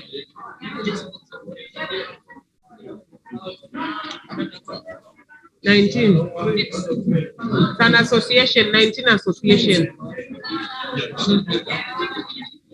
We have to. It doesn't matter. It doesn't matter. Hectarage. Just showing the. It doesn't matter the size. It doesn't matter the size of land. However, no, we don't need to We're not calculating. We're not calculating. We are just. If you're calculating, you should know even the size of the dam. Yeah, even the canal. The canal.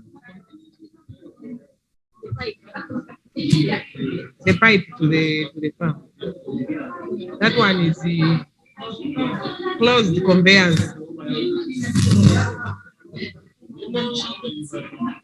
Yeah, make a block line using the marker. You're confusing him. No, he's confusing himself.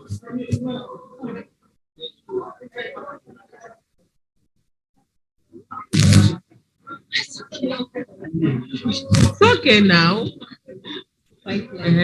So now they are from the farm.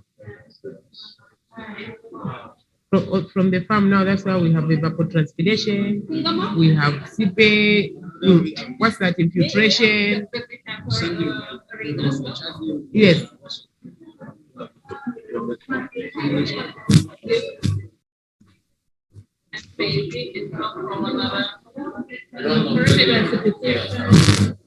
So there we just right inside inside losses. Just losses, yes, because we are looking at the beneficial and the non-beneficial losses. We're not looking at the gains.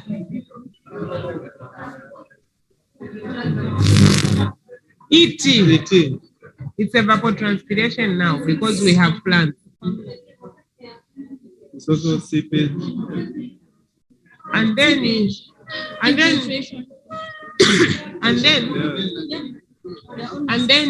there's no domestic there. There is.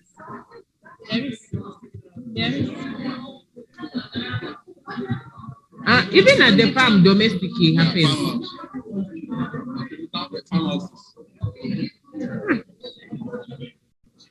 Take a hat, that one from our village.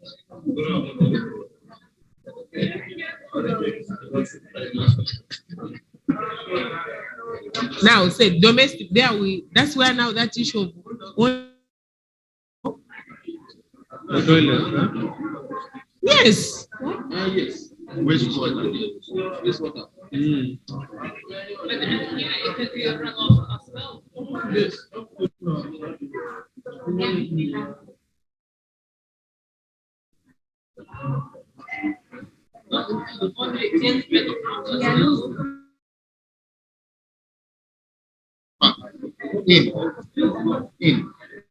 But are we not just looking at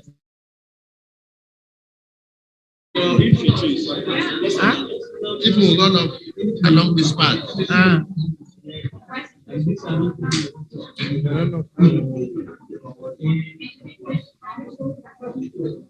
The water is running off, on and in. So domestic use there, that's how you demonstrate it.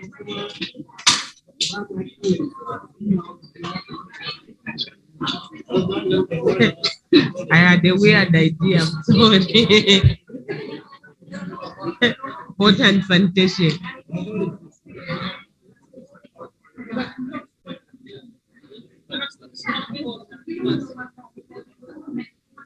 Decoration.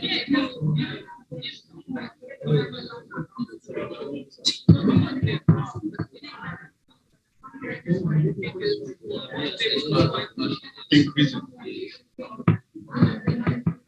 So we are done like this. No. There's this space. There's this space.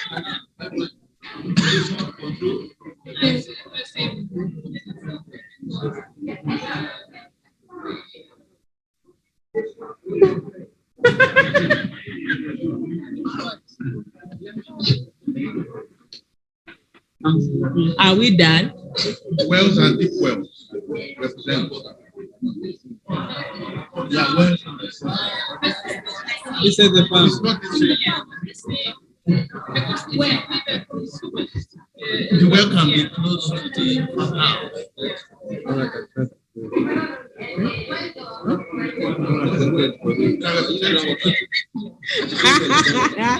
So that one is what? Is wells and deep wells.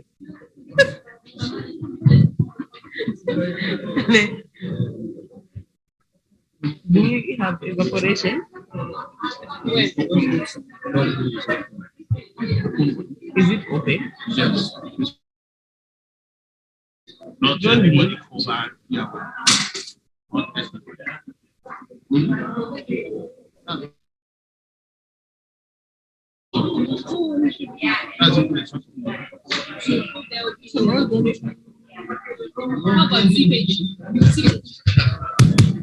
Bon alors, We hope that you already achieved some nice results. Beautiful.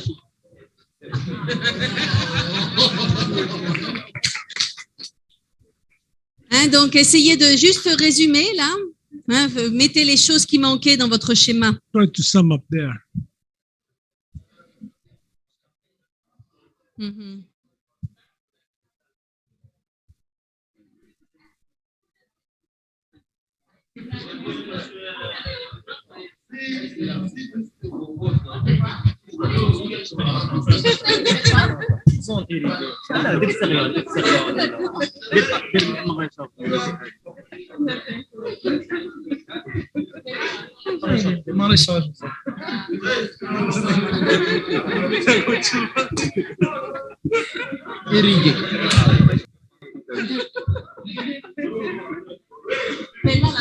Ça y est? C'est comme au théâtre.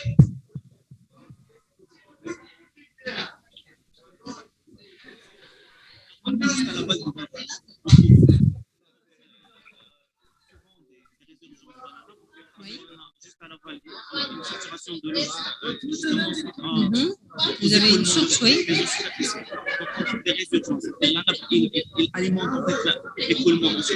Oui, oui, oui, oui. En fait, l'eau souterraine et l'eau de surface sont très liées. Donc, c'est pour ça, voilà, chez Candreno, c'est pour ça qu'il va falloir, dans la comptabilité, faire attention de ne pas faire des doubles comptes. De double compte, compter 2 fois les ressources. Voilà. Hein, si vous avez compté une entrée d'eau souterraine, si vous avez de l'eau qui surgit d'une source, vous n'allez pas la compter de nouveau dans le bilan. On va voir le bilan tout de suite. Alors, on n'a pas le temps de faire tout l'exercice. We don't have time to go through the whole exercise. I can see already good results. Now, please, all groups, stand up. Stand up and see each other's work, the good work. Okay, come over here. Come this way. Come here.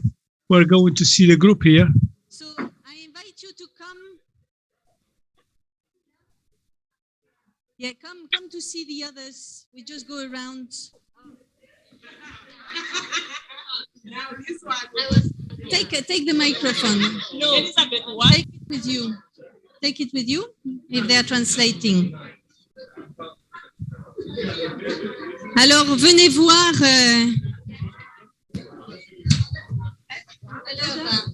Okay, come and see. Who would like to explain for us?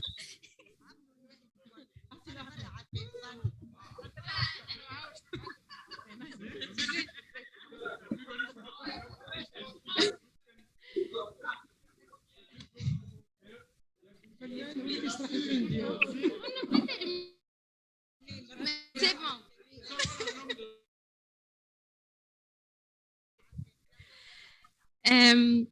Bon, on a Well, notre délimitation for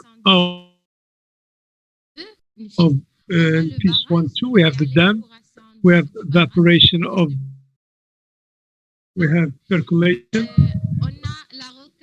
we have the rocade, the exit, the road here, and we have evaporation. We also have the basin, and we have evaporation there too. And then we have parameters, irrigated parameters. We have evapotranspiration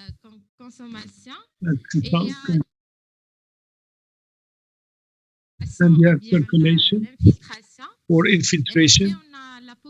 And then we have population on site, consumption, urban consumption. We also have industry, situation plant. We also have extraction of deep well and pumping. We also have percolation.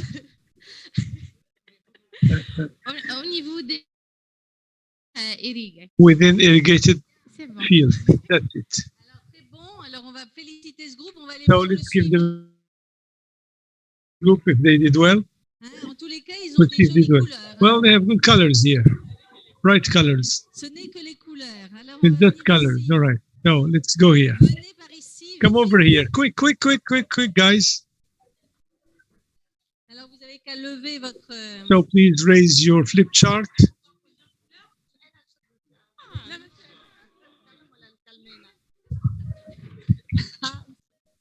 You speak.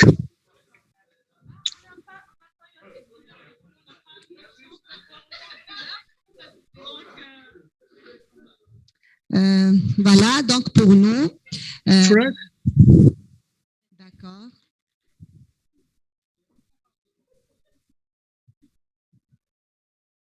Donc le réseau, il commence. Network starts with the river that collects water from the watershed, and then water is transferred to the dam.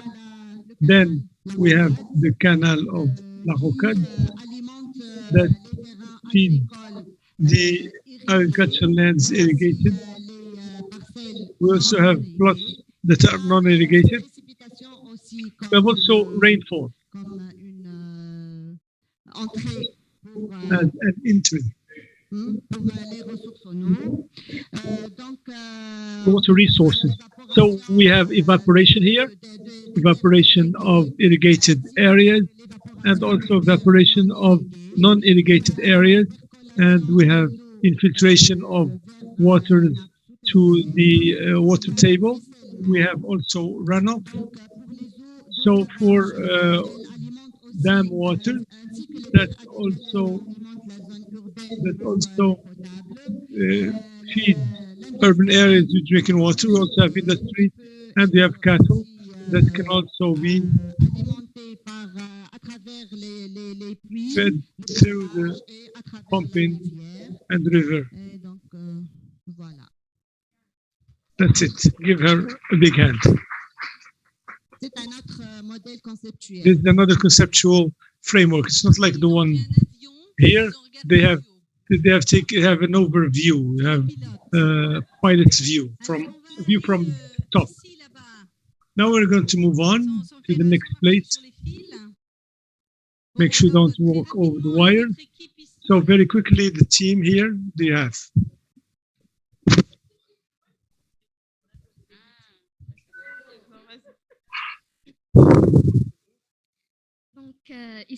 Here, we have tried to draw watershed.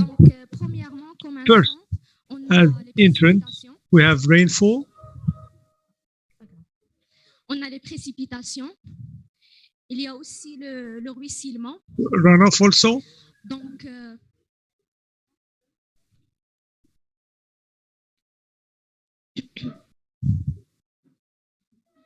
et il y a la percolation. And then infiltration. So outflow, we have debit by pumping from the water table, and there is also evaporation within the barrage, the dam, and also within Canal Rocade. We have also tried to draw an agglomeration to use household use, consumption, and industrial consumption. In irrigated perimeters, we have drawn up two irrigation systems, gravity and drip.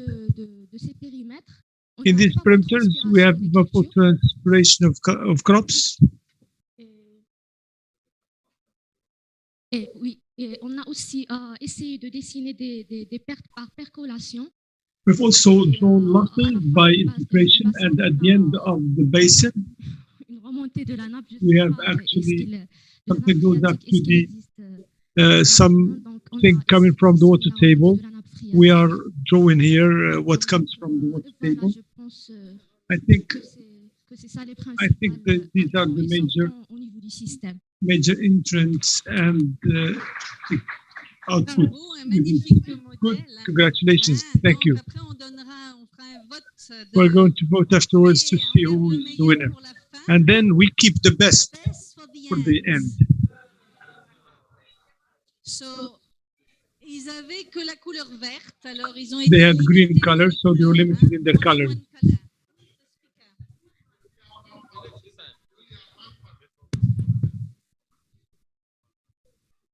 in our group. The source of water we use groundwater and runoff. We have a dam as a source of water. Then we consideration for evapotranspiration, percolation.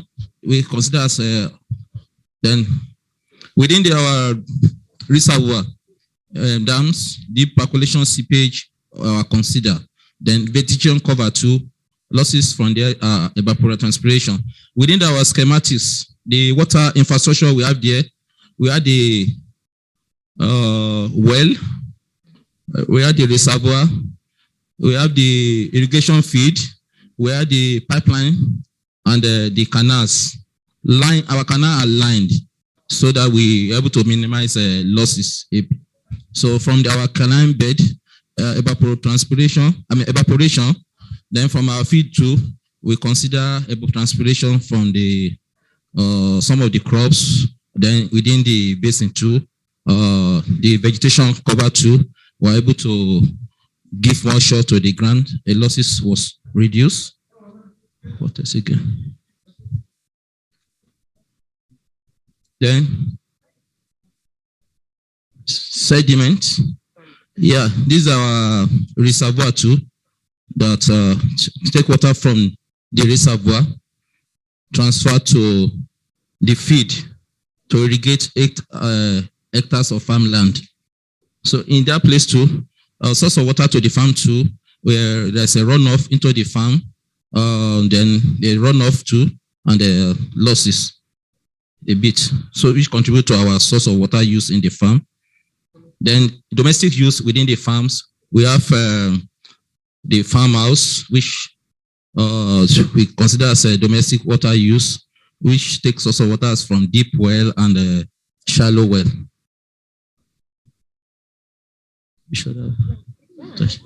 That's all. Very good, very good. So the city, they just release some water, wastewater. Yes, wastewater. Yeah, some wastewater missing in your drawing. Beautiful, a schematic, artistic, a bit modern art. Modern art. So, thank you very much for this. I invite you to go back to your seats. Quand vous avez regardé tous les, vous voyez, chacun a rajouté quelque chose un petit peu à l'histoire. Chacun a noté. Each one has added something. You all added something to the story. Complete. So if we had time, we would have a perfect scheme. Time, we would have let's go back to your seat. Donc on va rejoindre nos chaises. Or you can stay in the same seat. That's fine. Ou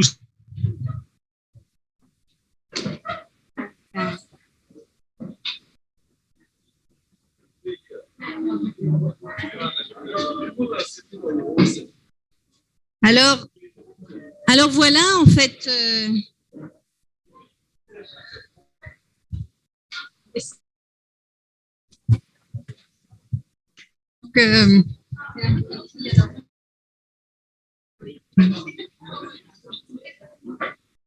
Dans les détails. Oui. Donc, comme vous, on s'est mis aussi à faire ce petit exercice, je pense hier ou avant-hier.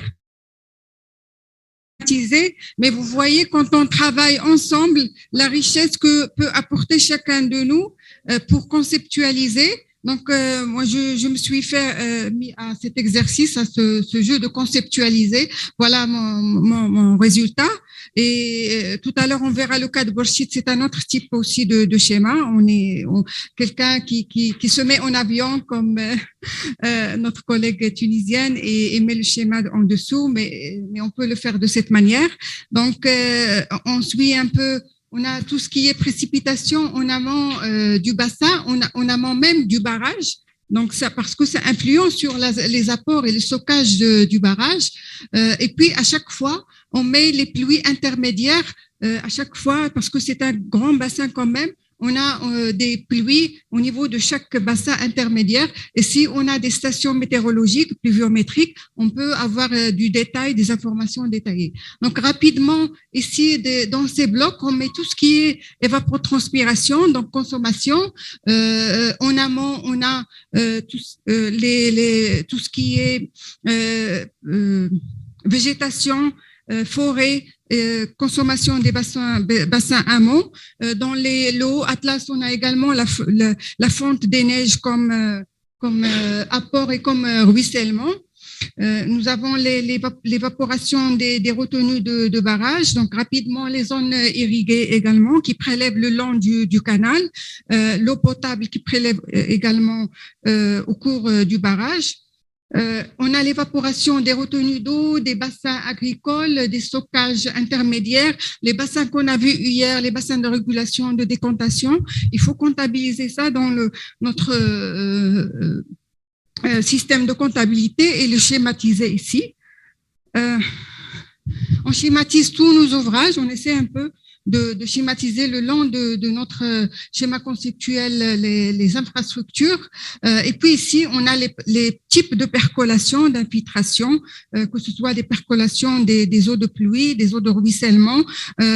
On schématise les extractions à partir des eaux souterraines jusqu'à la fin de notre bassin où on peut c'est une prévision, mais il faut chercher les données, les informations pour faire des preuves que l'eau soit rejointe l'oued de Tensift à partir des retours d'eau d'irrigation. Les flux de retour vont soit à l'oued Tensift ou bien à l'oued Nfis qui est à gauche. Donc, voilà un petit exercice pour ce schéma conceptuel de données.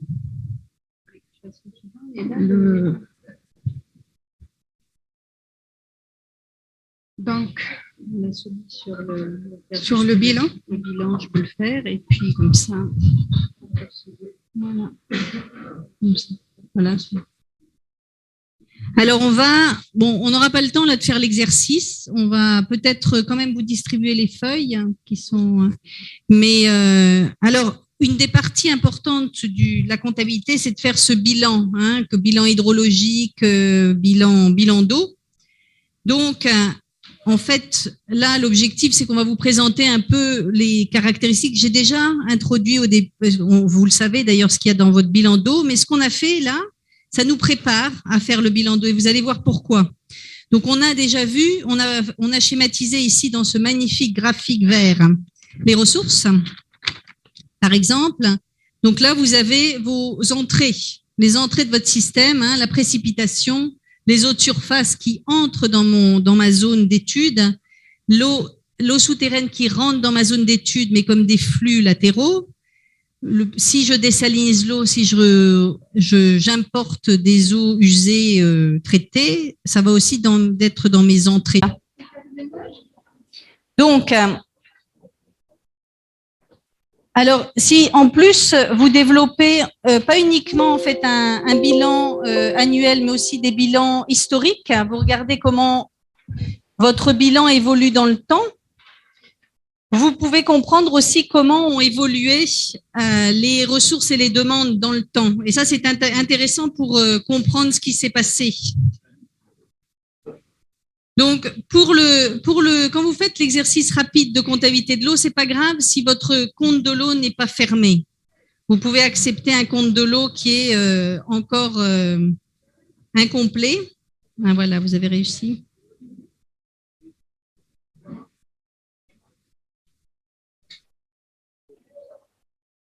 D'accord, merci beaucoup. Voilà, ça va revenir, je crois, l'information. Bon, pas encore. Ah, voilà. Donc, voilà, ce que c'est dit, à quoi ça peut servir de faire ce bilan. Et bon, ça ne bouge plus.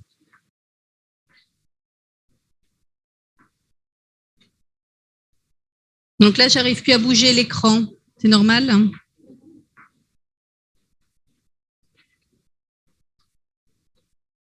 Bon, Il est bloqué, hein, mon écran là.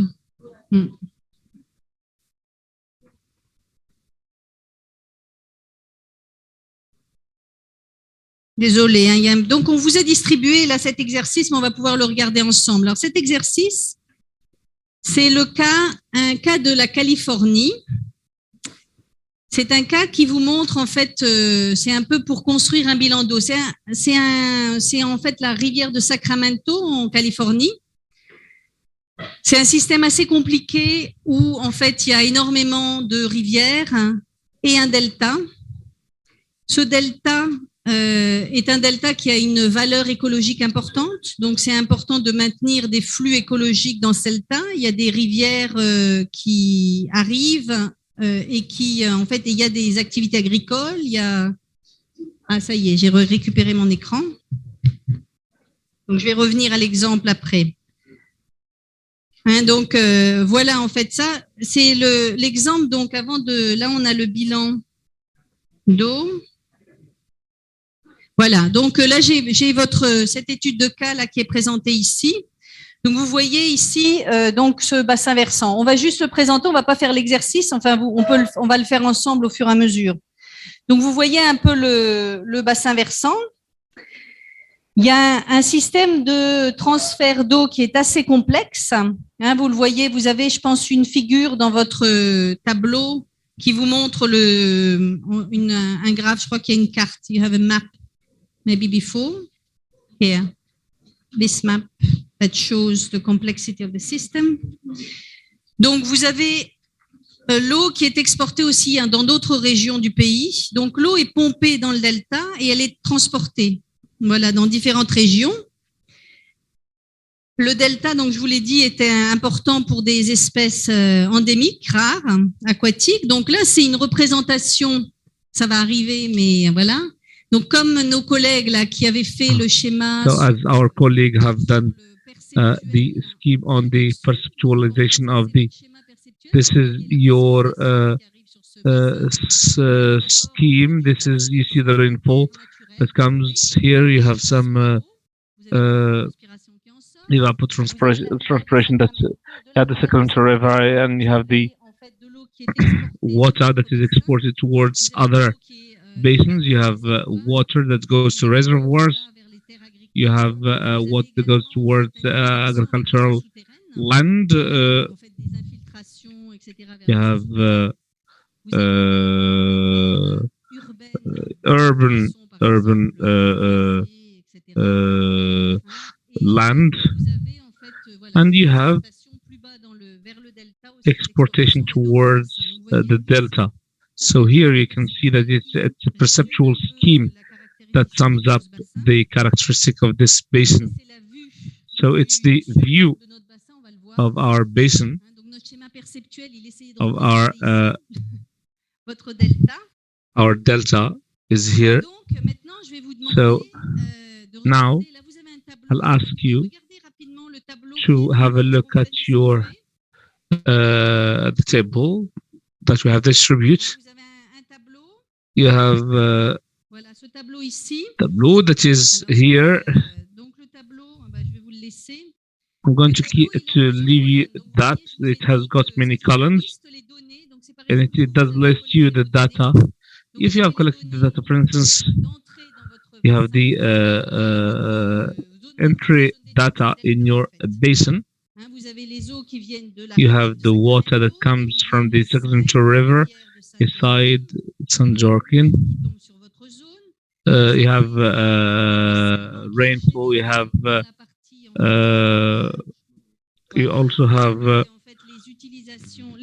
the runoff. You have the urban use, the agricultural use, evapotranspiration, which goes towards the sea,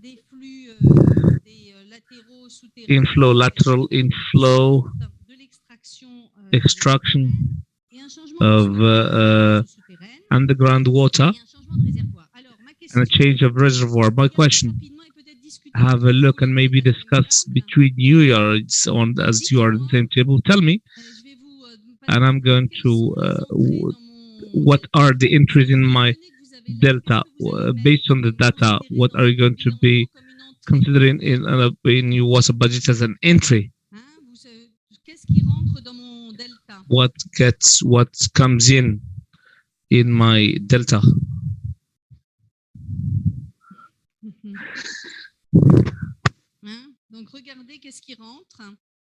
See what flows in, and I'm going to ask you the question. I'm going to ask you this in a surprising way.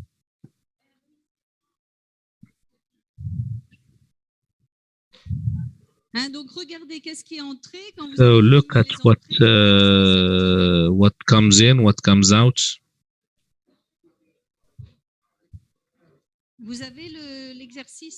You have the exercise, right? Go with the colleagues. So So what is in flow? What is entering in your system from this table? Yes, go with them. Alors, est-ce que vous avez trouvé? Qui j'interroge? Qui a déjà des éléments sur les entrées? We've got some elements of the entry. Non. Les flux entrant dans la zone d'étude. Oui. Précipitation dans la zone d'étude. Précipitation, est-ce que tout le monde est d'accord? So rainfall, is everyone agreeing? Précipitation.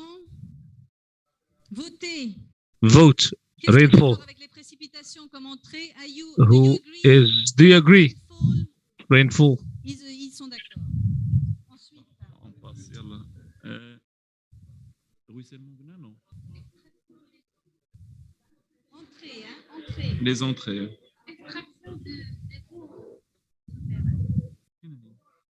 Extraction des eaux. Extraction des eaux souterraines, vous savez pas où elles sont extraites.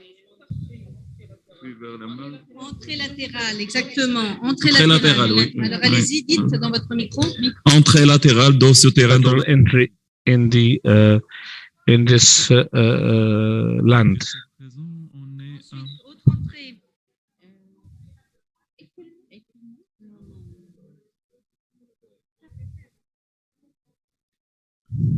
Alors qu'est-ce que vous m'avez dit? Les précipitations.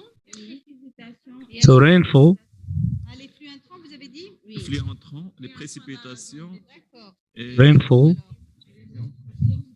Donc fruits. Alors ça c'est le changement de stockage, on le met à part. So this is the change of stock is 3 blocks.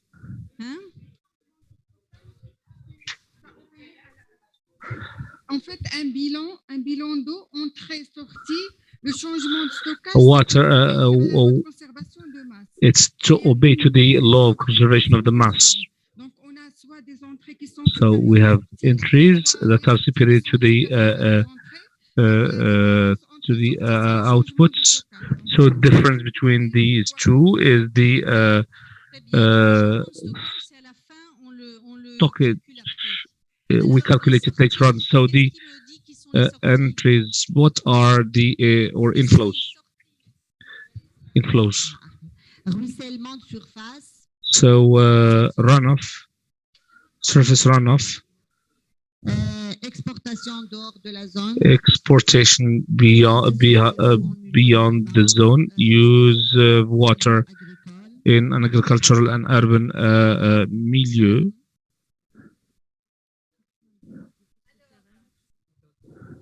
Alors, est-ce que vous êtes d'accord avec ce qu'elle a dit? Do you agree with what she said?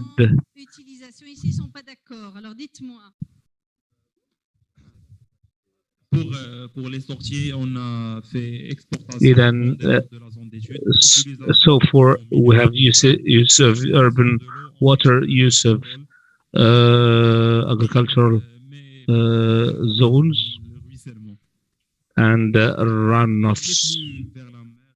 Extraction of underground water, and then we'll have the budget. Water budget. You're in the inflow.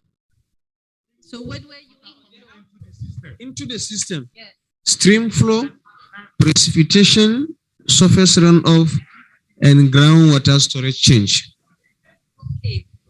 Alors, So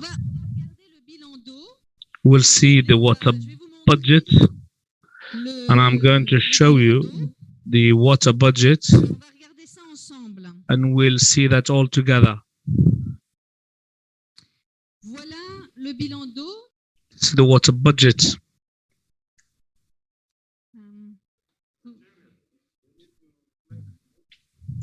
Est-ce que vous arrivez à montrer le bilan d'eau? Can you show me the water budget?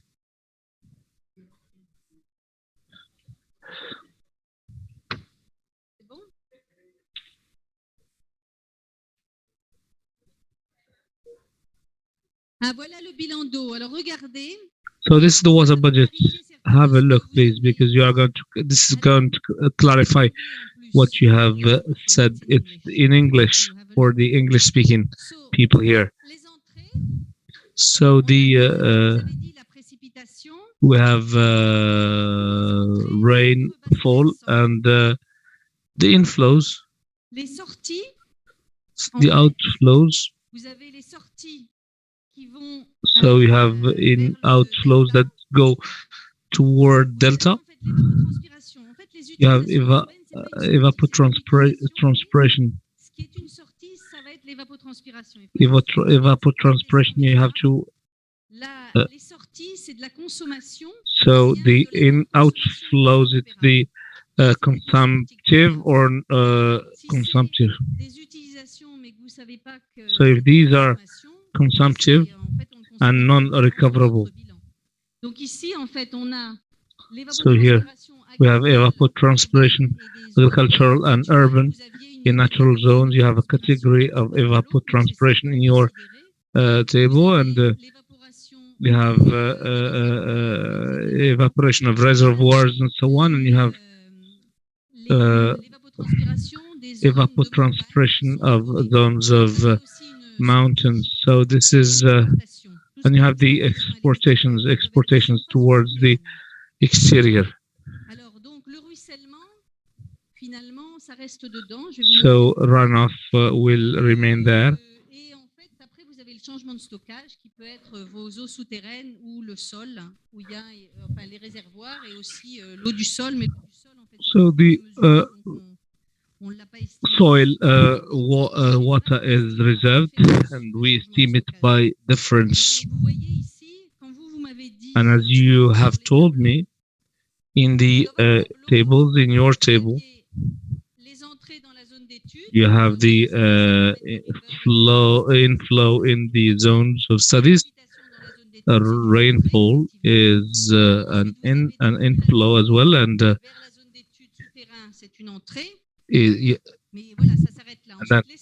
we stopped here. And outflows is evapotranspiration and agricultural.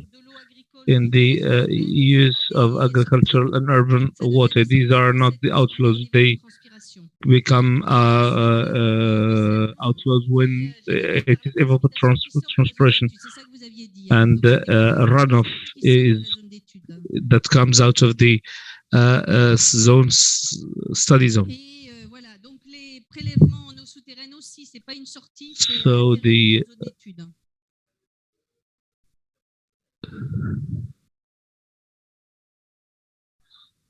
Donc, en fait, dans le compte de l'eau, ce qui est important de garder en mémoire, so what is important to keep is to define your limits, because it will determine what you consider as an input or output. So here you have to delimit your system, and you have to double count in on water flows.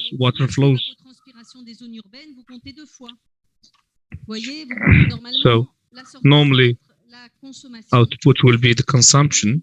Plus, si mes eaux usées sortent de ma zone d'étude, ça sera aussi, vous le mettrez en sortie. Mais sinon, non, ça reste à l'intérieur. Hein, donc, quand vous considérez so when you consider the non-consumptive recoverable use in the output, it's invariable. So here you have to bear in mind and consider the difference of stocking. Here we're going to see some errors. For instance, the limit is the farm my limit here. Dans ma ferme, il y a une entrée. There is an inflow. Et puis j'ai une sortie. Donc, And I have an outflow. il y a entrée-sortie. Ça c'est ma ferme. So this is my farm. So in my farm we pump water, but I consider that there is a pumping of water inside my farm. If it comes back into my study zone, it's we don't count it, otherwise we'll double count. J'ai enlevé le graphe, il a disparu. Voilà. Donc vous voyez ça, c'est pour ça que quand je vous dis, c'est regarder qu'est-ce qui traverse les frontières de votre système. This is why I ask you to see what traverse the boundaries of your system. So here you have VALLEE firm, you have the ground lateral inflow, and then you have groundwater pumping, and then you have deep percolation from farms. So here I will consider as an entry. Here, if I am not going to consider my pumping, because finally what I will consider as an evapotranspiration, it remains that this is part of my study zone. So here I count for I count twice. So it is a bit artificial to have it like this, but we don't want to have double counting. So it's up to you to choose where you're going to put them in terms of we know what is coming in, but we don't know what's difficult to know what's coming out. So the difficulty, the common challenges in water budgeting, the difficulties we have are the lack of data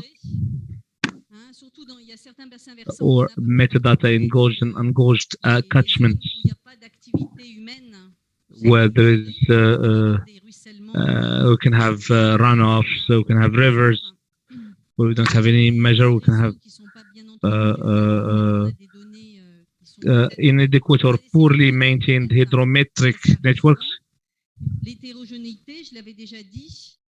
Et puis on peut en fait, voilà, dans le cas où on a les eaux souterraines proches des eaux de surface, ça peut être très compliqué d'estimer les entrées et sorties. It will be difficult to estimate inflows, outflows. So these are difficult things where we can have an analysis. So this was the case that we have already seen. And this is for the water budgeting, which would be much more interesting if we have the time and the data on this irrigated. So I think that the data exists, but here is to show you great blocks. This is the rapid, quick budgeting to have to represent your report and to explain to you how you have done your estimates and to highlight the uncertainties, and then you can say or mention your uncertainties. So this is going to be showing you the case of Rashid, which will be very concrete. Please remain with us. We're going to synthesize this day to wrap up what we have already seen, to speak about an exercise of water accounting.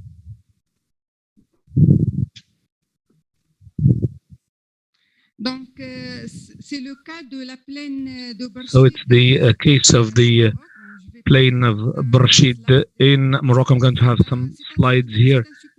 It's a supported training that we're going to give you. So we're going to find all details in the case of the project FAO. Many activities have been led, and among these activities, budgeting, water budgeting exercise in the water table of the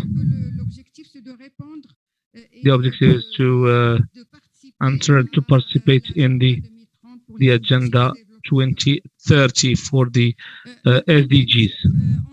So the objective we have seen this morning, what is the accounting of water, which is systematic and tendencies of the requirements, distribution, the accessibility, and the use of water in the specified fields, producing information that would shed light on the actors in the management and governance of water. So the water budgeting, which is the fraction budget of water in Brashid, and it has been done with an audit which was quick. It was the first cycle of water accounting. It's the analysis of governance in the region. So from that, these two analyses, we could get indicators to establish an action plan for a better way.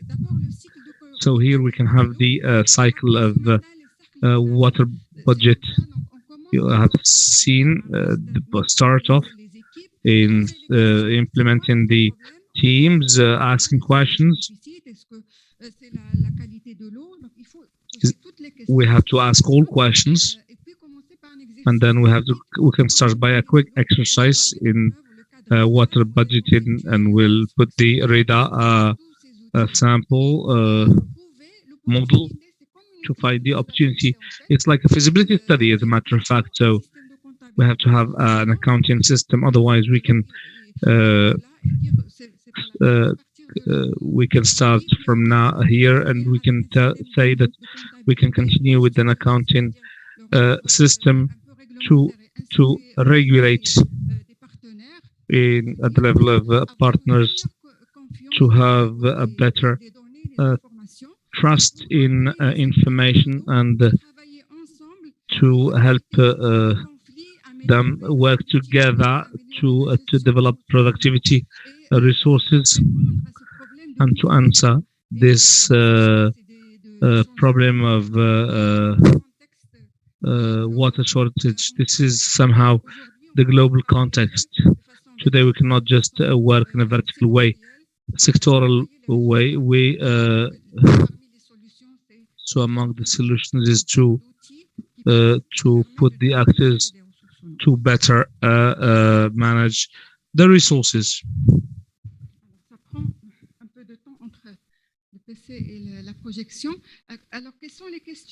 So what are the priority questions for our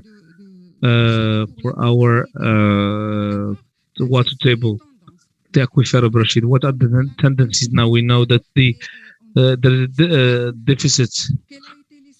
What is the history? What is the what are the tendencies? How did they evaluate? How did they evaluate this regard? What is the impact of the development of maraîcher cereals? There has been a development of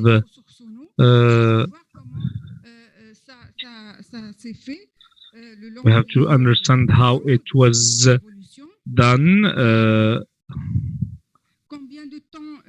how much time will the stocking will remain, what are the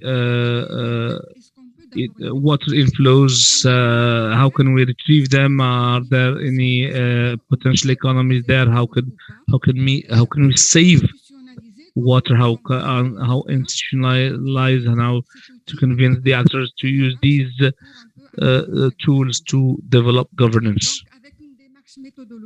So with the methodological way, we have seen it this morning. It was just a small wrap-up reminder. Ask the question, priority questions, and then the spatial scale. We have to find our resources, our human resources, our budget resources work. We have to have human resources, skills. So it is an optimization, and as I said, as it is, we have to commence progressively. This is the force of the approach, the FAO. It's the cycle. It's to start by a quick exercise and then grow the basin. Third point is temporal scale. We give the documents, the people who will furnish the information. For Rashid, we have required 2018 for. Fourth step is to collect the data, interpretation, analysis. Quality of the data is very important. We'll see it later on. We should analyze and find the uncertainty sources and create a water budget and have the fractioned analysis. And from that time on, we can reflect on how to reduce consumptions that are not beneficial. Parallel to this, the rapid audit of water, limits, advantages, an action plan, what we can do to go towards a water budget, accounting of water plus, where you can go to advance in the accounting systems based on the tools used. So our action zone is situated here. South the Casablanca, it's an aquifer that does 1,500 kilometers square. In the two images, Google Earth, there is the Barshid city, and we can see the urban evolution and the evolution of the population, and the extension of the city. So the problematic, the stakes of the it was a big cereal zone in Shawi, as you know.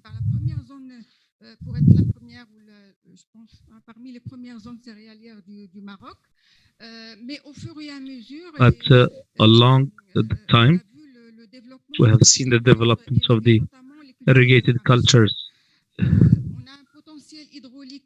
We have an important potential irrigation, but it's vulnerable because it depends on the climatic variability. So there is over exploitation,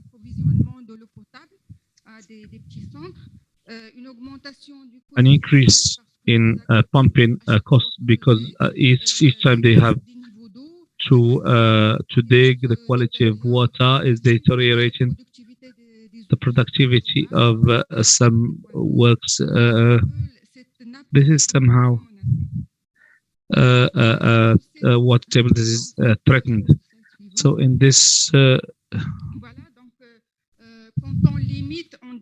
when we limit our zone of study, we see what are the inflows,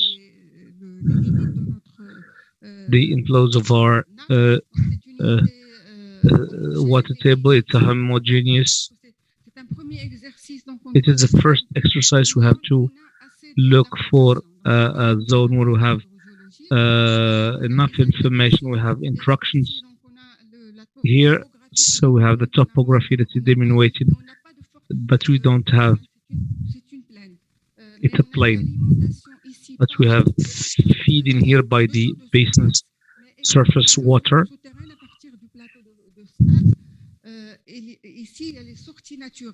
Here we have natural outflows towards Wad al-Millah and towards the water table of Shawiya.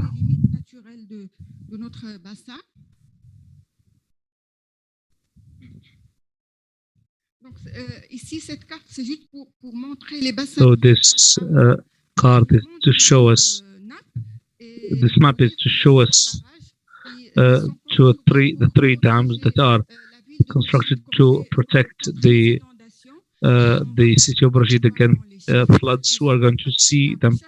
They have impacted the natural research of the water table because they have stopped water. So the research of the water table has been difficult. So this card is to show the graphs here. So the slide is related to rainfalls. So it's important to have tendencies of rainflows. So what I can tell you here very quickly is between 2000 and 2018, there is a big variability and a small tendency towards the decrease.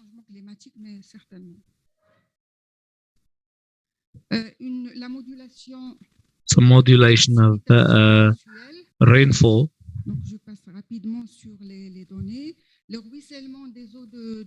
So the runoff of the surface waters, showed you here the basins.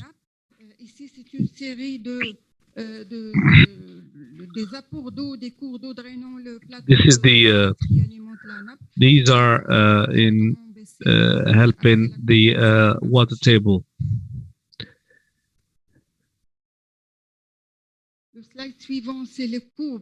Next slide will be to show you the essence of our water table, the depth of the water table of Rashid. In red, we have some very deep, very high depth. So there is no pumping here. All the irrigation is in the red zones.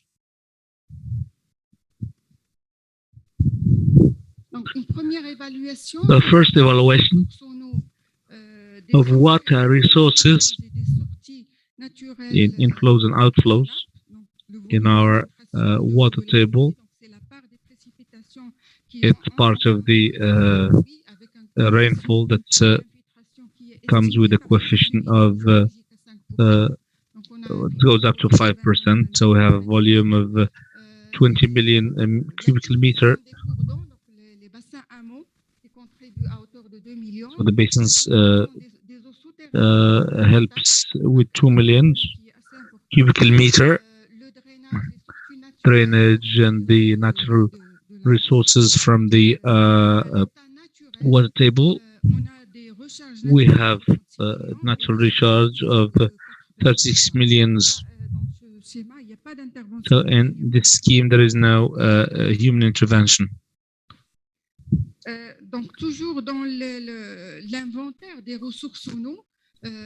So in the inventory of water resources in our zone, what is in green,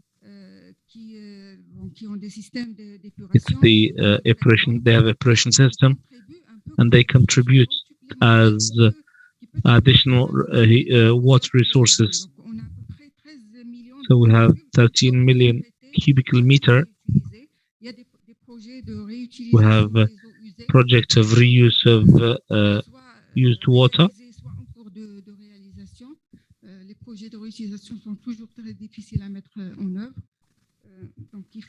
So here we have to take account of this type of water resources.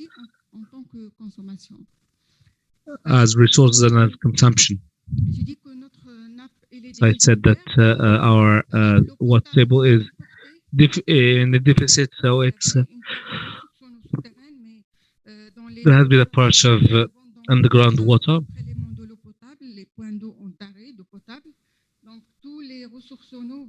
So all the water resources from the Rabi' and in the north, in a dam of in the north. To move to the high consumers, it's an agricultural zone. So irrigated agriculture. So here you see the evolution of the irrigated services, which is between 2000 and 2018. We have moved from 12,000 hectares to 21,000 hectares. And you can see its impact on the water. So if we detail somehow the irrigated agriculture, we can see that we have what so we have carrots, potato, onion, olives. So it is a zone that was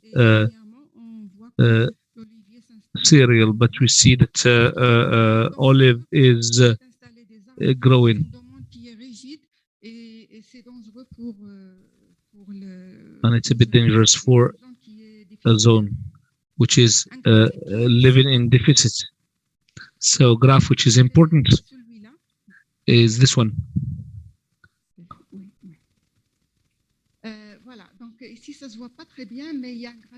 Here there is a graph which shows modulation of the rainfall.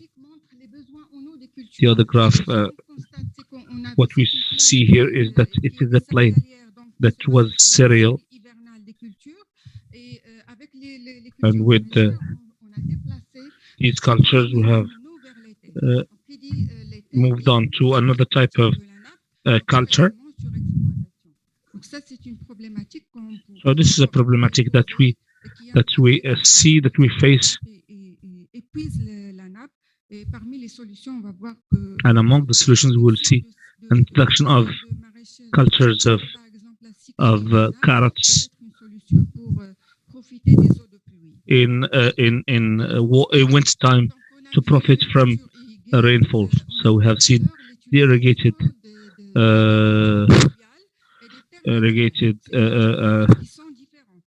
zones.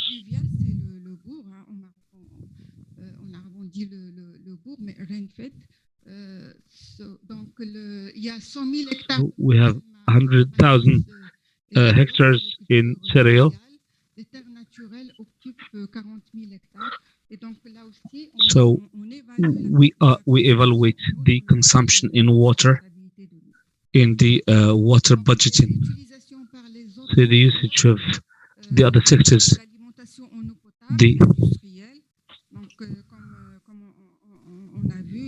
as we saw, the transfer of water with different use that we try to evaluate and to qualify. Another type is evaporation of surfaces of water. We should not neglect it. In our zone, we don't have retention. Very important number, and here we have developed, we have used satellite images, SAS Planet, to have an inventory, which she's given us the surface of different basins, and we calculate the evaporated.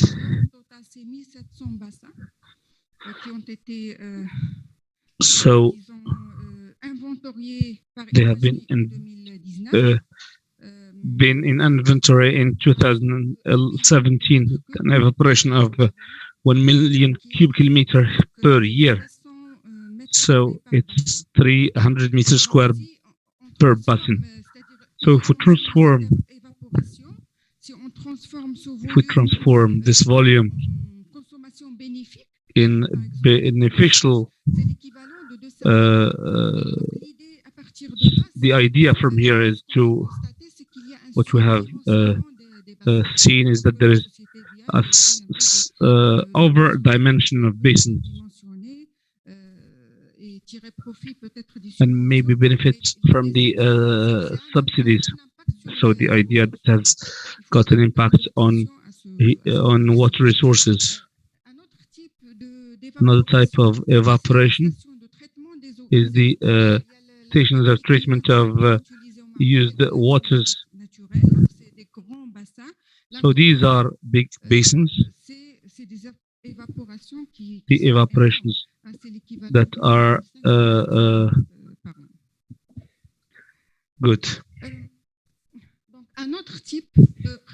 Another type of is the volume of water.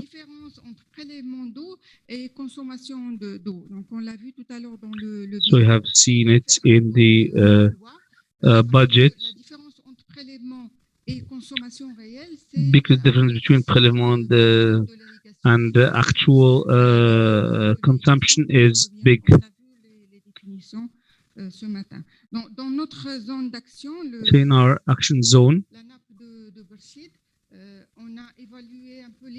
we have evaluated the efficiency up to 72%, but what is practiced will go beyond the double or maybe the triple that we see in that photo taken in 2020 in a parcel of carrots in Rashid.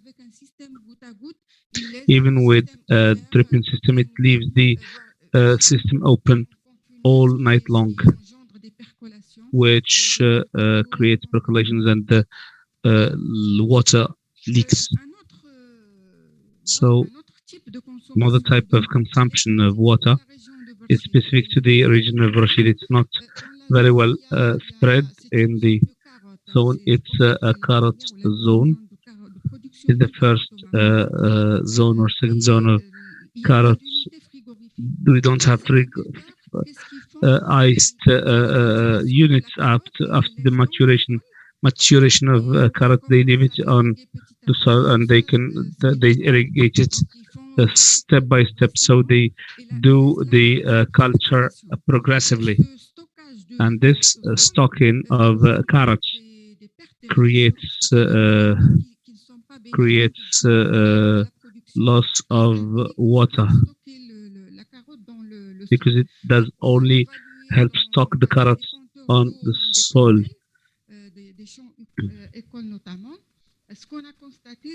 What we have seen is that we have a volume that is keeping the carrots. So it's an important volume. So we evaluate the return inflows in our basin. So the used waters, we saw that there are some basins that evaporate. So these basins were around 33 million cubic meters. We have irrigation water returns that are due to network irrigation, but also due to infiltration of carrots to the soil. We have also infiltration from the network of drinking waters. 5% in the transport network and 27% of distribution network. So this is the synthesis of consumption of debit of water applied per usage, agricultural, and to the right here we have urban use and other uses. So we have here agricultural demand. This is to show in green the difference between consumption, and in blue these are debits. They are different, they're not the same. difference between the two represent the return influxes or inflows. The next graph is what we have seen, the exercise we have just done together for California. This is the statement of Burshid. We have entries.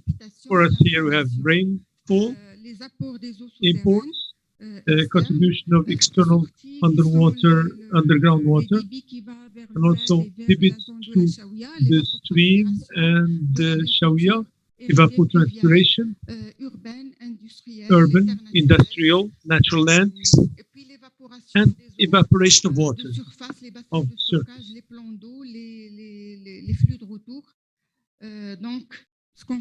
So what we see is that we have this storage of negative balance. Un autre type de schématiser un peu, to represent this graphically, ce schéma, ce bilan. Donc, globalement, overall, ce bilan, en fait, this balance is a balance comprising green water. So we evaluate rainfall and all other sources, blue, green, and we produce that in our diagram of the continent. We have 514 million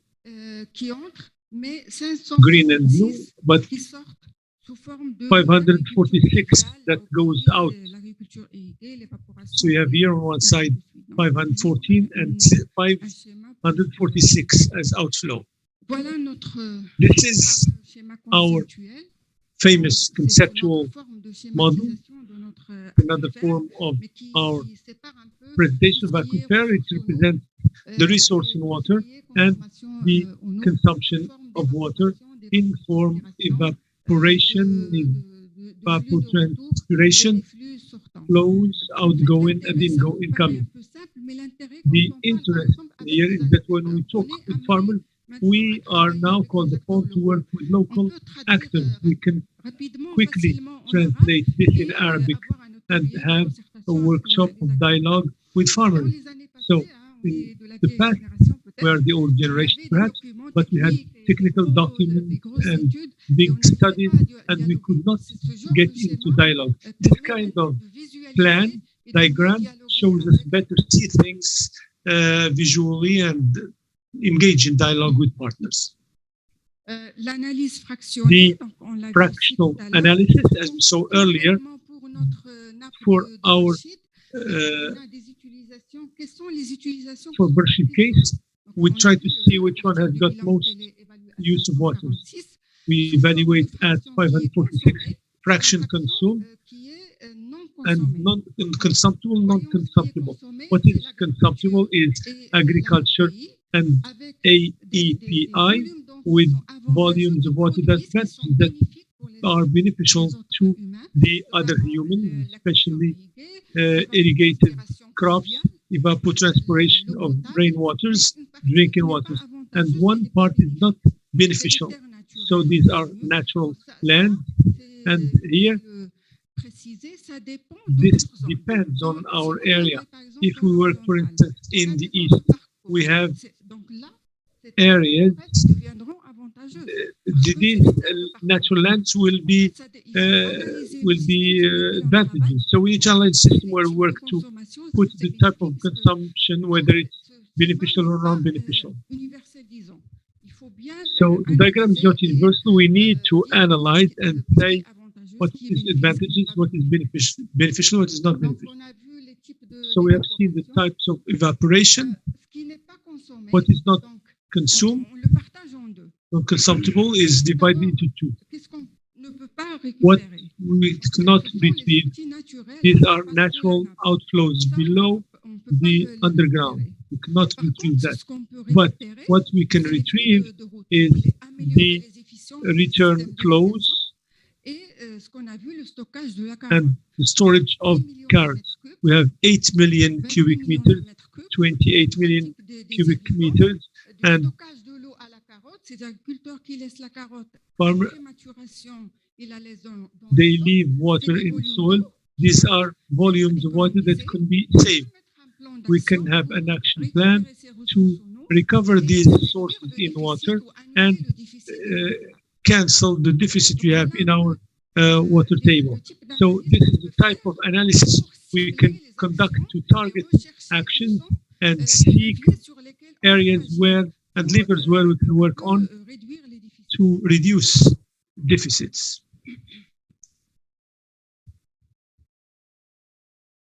Donc ça, c'est une carte. This is a map La nappe en 1980, to compare the water table in 1980, long ago, and the nappe in the water table in 2016. This is made up based on documents we retrieve. We use software surfer for extrapolation. These are exercises we can have in water accounting. So what you see is that we have 1 billion of cubic meters in 30 years. So if we divide this by 36, we have an average volume of 32 millions of cubic meters per year, which is a deficit. And of course, if we have an annual analysis, it all depends on rainfall. We can then have years that are more that show more deficit than others. This is a graph showing that we still have a little bit. If we continue in the same trend with the same debit, if we don't do anything, then we are actually going to mop up our reservoir by 2035. So we need to work. We are now 22nd September. You did that. In the press, we have 2 contracts of management signed in Barshid, and I tell them, okay, good. I hope this can be also duplicated in other areas of Morocco to save water resources. So the recommendations after this exercise, which is quick, of water accounting, is to improve the operant and to have more command on demand. So we came to support this by evidence and by water accounting drill. Perhaps this is to set priorities of the action plan and to support the water table contract. It's not enough to sign a contract to say that everything is fine. No, we need to carry on with all the stakeholders. This is we need to improve by conservation of waters of soil, so we can seek to reduce evaporation by techniques of agroecology and so on. We need to value and treat wastewaters. We need to collect rainfall, thresholds of recharge. There are 3 dams that retain some water, so capture water, so we can recharge the water table downstreams. Now, we have grip system, but it's not very well done. We have efficiencies, we have units of storage. Perhaps this should come first. And pre-good system for carrots, and also alternative crops like quinoa, that's very with high value, but less consumption, to draw farmers to return to less water-intensive crops. Quick auditing of water. Today, we didn't have time to go into details, but this is a quick analysis of the Moroccan regulatory framework, but I'm not going to, we don't have time to go into detail. So what are the next steps towards collective management, collective and fair management of resources, supporting improving capacities? We have management contracts. We need to allocate resources. We need to have spot location, but set quota. We need to convince farmers to have meters. We need to have information systems of water and to limit irrigated spaces. We cannot tolerate extensions. we need to build capacities of water police. Last word on uncertainty.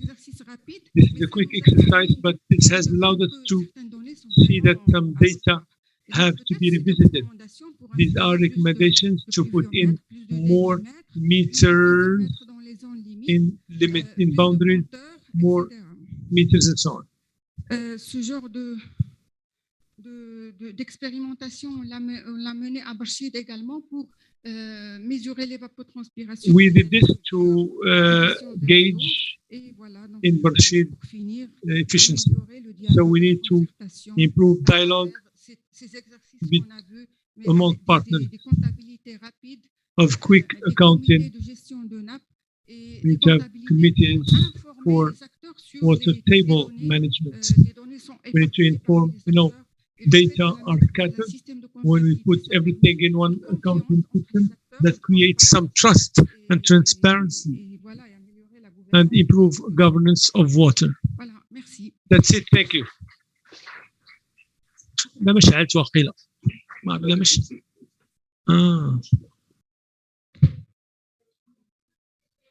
أخصم يسالي ولا الشراس تاتي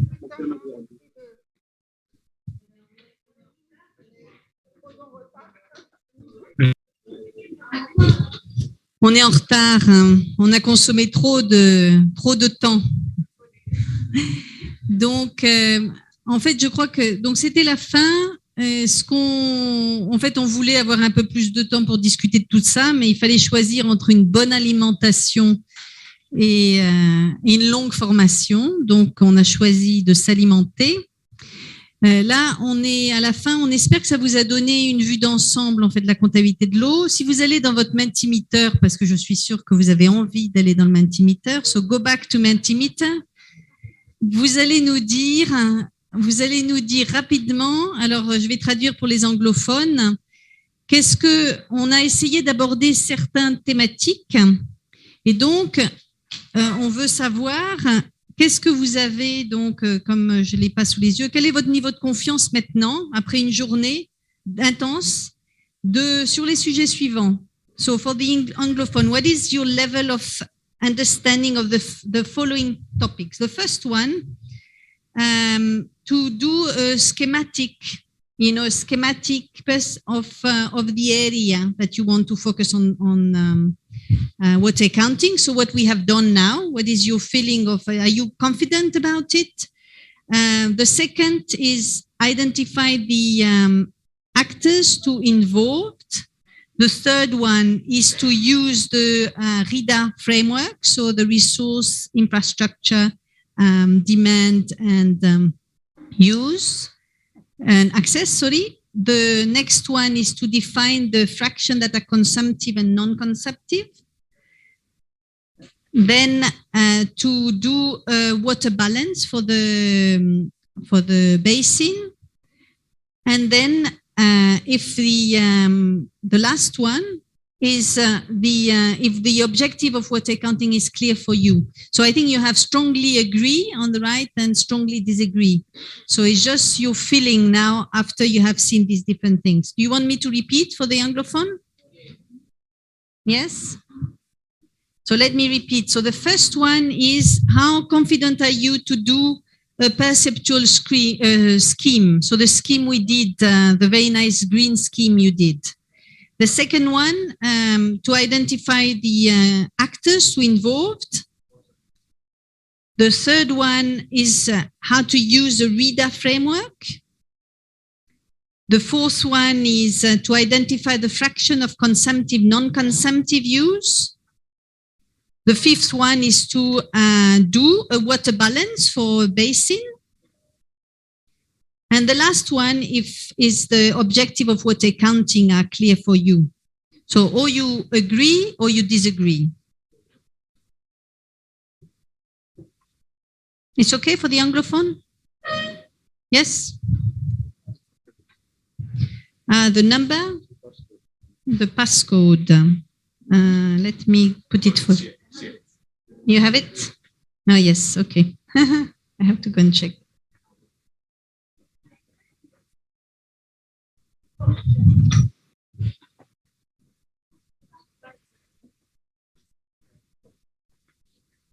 Donc,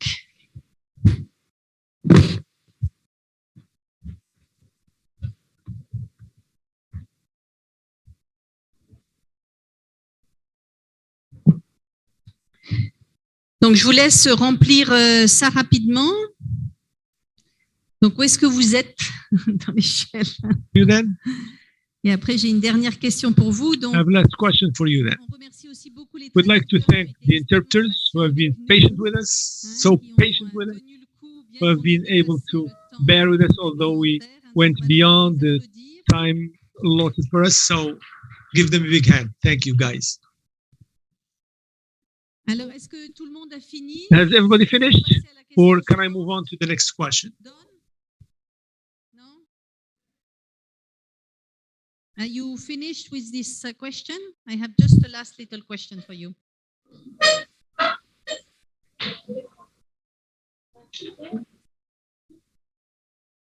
Ah, vous êtes sorti du système? You quit the system? Okay.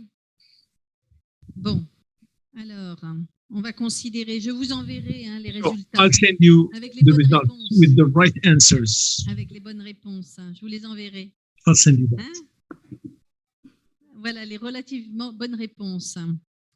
Donc, je voulais juste, en fait, I just peut-être en dernier, wanted perhaps et, at last, vous avez une autre petite question. you have one small last question for you. It's always good to assess a workshop or an activity conducted. Again in your Mentimeter, just a question of your level of satisfaction at the end of the workshop. I said it in English because it's in French. So you can choose on the top, you have the content of the training. Then you have the presentation, that's the same. The facilitation, the example of what accounting presented, and the exercise, top left.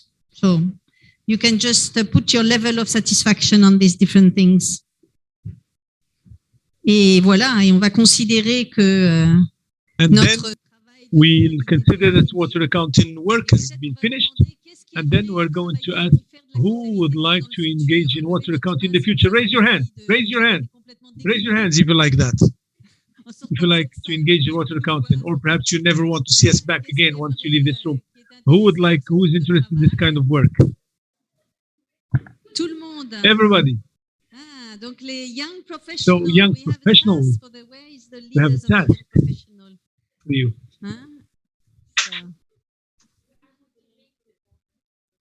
C'est obligé de l'inclure dans votre travail.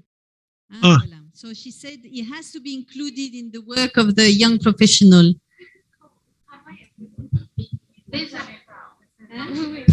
Mais je pense qu'on travaille avec ça indirectement. I think we indirectly work with this. Je crois que vous le faites déjà, mais on va. I think you already do it, but we are going to give a task to our team here that hosted us generously here, working on the house perimeter, to work perhaps on the perimeter of the fees and tell us what they find in terms of findings and where do the uncertainties lie.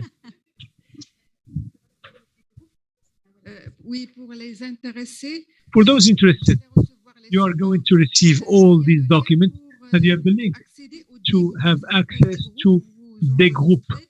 You can, this is a gold mine. It's a gold mine. You've got all the documentation there, webinars, the information, and so on and so forth. So do not hesitate to join the group.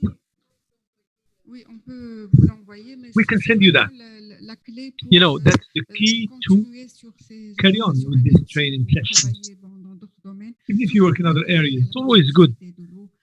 There's water productivity and so on and so forth. So we're going to share with you all the material. You'll get that. We'll try to put that in 2 languages so you don't have problems reading. And you'll also have the links to subscribe to the groups and to join the library and so on. You need to subscribe. You're the one who will define your password and so on. And we accept. Perhaps we're going to accept you to join the group. Perhaps we can accept you. That's it, guys. That's it, folks. We'll call it a day. C'est bon. Okay, is that right? You want to carry on all night long? Okay, no problem. We can give you some things to do. So we'll see you back tomorrow. Tomorrow, it's a new day. So merci beaucoup à nos traducteurs. Thank you very much. Thank you, interpreters. Thank you. Et puis, sorry for the anglophone that And sorry for the English-speaking people. We force you to speak to French. Listen to French. Hein?